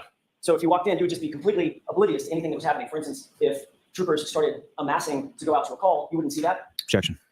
The objection sustained. Ask it differently. If you were able to monitor, you'd be in a position to monitor what was happening at the station around 1:30 in the morning when you were over there, correct? No. So how long did it take you to get home from Canton PD? A little longer from after I moved the vehicles. Correct. I don't know. I mean, it could have been 15 minutes. It could have been 20 minutes. Are you You sure live alone? you left? I do. You did then? Yes. What did you do when you got home? I think I had something to eat, maybe a couple more drinks. Of course you did. Then you went to bed? Was either on the couch or in the bed watching the news. In any of the prior testimony that you've given in this case, have you ever indicated, ever, that you slept on the couch that night? I don't know. Well, you reviewed your testimony before you Well, those would be the two options. Okay. I didn't ask you about your options. I asked you if you reviewed your testimony before you testified today. Yes. Okay. When you reviewed your testimony previous to coming in here today, did you ever testify that you slept on the couch that night? No, I slept in my bed, but I could have started somewhere else. Did you ever testify in the previous hearing that you started somewhere else? Not that I know. Did you ever mention a couch in any of your description about what you did when you went home that night? Not that I recall. As a matter of fact, what you did mention under questioning in a different hearing was that you may have gotten something to eat, you then went to bed, put your stuff on the nightstand next to your bed, correct? That would be the routine, yes. You did not make or receive any calls after returning home that night. No. You were clear when you went to sleep in your prior testimony that you put both your work and your personal phone. You had two at the time, correct? Yes. A personal and a work cell phone, right? Yes. You put them both on your bedside table because that's what you do every night. Is that right? Most often, yes. As a matter of fact, you were asked whether or not you have a charging station, and you said, yeah, it's right on my bedside. I don't know. I don't have a charging station. Right, you said no, bedside. In other words, you keep your phone by your bedside, on your bedside table. Usually. You also testified that you did not use your phone that night to go on social media, correct? That's correct. You indicated that you don't go on, you didn't go on social media because you don't have social media. You don't use it that much. I don't. You said, I don't have the gram. I'm guessing that means Instagram, correct? That is correct. And you don't use Snapchat, and you quote, don't do those things, correct? That's correct. All right, so you testified that the first call you received after returning home on the 29th was a call from Chief Berkowitz just before 7 a.m., which woke you up. Is that right? It was around 6:30-ish, I think. Okay. Your testimony previously was at some point before 7 a.m., that call was the one that woke you up. Yes. And it turns out, Mr. Higgins, that was a lie, wasn't it? No, it wasn't a lie. When you were asked that question at a previous hearing, you didn't know that the person questioning you had your phone records, did you? I assume they did. And you were thereafter confronted with those phone records, correct? I was asked about them, yes. And those phone records established that you and Brian Albert actually exchanged not one, but two phone calls at 2:22 a.m. that morning, at a time when you claimed you were in bed asleep, correct? And that was just right before Jen McCabe made that miraculously, she didn't make it, my bad. At 2:27, house long to die in the cold. Wow. Imagine that. But wait, you got an answer for this. Let's go. Well, what were those calls, sir? I have no recollection of any phone calls. John? Yes. He's going to bring up your testimony, sir. Yes. Thank you. Take a look at those two documents and tell me if you recognize at least the top one. Do they have a page number for me to follow or no? I was just asking Ms. Little. I don't think we've introduced them, and no, they don't have a page number, but I'm going to ask that they be marked for identification at least at this point. Shit. Do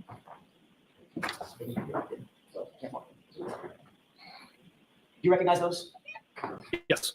May I approach? Yes, this is a rewatch, Kevin. I mean, I told you that. This is, I said I was going to rewatch it. I watched it when it first was going on. I was actually, what's crazy is that Lori Vallow Daybell and this case is going to be going on at the same time. And guess what? The last time it was her husband, her fifth husband, mind you, and this trial that was going on. So it's pretty crazy. But and tomorrow she does opening statements. I cannot wait to see it. But so I'll probably be doing 2 streams in one day, you know? Hey, I gotta grind somewhere, right? These are, you know what, I'm going to, if it's okay with the court, may the witness maintain those documents? Sure.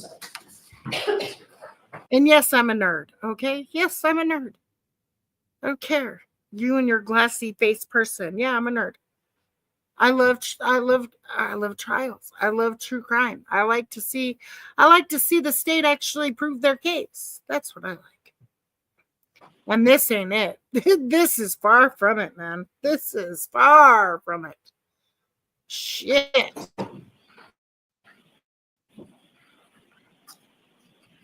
I'd like to have those 2 documents marked only for identification with the court's permission. Okay. As one exhibit? We can do it as one exhibit, that's fine. Okay. Could you please hand those to Madam Clerk? Yes. Your Honor.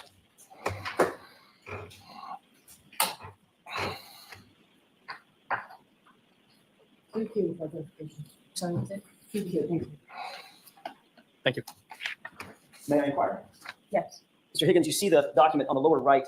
It has a page number, or there's an numeric indicator 01770. In other words, 1770 On the lower right-hand corner? in the right. I mean, in the red. It says 01771. Look at the next page. I think they're just out of order. Why don't you come show Am I me? missing something?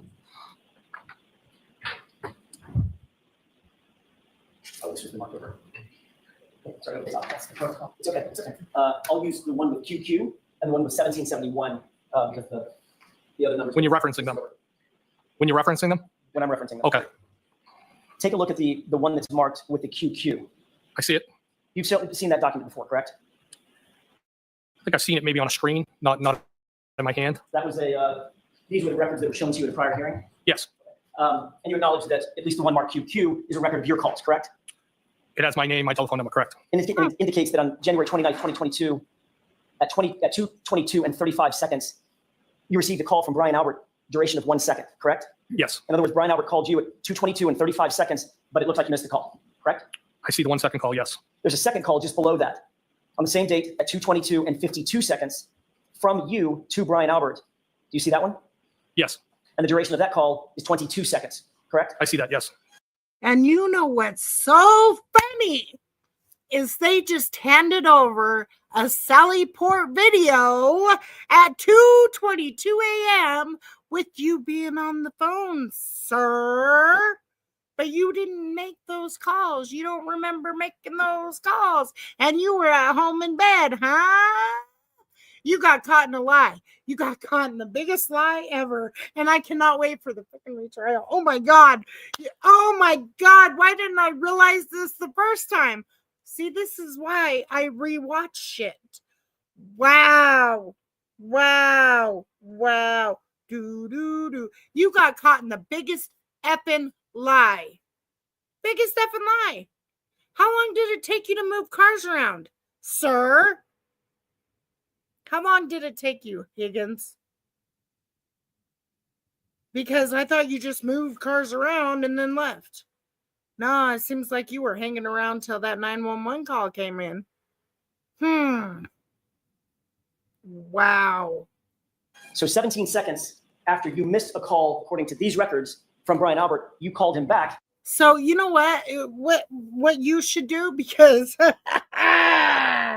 you know that the Commonwealth just sunk your freaking battleship. You better start talking, Higgins, because out of everybody, you're the one that shows remorse. Out of everyone, you show remorse. They just sunk your battleship. Holy shit. Wow. Oh, I cannot wait. I cannot wait. But you weren't on the phone there, Higgins. And there was a call lasting 22 seconds. Is that right? That's what the records say. May I approach? Yes. So, oh, look at his face. He knows. Oh, shit. That face. Oh, my God.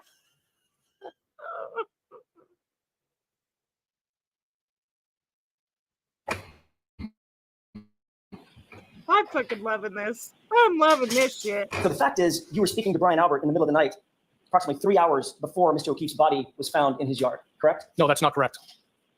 And that was 5 minutes before 2:27 a.m. when there was a Google search for how long to die in cold. Yep, but you went home, huh, Higgins? Higgins, you said you went home. Correct? Objection. Sustained. And then, of course, you lied about that under oath in that prior proceeding by saying, I don't remember this phone call. Objection. Sustained. Did you, in fact, tell the truth at the prior proceeding when you said, I don't remember that phone call? I always tell the truth. Did you lie? That's No, I a did lie not. right there. Did you tell us? I always tell the truth. We all tell white lies. I don't care. And look at your face. It says I lie.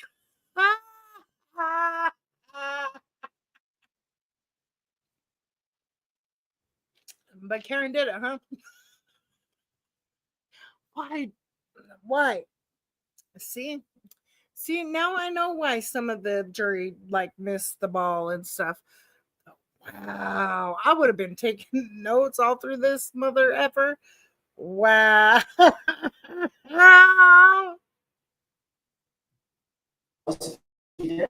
Objection. I really should take notes, but I don't. You acknowledge that there's a 22-second phone call. Look, in your he phone was records, like, correct? That's what's ha ha reflected by the record. ha. And You 20 can't. Do you see that little giggle? He was like, like you can't get that question now. Neener, neener, neener.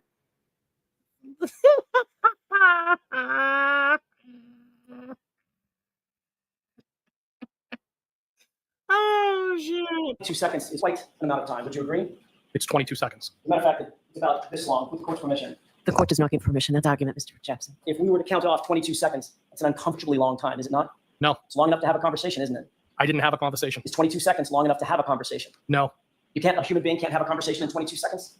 sure they could. I don't think it's anything of substance. Okay, so that's my question. Is it 22 seconds long enough to have a conversation?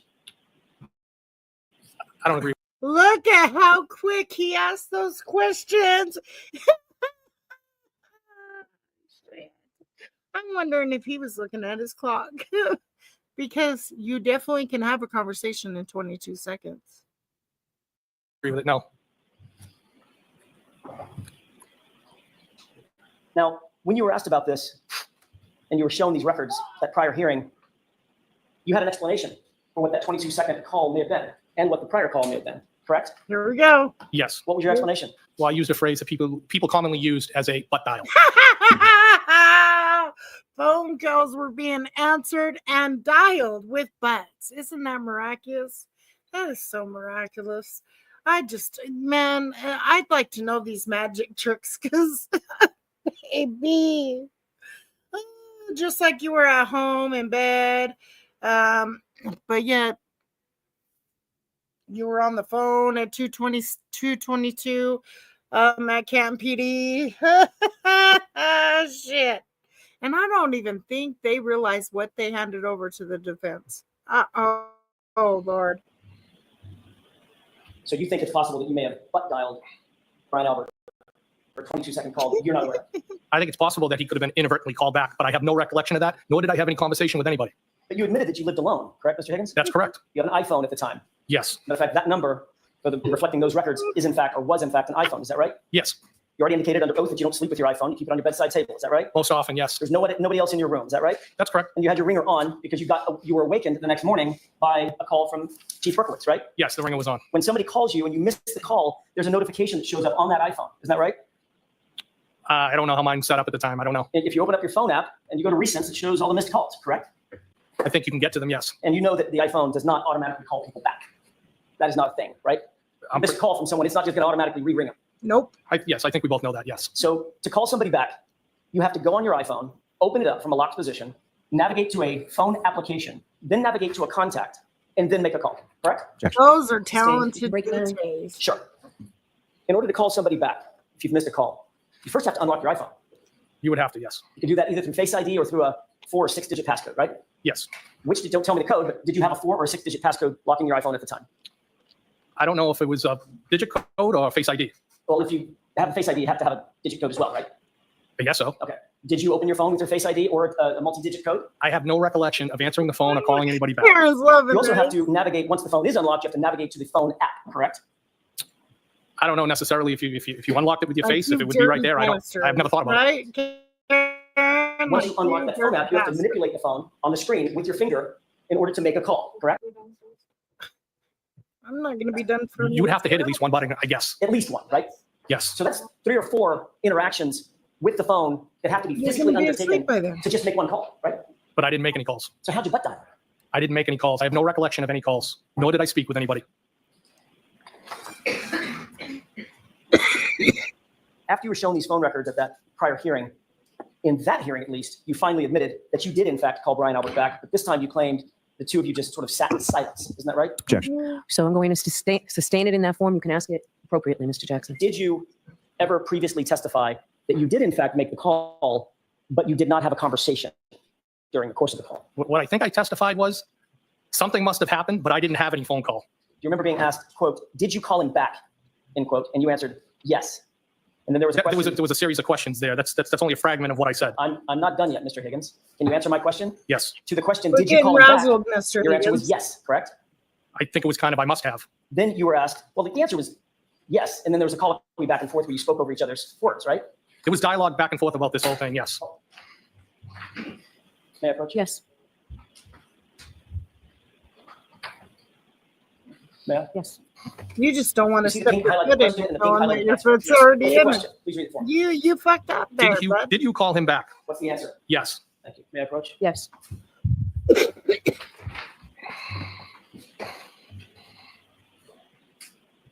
You then said a little bit further in that same conversation, I did not have a conversation, correct? I did not have a conversation with anybody. And the question following that was, you just listened to the phone, what someone was telling you? Answer, it's possible that the phone picked up on the other end and nobody said anything, and then I terminated the call, end quote. That's what you said at the other hearing under it, correct? Yes or no? Can I see it? Sure.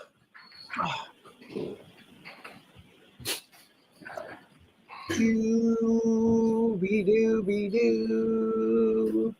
Ma'am, Yes.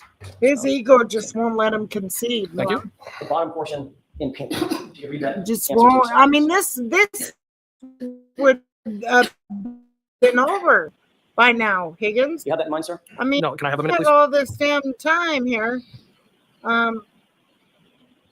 What? A whole nother hour and 30 minutes? And you're still fighting this? Like, this is crazy. Absolutely crazy, dude. Yeah? Yes. Thank you. Does that refresh your recollection about how you answered that question? Yes. And your answer was, it's possible that the phone picked up on the other end and nobody said anything, and then I terminated the call. That's the only thing. Meaning it's possible it could have happened. It's possible it could have happened that you had a 22-second call with Brian Albert, I correct? did not have a 22-second call with Brian Albert. There was no conversation. You've had some time to think about this. So you just 2:22 heard him call, having correct? sex Since with that his last wife? testimony. Some time to think about it? Yeah. I haven't really thought about it, no. So for over a year, you haven't even considered the fact that you were caught with a phone record lying about not having a conversation with Brian Albert at 2:22. Facts. Objection. Oh, you can't Mr. Higgins, what was so important that you and right. Brian Albert needed to discuss something at 2:22 in the morning? There was no discussion. I never talked to Brian Albert. Yes, you did. And why the 22-second phone call, sir? Objection. Sustained. He's like, fuck. And you're ready to go through I want this to talk about what you again, did huh? after you woke up on January 29th, 2022. That was obviously a memorable day in your mind, correct? It was a sad day. The very first person you spoke to after waking up was who? Was Well, it a sad day? Was it really a sad day, dude? I don't think it was a sad day to you. I mean, why would it be sad to you when you're the one that maybe caused it? May or may not have caused it, because Karen didn't. I'm standing firm on that. Karen didn't do it. I believe I said I got the call from Chief Berkowitz. Say that again? Who's the first person you spoke to on the phone that morning when you woke up? Brian Albert. Wow. Whose idea was it for you to drive to Brian Albert's house that morning? It was my idea. Was it important to you to speak with Brian Albert in person rather than over text or phone call? No, it was important to support the people that were there. So of course you drove over to his house. You had an opportunity to speak to him in person Support without the any law people enforcement. that were there that didn't give two shits to walk outside their door to find out what the hell was going on. Those people, give me a break, dude. Presence, correct? I was there with everybody, not just Brian Albert. And Brian Albert was in the house and you were in the house, right? That's correct. So you had access to him and others without any law enforcement there. Is that right? That's correct. Yes. Yes. As soon as you got off the phone with Brian Albert that morning, who did you call? At 7:22 a.m. if you recall. I think I might have called Chief Berkowitz back. So as soon as you got off the phone with Brian Albert, first thing in the morning, the next call you made was to Chief Berkowitz. Is that Yeah, right? yes, because he had called me first. Yes, I called him back. Did you request from Chief Berkowitz any information that he may have had concerning the investigation surrounding John O'Keefe being found at 34 Fairview that morning? No, Were you trying to see how much law enforcement knew right away? absolutely. I didn't even know what happened. Were you trying to gather information about what happened so that you would know what happened? Objection. I'll allow it. Is that No, what you were trying to do? no, Your Honor. What did Chief Berkowitz Oh, tell you you knew about what his knowledge of John O'Keefe's body being found just after 6 a.m.? Objection. Sustained. Did you tell Chief Berkowitz that you had been with John O'Keefe and you were at the crime scene the night before? Objection. Sustained. You can ask that differently. Did you inform Chief Berkowitz that you had been with John O'Keefe the night before? Objection. I'll allow it. I believe I may have told him at some point that I saw John at the waterfall. Did you tell Chief Berkowitz that you'd been at 34 Fairview? I believe I did. Did you tell him that your vehicle was parked just feet away from where John's body was discovered? No, because I didn't know where he was discovered. Did you tell Chief Berkowitz that you and Brian Albert had had a call at 2:22 in the morning? Objection. Sustained. Did you tell Chief Berkowitz that you had been flirting with John O'Keefe's girlfriend in the weeks prior to his death? No. Did you ever tell Chief Berkowitz about the nature of your interest in Miss Reed? No, I don't believe so. Did you tell Chief Berkowitz that you had seen Mr. O'Keefe and Miss Reed the night before, and that Miss Reed had ignored you? Objection. Sustain. You can break that down, Mr. Jackson. He's trying to get his. Thank you, Your Honor. If I may have just a moment. You indicated just a second ago that when I asked, did you tell Chief Berkowitz that your Jeep was parked just feet away from where John O'Keefe's body was found, you said, I have no idea where John O'Keefe's body was found, correct? That's correct. You had just spoken with Brian Albert, right? He said in front of the house. All he said was, John O'Keefe was found in front of the house. He didn't say, right outside on my front lawn. I believe he said he was found out in front of his house, unresponsive. Okay. If he was out in front of his house, then you would know, because your Jeep was also parked out in front of his house, your Jeep would just be feet away from him. Objection. Sustain. Did you tell Chief Berkowitz that you had texted John O'Keefe to have him come over to 34 Fairview just hours before he was discovered dead in the yard? No. Did you think any of that was important when talking to the Chief of Police of the Canton Police Department? I'll let him have it. No, I didn't. There was no reason to tell him. You've been an investigator for some 15 years, and you were a firefighter for years before that, correct? Yes. You're very familiar with some of the tools that are used in conducting modern investigations, correct? Yes. You'd agree that searching electronic devices and phones is an incredibly important investigative tool that modern investigators use, correct? Objection. Yes. In that form, I'll sustain it. Are you aware that searching electronic devices is an important part of investigations? Objection. Yes. Are you aware of that, sir? Do you agree with that? I've utilized phone data during the course of my investigations at times, yes. Well, then, So yes. another way to put that is, obviously, phone data and electronic data is an important part of investigation. Yes. Sustain.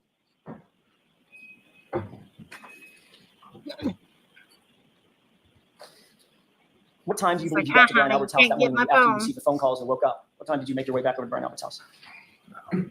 Maybe around 7:15 in that area. Was there any law enforcement presence there when you arrived? I can't recall specifically. There could have been one police car. I'm not positive. Did any officer ever ask you to take a look at your vehicle? At what time? That time? Actually, at any time. No, not to my knowledge, nobody from law enforcement associated with the investigation had ever asked to take a look at my vehicle. So they certainly didn't ask that day, correct? On the 20. What I'm saying is, to my knowledge, nobody has ever asked me that. Right. So that's my point. I'm just trying to break it. You want to tell me every instance when somebody could have asked me. Correct. Okay. On the 29th, were you asked whether or not your vehicle could be searched? Searched or inspected? What do you mean? Either one. Well, I would consider a search the inside of the vehicle more so than the outside. I would consider the outside more of an inspection. I would have been happy to show them it. I'm sure you would have. I'm asking, did they ask? No. They didn't have to search it, they didn't have to inspect it? No. When you met with troopers, who was it that you met with on the 3rd of February? Trooper Proctor and Trooper Buchanan. Did either Trooper Proctor or Trooper Buchanan? Buchanan ask to inspect your vehicle, otherwise search it? Not to my recollection. And to this day, nobody from Massachusetts State Police has ever indicated that they would inspect your vehicle. No.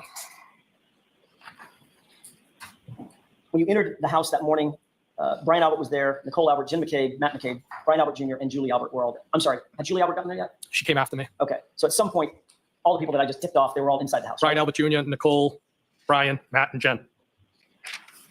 You all discussed the incident together, correct? I wouldn't describe it that way, no. Did each of you discuss your own perspectives about what had happened the night before in the early morning hours? Objection. I'll allow it. People were in shock at the table, trying to figure out what happened. The map didn't make sense. John and the defendant never showed up. People were in shock. Trying to figure out what to say, right? No. Why did you say the same exact thing as you said before? You've rehearsed that, haven't you? And you were all talking within earshot of each other, right? We were all there in the kitchen talking together. At this meeting, and these were friends and family, correct? Excuse me? These were friends and Holy family amongst themselves, and you being a friend, these are friends and family inside that house discussing this incident, correct? Yes. So at this meeting, you actually instructed Jennifer McCabe to call Canton PD and ask someone to come back. Objection. Sustained is to that form. You can ask it differently. At some point, did an officer come back to re-interview Jim McCabe? Yes. Jim McCabe had told you that she had information about something that Ms. Reed had said, correct? Objection. I'll allow it. Did she tell you that morning?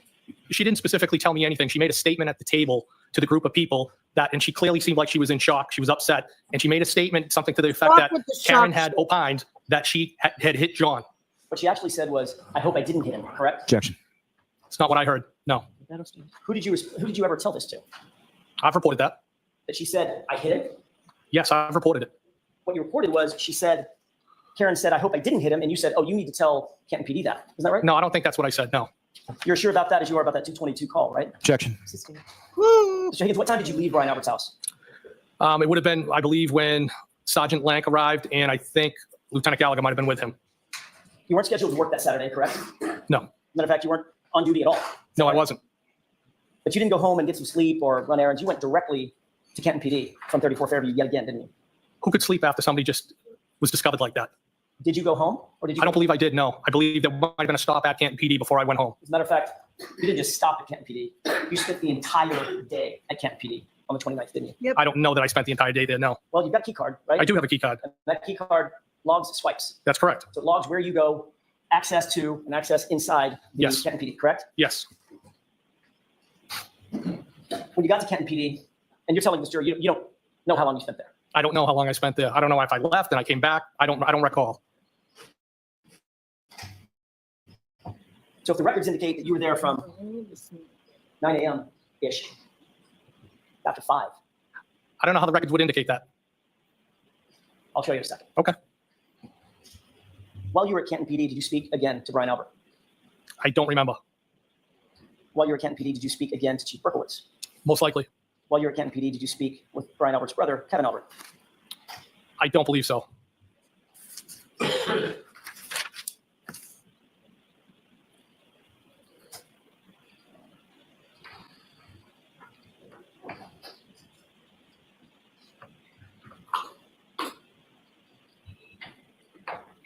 Your Honor, may I approach quickly? Yes. The particular area, but I just want to see the documents. May I approach? Yes. Thank you. It's a 167-page document. Just you can glance through. Obviously, don't read the whole thing. Just glance through it and tell me if you recognize what that is.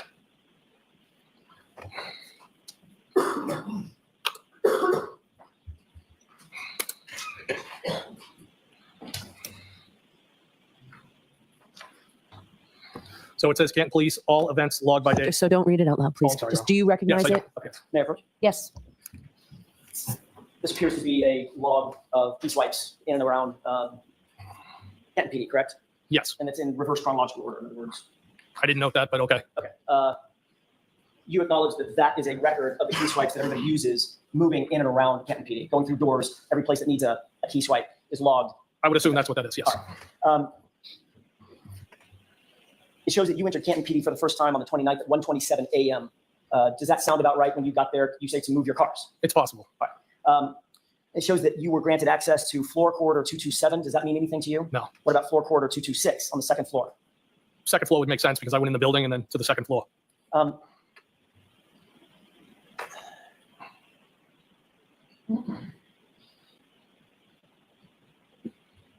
me have just a moment, Your Honor. Sure.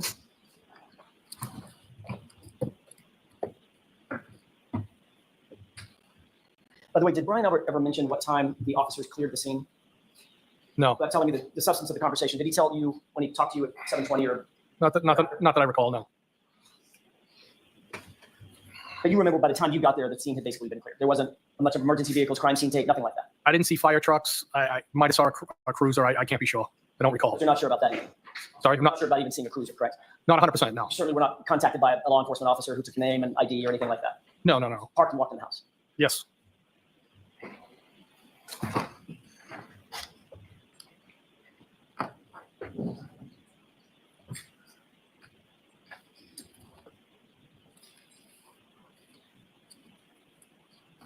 Your Honor, may I approach one more time? Yes.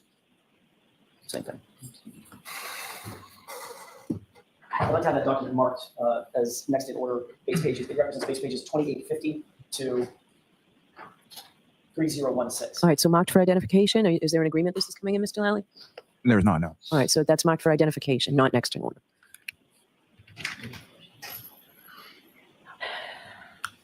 Thank you, sorry.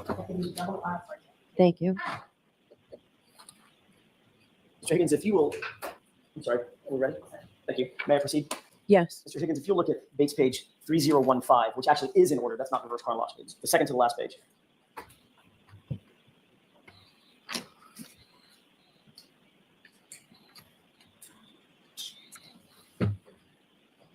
I have it.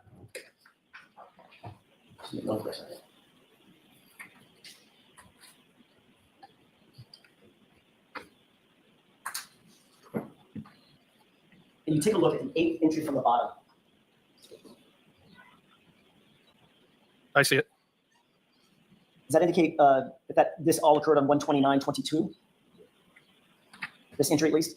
Well, I mean, I only, on that 8th entry, I see that that's associated with my name. I don't know what the other ones are associated with. Right. It would be other individuals in Canton PD. I mean, this is the entire log for 129, right? Okay, but what all I'm saying is that just my name is next to that. I don't see any other names, so. Right. Okay. So on 129/2022, I'm just trying to orient you.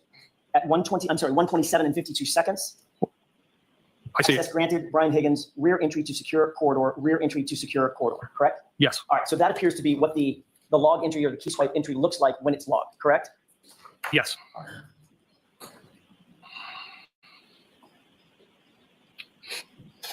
If you look at page 2967, I'm sorry, I said it backwards, 2976.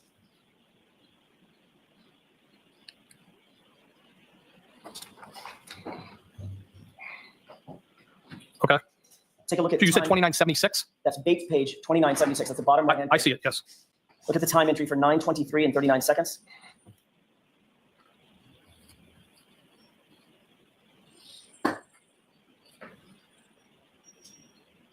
$923 and what? 39 And that's on 2976? should be. Give me the time again, please. Why don't we do it this way? May I approach? Yes. This is an exact copy. Yeah, this time's all over the place. My apologies. That's Okay. fine. All right, thank you. At 9:23:39, I'm sorry, if you got that in mind. I do, I see it. It's highlighted. At 9:23:39, that shows that you were granted access to the Sally Port, to front exit, front entry to Sally Port, correct? Yes. There's only one Sally Port at Canton PD, correct? Yes, and there's a door on each side of the Sally Port. Two Yes. bay doors, right? 2 bay doors on each side, And yes. then there's a Pass through. personal pass-through door as well. Yes. May I approach, Your Honor? Yes.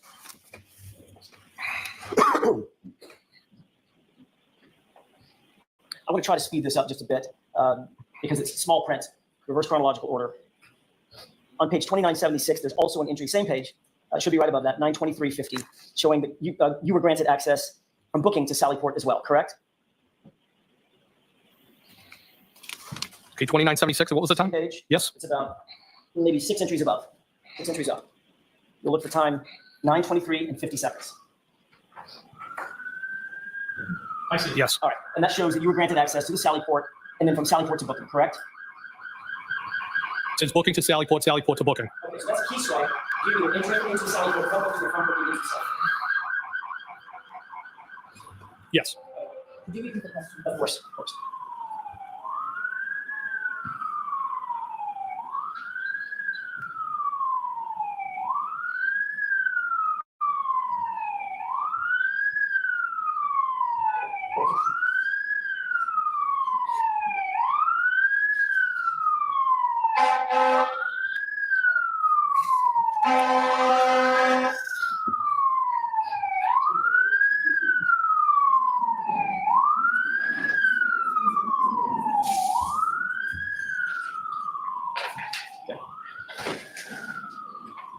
May I inquire, Your Honor? Yes. That indicates, I have no idea what the last question was. I'll see if I can make a new one up. At 9:23 and 50 seconds in the morning, you were granted access booking to Sally Port and Sally Port to booking, meaning swiped the key card in the door going from booking to Sally Port.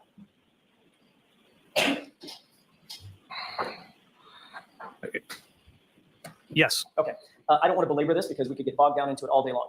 Would you have any quarrel if those logs indicated that you were moving in and around Canton PD at 9:28, 9:53, 9:53, 9:54, 9:54, 11:40, et cetera? We can look at every one of them if you want to. Well, That doesn't refresh your recollection. it would not be uncommon for me to move around Canton PD at various times or dates, Right. middle of the night, during the day. But just because I swiped in somewhere and then you have a swipe at the end of the day doesn't mean I was there the whole day. I could have left, I could have come back, and I truly don't have a recollection, but I'm pretty sure I wasn't there all day. Fair enough. If we moved from 11:40 to 11:44, 11:45, 11:47, 11:51, 11:52, and then jump to 2:05, would that be an explanation where you might have gone out for lunch 11:52? Could have. Okay, come back. If Yes. there's a 2:05 and 56 entry, then obviously you're there, right? If the card was swiped, I was there. I mean, you're not giving that card to anybody else. No, I'm not. No way, right? Let's just look at 2905 because I want you to be comfortable. Page 2905, and let's look at that 2:05 and 56 entry.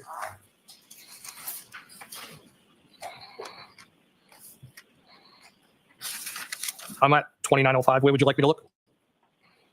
About right there. Basically middle of the page. May I approach? This might be a little easier. Highlight it for you. I see it. Okay. So that would indicate that you were back at Canton PD at least 2:05:56, and you were granted access Sally Port to front door, correct? That's what it says, yes. Okay. At 3:10 p.m., you called Brian Albert's brother, Kevin Albert, correct? I don't know. It's possible. Okay. I mean, I don't remember every phone call I made that day. Understood. Do you remember talking to Kevin Albert? I don't. So you don't remember what you discussed with him? No. Do you remember that it was a 12-minute phone call? No, I don't remember having any phone call, but I'm sure it's possible that we spoke. Do you remember Kevin Albert providing you any information about the ongoing investigation into John O'Keefe's death? No. Did you ask him about additional information concerning John O'Keefe's death? No. Were you providing details back to Brian Albert that you were receiving while at Canton PD? Absolutely not. No. Do you recall that 2 minutes after you cleared the call with Kevin Albert, you then called Brian Albert? It's possible. So I think the question was, do you remember? Do you remember that? Your Honor, there was a lot of phone calls made that day. It was an upsetting day. I spoke to multiple people at multiple times. I don't have a recollection. I'm sorry. Okay.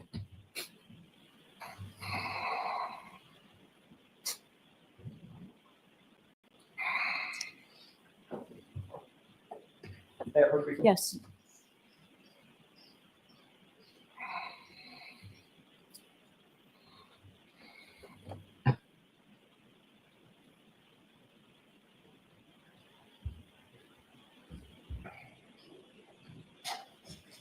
Thank you. Just to close this loop, that appears to be your phone record, correct? Yes. And it appears that you made a call at 3:10 for 12 minutes with Kevin Albert, correct? Yes. 3:10 plus 12 was 3:22, correct? Yes. You cleared the call about 3:22, is that right? Yes. And then it shows a 3:24 phone call to Brian. Brian Albert then calls you at 3:24, correct? Yes. And you two speak for 6 minutes, is that right? 6 minutes, 5 seconds. Yes. May I approach? Yes. Does that refresh your recollection that you made those calls? I'm based on the record. Yes. Was that just a coincidence that you were talking to Brian Albert and Kevin Albert within minutes of one another? Yeah. I mean, there was a lot going on that day. People were upset. And I don't remember the phone calls. I don't deny making the phone calls. I just don't remember. Do you remember providing information that you were learning from Kevin Albert to Brian Albert? Absolutely not. Absolutely lie. Oh, you're so fidgy. Oh, you're so fidgy. You gotta look down. Oh, Lord. You stepped in it. You already sunk your battleship. May I, Your Honor? Yes. Same record. If you look just below those phone calls to Kevin Albert and Brian Albert, there's 2 additional phone calls that you had with Chief Berkowitz and then Brian Albert again, correct? Yes. Mr. Higgins, it looks an awful lot like you're gleaning information from Canton PD. Were you doing that? Objection. So I sustain the objection in that form. You can ask one part of that question. Sure.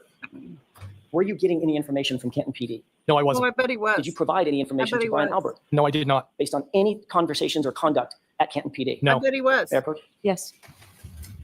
But you were, in fact, on the phone with all of those interested parties throughout the day. You'll agree.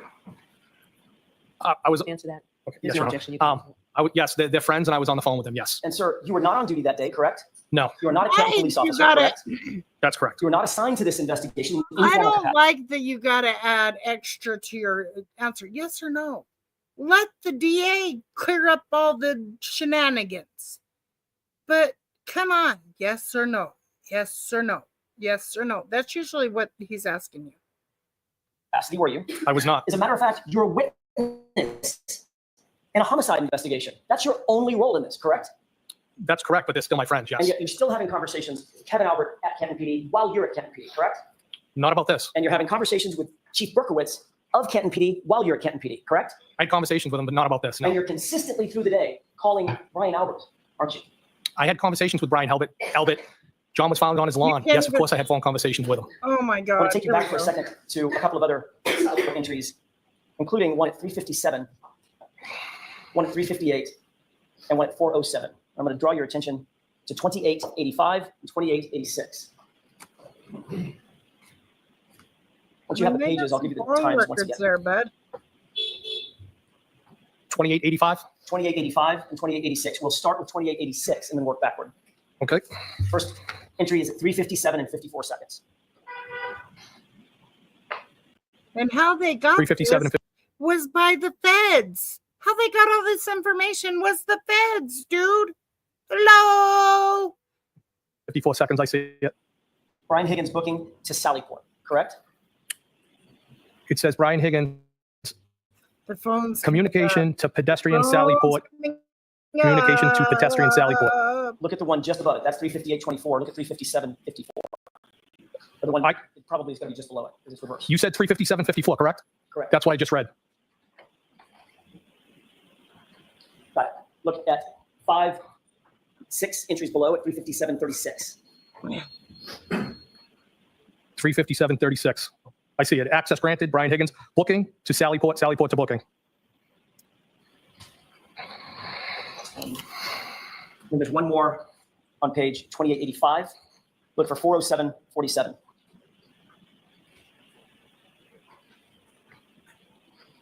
$407.47. Correct. I have it. Access granted. Brian Higgins booking to Sallyport. Booking to Sallyport.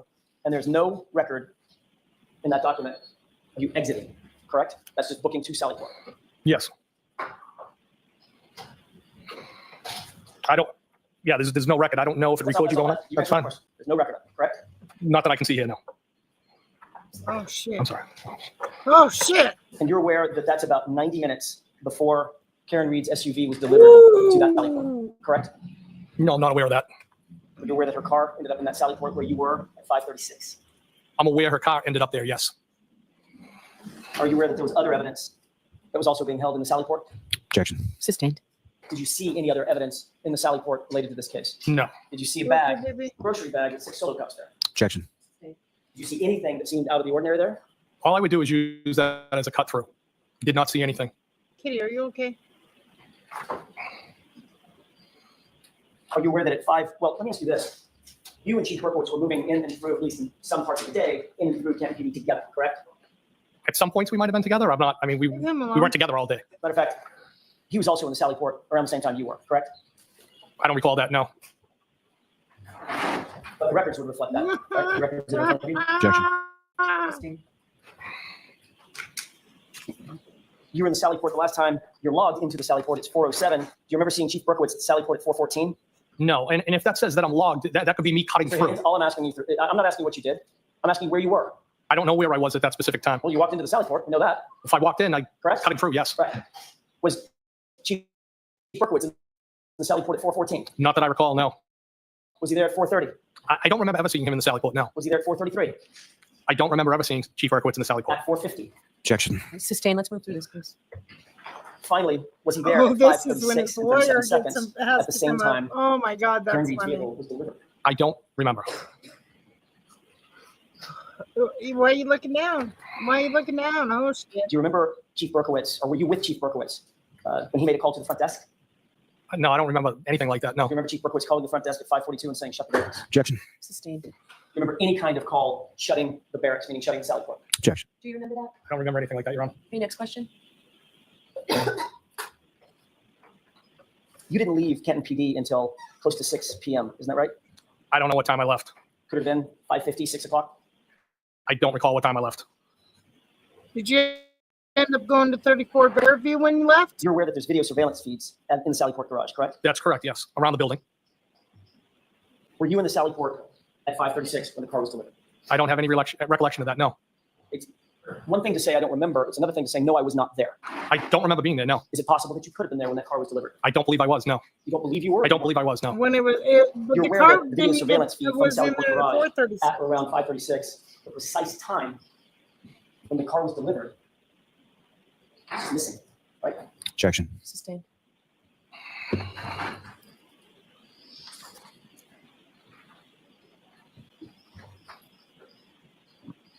Did you receive a flurry of phone calls from Brian Albert and Chief Berkowitz? What's crazy Indicating is they find out that freaking the car ended up there an hour early. So he was there. I mean, he left what, 30 minutes right before? Interesting. Taillight pieces, This- or a taillight piece had been this- recovered this is at gonna be 34 good. Fairview later that evening. Objection. Sustained. Did you receive a call at all without telling me what the conversation This is consisted of around 6 to 12 good, baby. from Brian Albert? I don't know what day you're referring to. The 29th. No, I don't remember any phone calls like that. Do you remember 3 minutes later getting another call from Chief Berkowitz at 6:16 p.m. that lasted about 5 minutes and 15 seconds? No.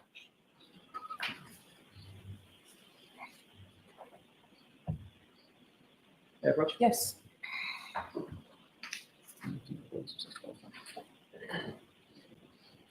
You look at the entries for 612, 616. See if that refreshes your recollection. Are you referring to the, 612 and 616. okay, I see those, yes. There was a call at 612 that Brian Albert made to you for a duration of 1 minute and 7 seconds, correct? Yes, And right after that, there was a call from Chief Berkowitz to you at 616. At 616, it lasted 5 minutes and 15 seconds, correct? yes. May I approach? Yes. They telling you that taillight pieces had been found at the location. Objection. Sustained. Your Honor, may we approach briefly? Okay.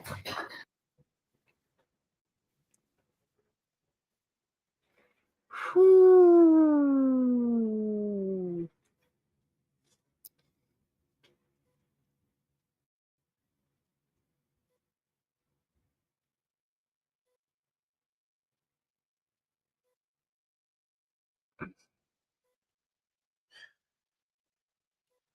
Whew.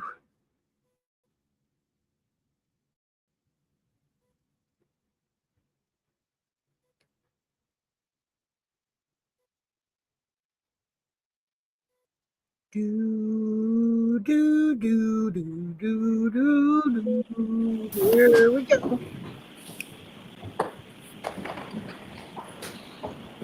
Yeah, thanks. Okay, the interview was not at the police station. It was not, no. By the time you interviewed with Trooper Proctor, you had already had numerous conversations with Brian Albert. Is that safe to say? Well, the interview was with both Trooper Proctor, Sergeant Buchanan, and of course I've talked to Brian Albert because of what took place. That was a yes or no question. Yeah, of course I've talked to him, yes. Okay, the answer is yes. Right? Can we agree? The answer is yes. Thank you. By the time you spoke with Trooper Proctor and Trooper Buchanan, you'd already had numerous conversations with Chief Berkowitz, correct? Yes, You'd already had numerous conversations with Kevin Albert. yes. You'd already had this meeting with the Alberts and the McCabe's over at 34 Fairview. Is that right? Yes. I went to the house. And discussed this case, as you earlier described in your Yes. testimony. I discussed what we were trying to figure out what You happened. discussed this case, Mr. Higgins. Well, at that point, it wasn't a case. Okay, I'm not parsing words about what a case is versus a matter versus an issue. You understood my question, didn't you? Yes. Is there a reason you don't want to answer that question? I don't have a problem. Objection, Your Honor. No, is there a reason? You're being Well, I feel like evasive. trying to make it sound like something it wasn't. It I'm was, not trying to it, make it sound like anything, sir. I'm asking a question. Had you discussed this case And surrounding this question- case with those folks? I did discuss things when I went back to the house, yes. And that was before. Questions aren't evidence. It's your response that is. And you are just being a wow. If you have nothing to hide, you wouldn't have to worry about this. And you would know that the DA is going to clean it up. You're a freaking cop. You should know how this works, sir. Or you met with Trooper Proctor and Trooper Buchanan. Yes, that's correct. You'd already spent an enormous amount of time at Canton PD. We've just gone through those records. Is that right? I have been at Canton PD, yes. And you had been able to talk to, you had access at least to all the officers, correct? What do you mean by Anybody that was coming and going. Yes. access for what purpose? Just to walk by them, hear what they were saying, see what they were doing. Yeah, that's not what I was doing, no. I'm not accusing you of doing anything. I'm saying you had access to the individuals within the Canton PD, correct? To interact if needed, yes. And very obviously, you had access to the Sally Port And access, yes, and that's a cut-through I used all the time. and anything that was in it, correct? I wouldn't need anything in it. It was only after all that that Michael Proctor thought that you were worthy of a conversation. Objection. I'll rephrase it. It was only after all of that that you were interviewed by Michael Proctor and Trooper Buchanan, correct? I wasn't interviewed to the following days, that's correct. At some point on February 4th, Chief Berkowitz called you to personally inform you that he had personally found taillight at 34 Fairview. Is that right? He did tell me that, yes. And to be clear, that's the same Ken Berkowitz that you were with in the Sally Port. I don't recall being in the Sally Port with him, no. What did you do with that information when you learned from Chief Berkowitz that he personally saw a taillight piece as he drove by? Did I didn't do anything with the information. you call Brian Albert?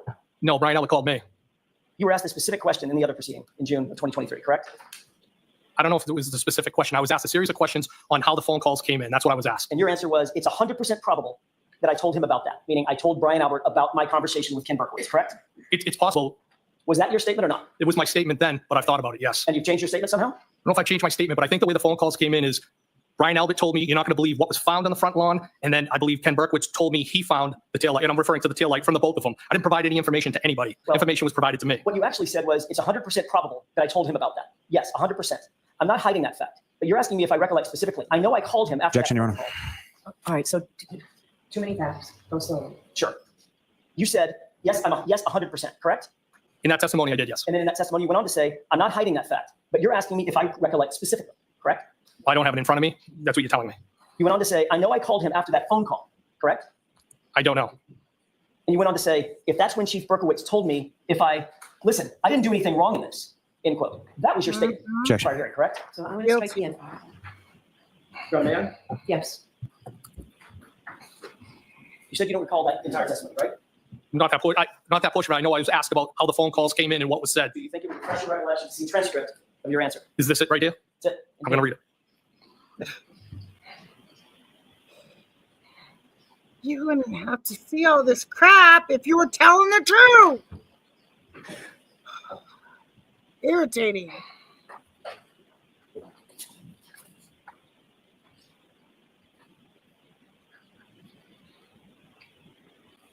Never had to do this shit.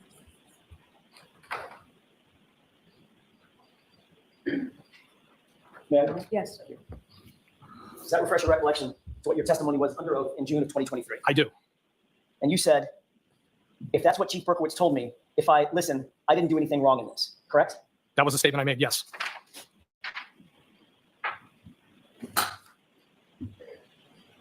Oh, but Why did you say, listen, I didn't do anything wrong with this? Objection. Why'd you say that? Because I felt they were being accusatory, and I was trying to explain what was going on. And what I had said over that was, I believe what I said, something to the effect, I can't be 100% positive. And then when I went on to say it's probable, but I felt like they were being accusatory, and I was trying to explain how the phone calls came in. I've had time to reflect about it after that. Okay, sir. You would only think like they were accusing you if you're guilty. I'm just saying.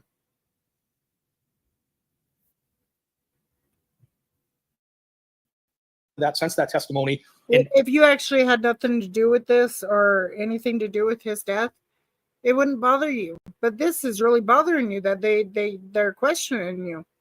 I mean, your ego is just hurt. It was hurt by Karen Read, and you wanted to prove your manlyhood, and it probably got out of hand. And John O'Keefe lost his life. I mean, you're the only one that shows freaking remorse or whatever. So why are you fighting so hard? Why? Because you don't want to go to jail. I get it. But you feel bad. You feel real bad. well, that information about the tail light that was found was provided by each person. I didn't provide any information to anyone. Next question. Thank you. You said, look, I didn't do anything wrong in this because it looks like you and Ken Berkowitz were colluding to provide information to Brian Albert, correct? Objection. Is that correct? Absolutely not correct. That's And wrong. you knew that was going to look like collusion, which is why you said, look, I didn't do anything wrong in this. Objection. Objection sustained. Mr. Higgins, if you wanted to get rid of, if you've dealt with cell phones and electronic devices in your career many, many times, correct? Over my career, yes. You've probably even written search warrants for them, things of that nature, right? Yes. If you wanted to destroy evidence on your cell phone, what kind of steps might you take to do that? Objection. If you wanted to just get rid of information on your cell phone, shit, unrecoverable, here we what steps go. might you take? I'm Objection. going to be stepping in it. Do you know how to get rid of information on your cell phone? Objection. That's a lot. Let- Answer that. Do I know how to get rid of information? I mean, I think there's different ways. You could wipe your phone. Anything else? You could wipe your phone. Factory reset. Factory reset might be one, wiping your phone, taking the SIM card out. I don't know that the SIM card's going to take information that's on the phone out. So that might be one avenue. You can break the SIM card in half or It snap could, it. it could, yes. You know, the SIM card stores an enormous amount of data that the phone's just break, right? No, I don't know that. Okay. You could also, Oh, if you yes, take the SIM you card do out, just know get rid of that. the phone somehow, right? Just destroy it. Yes. Might even consult with some kind of an expert to help learn how to permanently erase things from the phone, like a forensics expert, for instance. Objection. Sustained. On Saturday, January 29th, He knows. you spent much of the day, What's coming in. much of the morning rather, at Brian Albert's house, and then the rest of the day, variously, at Canton PD. You would agree with that, correct? No, you said I spent much of the morning at Brian Albert's house. Correct. In other words, you went over there at whatever it was, 7:50, 8 o'clock, something like that, and then until about 9 o'clock. No, I got over there around 7 o'clock and there most of the day. I never went back there. So you spent time at Brian Albert's house, then much of the rest of the day at Canton PD, correct? Yes. And then the very next day, that Sunday, you called a friend of yours, a guy named Matt Kelch, didn't you? Yeah, he's my best friend. And Yes. he's a special agent with the FBI, isn't he? No, he's not. Was he then? He's never been a special agent with FBI. He's a special agent with ATF. My mistake. I thought he was with the FBI. He's a federal special agent, ATF is He's a coworker of federal. mine, yes. which makes him a federal special agent, right? Yeah. An ATF agent, yes. And does he work for or have access to the Regional Computer Forensics Lab? Yes, he works over there. Okay, that's the FBI Regional Computer Forensics Lab. Here correct? we Yes. go. Well, I just want to make sure the record's reflected correctly. You and me both. So you reflected it correctly. So Matt Kelch is an ATF agent who works at the FBI Regional Computer Forensics Lab, correct? Yes. And he's an expert in digital forensics, is he not? He has a level of expertise more than myself, And yes. he's one of your best friends. He is my best friend. You spoke to him about the death of John O'Keefe, did you not? Yes. And you asked him for a personal favor, sort of off the books, correct? Objection. In that form, I'll sustain it. Did you ask him for a personal favor? No. Did you ask him to show you or consult with you how to pull things off of your phone that you decide to get off your phone? I asked him how I could pull text strings off my cellular telephone for the purpose of providing them to law enforcement. This was not in connection with any case that he was working, correct? Correct. It was not in connection with any case you were working, correct? Objection. So it's Objection personal. sustained, but you already answered. I'll strike that answer. Second question. It's a Is personal. this in connection to any case? No, Your Honor. Next question. But you asked your friend to utilize his resources to teach you how to extract certain information off your phone. Is that what you did? I asked him if it was possible to get this off, if there was a method to get this off my phone so I could provide it to law enforcement. And that information was selected by you, correct? Two particular text threads, yes. Right. In other words, there was nobody else that was picking and choosing what to get off your phone. That was just you. It was me, yes. And the reason you did that, Mr. Higgins, is that you wanted to control and limit the amount of information that was pulled off your phone, right? Objection. Is that why you did it? No, I did it because I wanted to provide it to law enforcement, Your Honor. Okay, next question. But you could have just provided your phone to law enforcement and let them image the entire thing, correct? Yeah. I guess that was an option, yes. And you knew that was an option at the time. And you're a trained ATF agent. What's the question? You knew it was an option to just hand your phone over. Just pick it up and give it to them. And there was also an option to provide it to them as well. Right. But you chose the one that you got to select the information, not the one Yep. where they would get everything, correct? Objection. Changes to that form. Did you actually go to the FBI Computer Forensics Lab? Yes. Let me correct that. I didn't go to the lab itself. I went to a kiosk, what they refer to as a kiosk on the first floor over at FBI. Okay. And all local PDs, law enforcement have access to that. And that's obviously, You're not supposed to. It's an unrestricted area. You can be in there, as I understand it, unaccompanied if you're local law enforcement. It's on the first floor. that is a federal facility, however. Yes, it is. Did you utilize any computer or What are you? any Joanne? data extraction machinery, if you will? A computer or something to extract this data? Well, it was a machine. I don't know what it's called. Okay, fair enough. I'll use the word machine. I don't know what it's called either. So you hooked that phone up to a machine, correct? Yes, And that machine belonged to the FBI. It didn't belong to you. Is that right? that's correct. So that was a federal resource, not for anything having to do with any official case that you were working. Is that right? Objection. So I need to see your notices. So I need to see.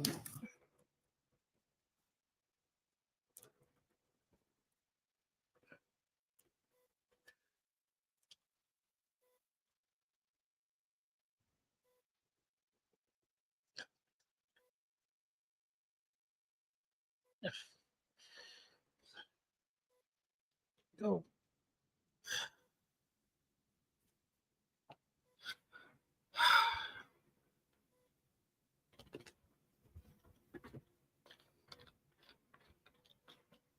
Do do do do do do do. Where is your lawyer? He's coming in right now. You just go and just stand next to your client. Mr. Jackson's going to make an offer of proof of a question he's about to ask your client, or a couple of questions he's about to ask. Okay, here we go.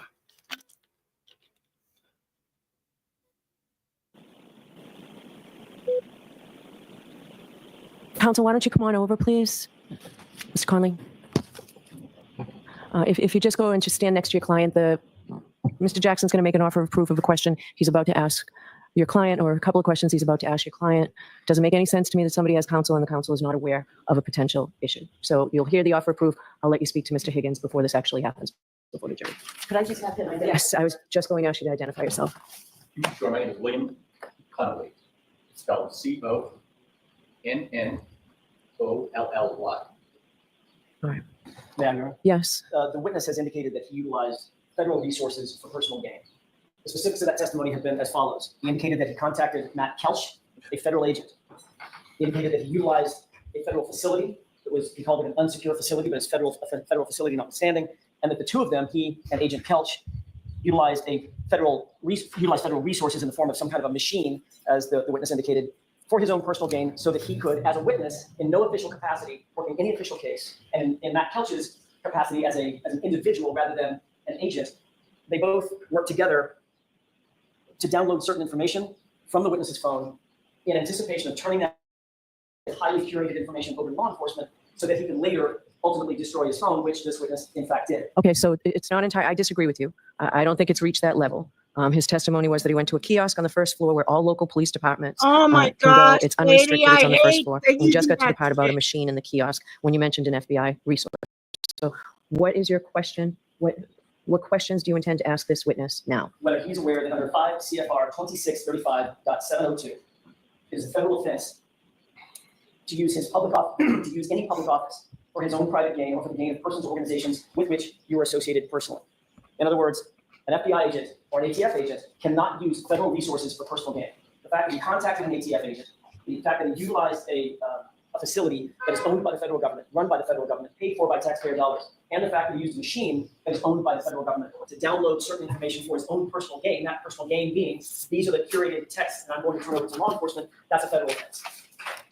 All right, so those questions are going to be asked. I don't know that there's been an objection to them. I'm not sure I'm going to let them in, but I wanted to give you the opportunity to speak privately with your client in the back room there. Can you do it in short order? Do you need more I can time? do it in about 10 seconds. Okay. Sure. All right. If you feel the need. So why don't you go back?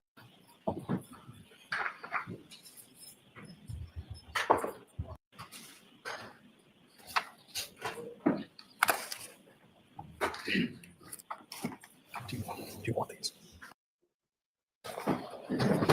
Please rise for the hearing.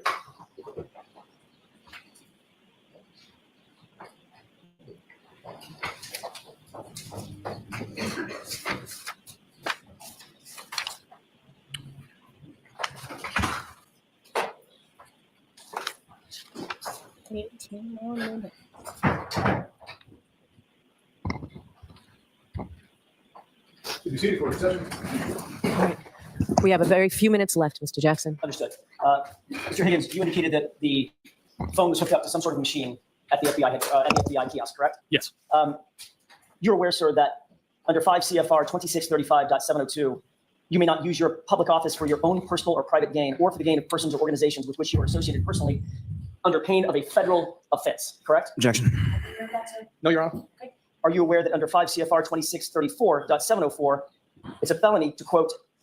Objection, Your Honor, as to An reading. employee, Go ahead and finish the question. for an employee, an employee has a duty to preserve and conserve government property and shall not use such property or allow its use for other than authorized purposes. Were you aware of that federal regulation? That objection sustained. Sir, notwithstanding those regulations, you utilized the services of Matt Kelch as a friend and a colleague, but utilizing federal resources to pull information off your phone, correct? Objection. Sustained as to that form. In fact, you were successful in getting information off your phone, which is the text that you turn over to the Commonwealth, correct? Objection. In that form, you're almost there, Mr. Jackson. That form was improper. The information that was ultimately pulled off your phone was the information that you selected and you and Matt Kelch worked together to get off your phone, correct? Objection. Is that correct? No, Your Honor, if I could explain. Sure. He walked me through on how I could pull the text string with John O'Keefe and the defendant. He walked me through the process, how to use the machine. And then you did that. I did do that. That's And that's correct. what you turned over to the police. That's correct. And any other information would still be on your phone ending in 5421, correct? Well, that information stayed on my phone. I just took those strings off and provided them to the Mass State Police. Okay, so where's your phone? I do not have that phone anymore. You destroyed that phone, haven't you? No, I threw the phone away. Well, that's destroying the phone, isn't it? I had every right to do that. I didn't ask you about your rights. I asked you what you did. Objection. Sustained. You destroyed the phone by removing the SIM card. Correct? Objection. Sustained. Did you do that? Did you pull the SIM card out? Objection. Did you pull the SIM card out of your phone? Your Honor, to the best of my recollection, if I did take the SIM card out, I would have when I threw it away, if I was going to take it out, I would break it or cut it. But I did not wipe the phone. I did not take anything else off it. But if I was going to throw the phone away, that's what I would have done. Okay. You know, as an ATF agent with electronic data experience, when you pull the SIM card out and break it, and then throw the phone away and the SIM card away, you don't need to wipe the phone. Objection. Sustained. Mr. Jackson, that's it. Your Honor, One more question. I can do this in 30 seconds. I think.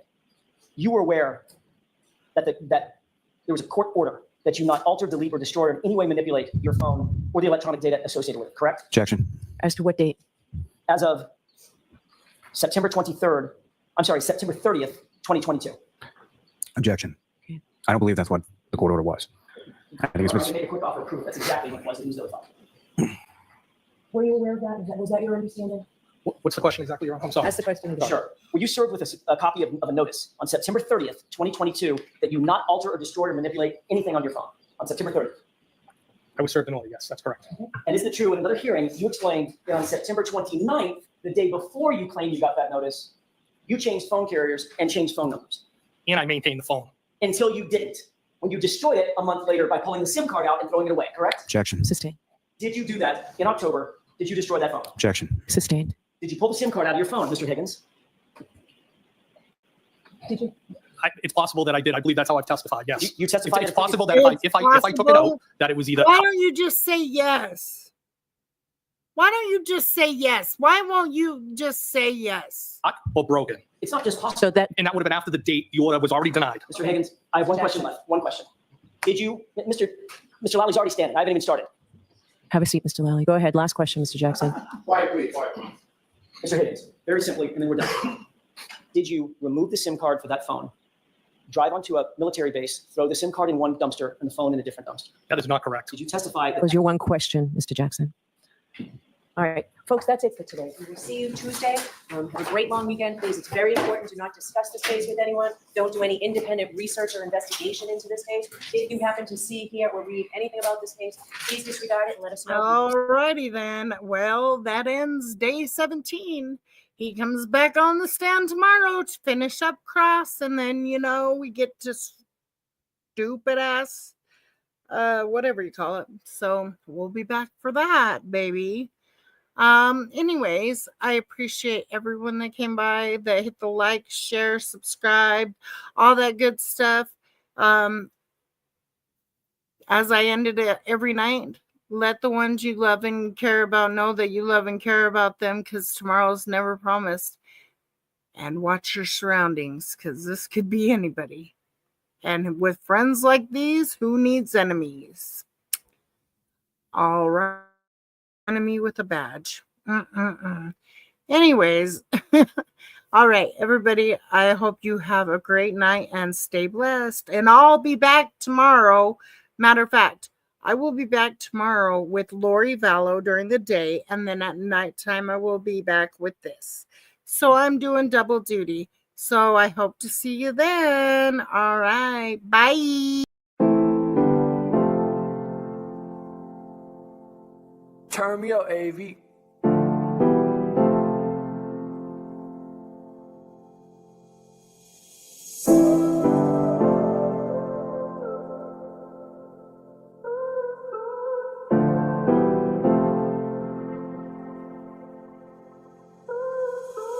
Put your eyes on me, yeah, like the spotlight. Recognize me showing love, then got my grind right. Ain't never since day one to love it on side. And since you got my back, I got your back for life. Yeah, pretty honesty.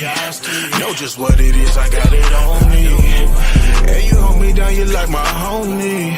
Just know I got you, dog, just what it gon' be. Definition of bestie, definition of friendship, definition of rider, definition relentless. She's a strong woman, she's a sweet lady, she's a great mother. Let your pain get aching. Yeah, I made that girl on YouTube. She never dims my light or put me in her dark mood. And I thank you, you appreciate. You're my favorite girl on YouTube, and I can't fake it. You still got faith in me, make me feel like big. DJ Khaled voice, pretty hot. Who still got faith in me, make me feel like big. DJ Khaled voice, pretty hot. Met a little shawty on this show called BDP, you know what I'm talking about? Shit. We been cool ever since, my nigga, know what I'm talking about? Put your eyes on me, yeah, like the spotlight. Recognize me showing love, then got my grind right. Ain't never since day one to love it on side. And since you got my back, I got your back for life. Yeah, pretty honesty. Know just what it is, I got it on me. And you hold me down, you like my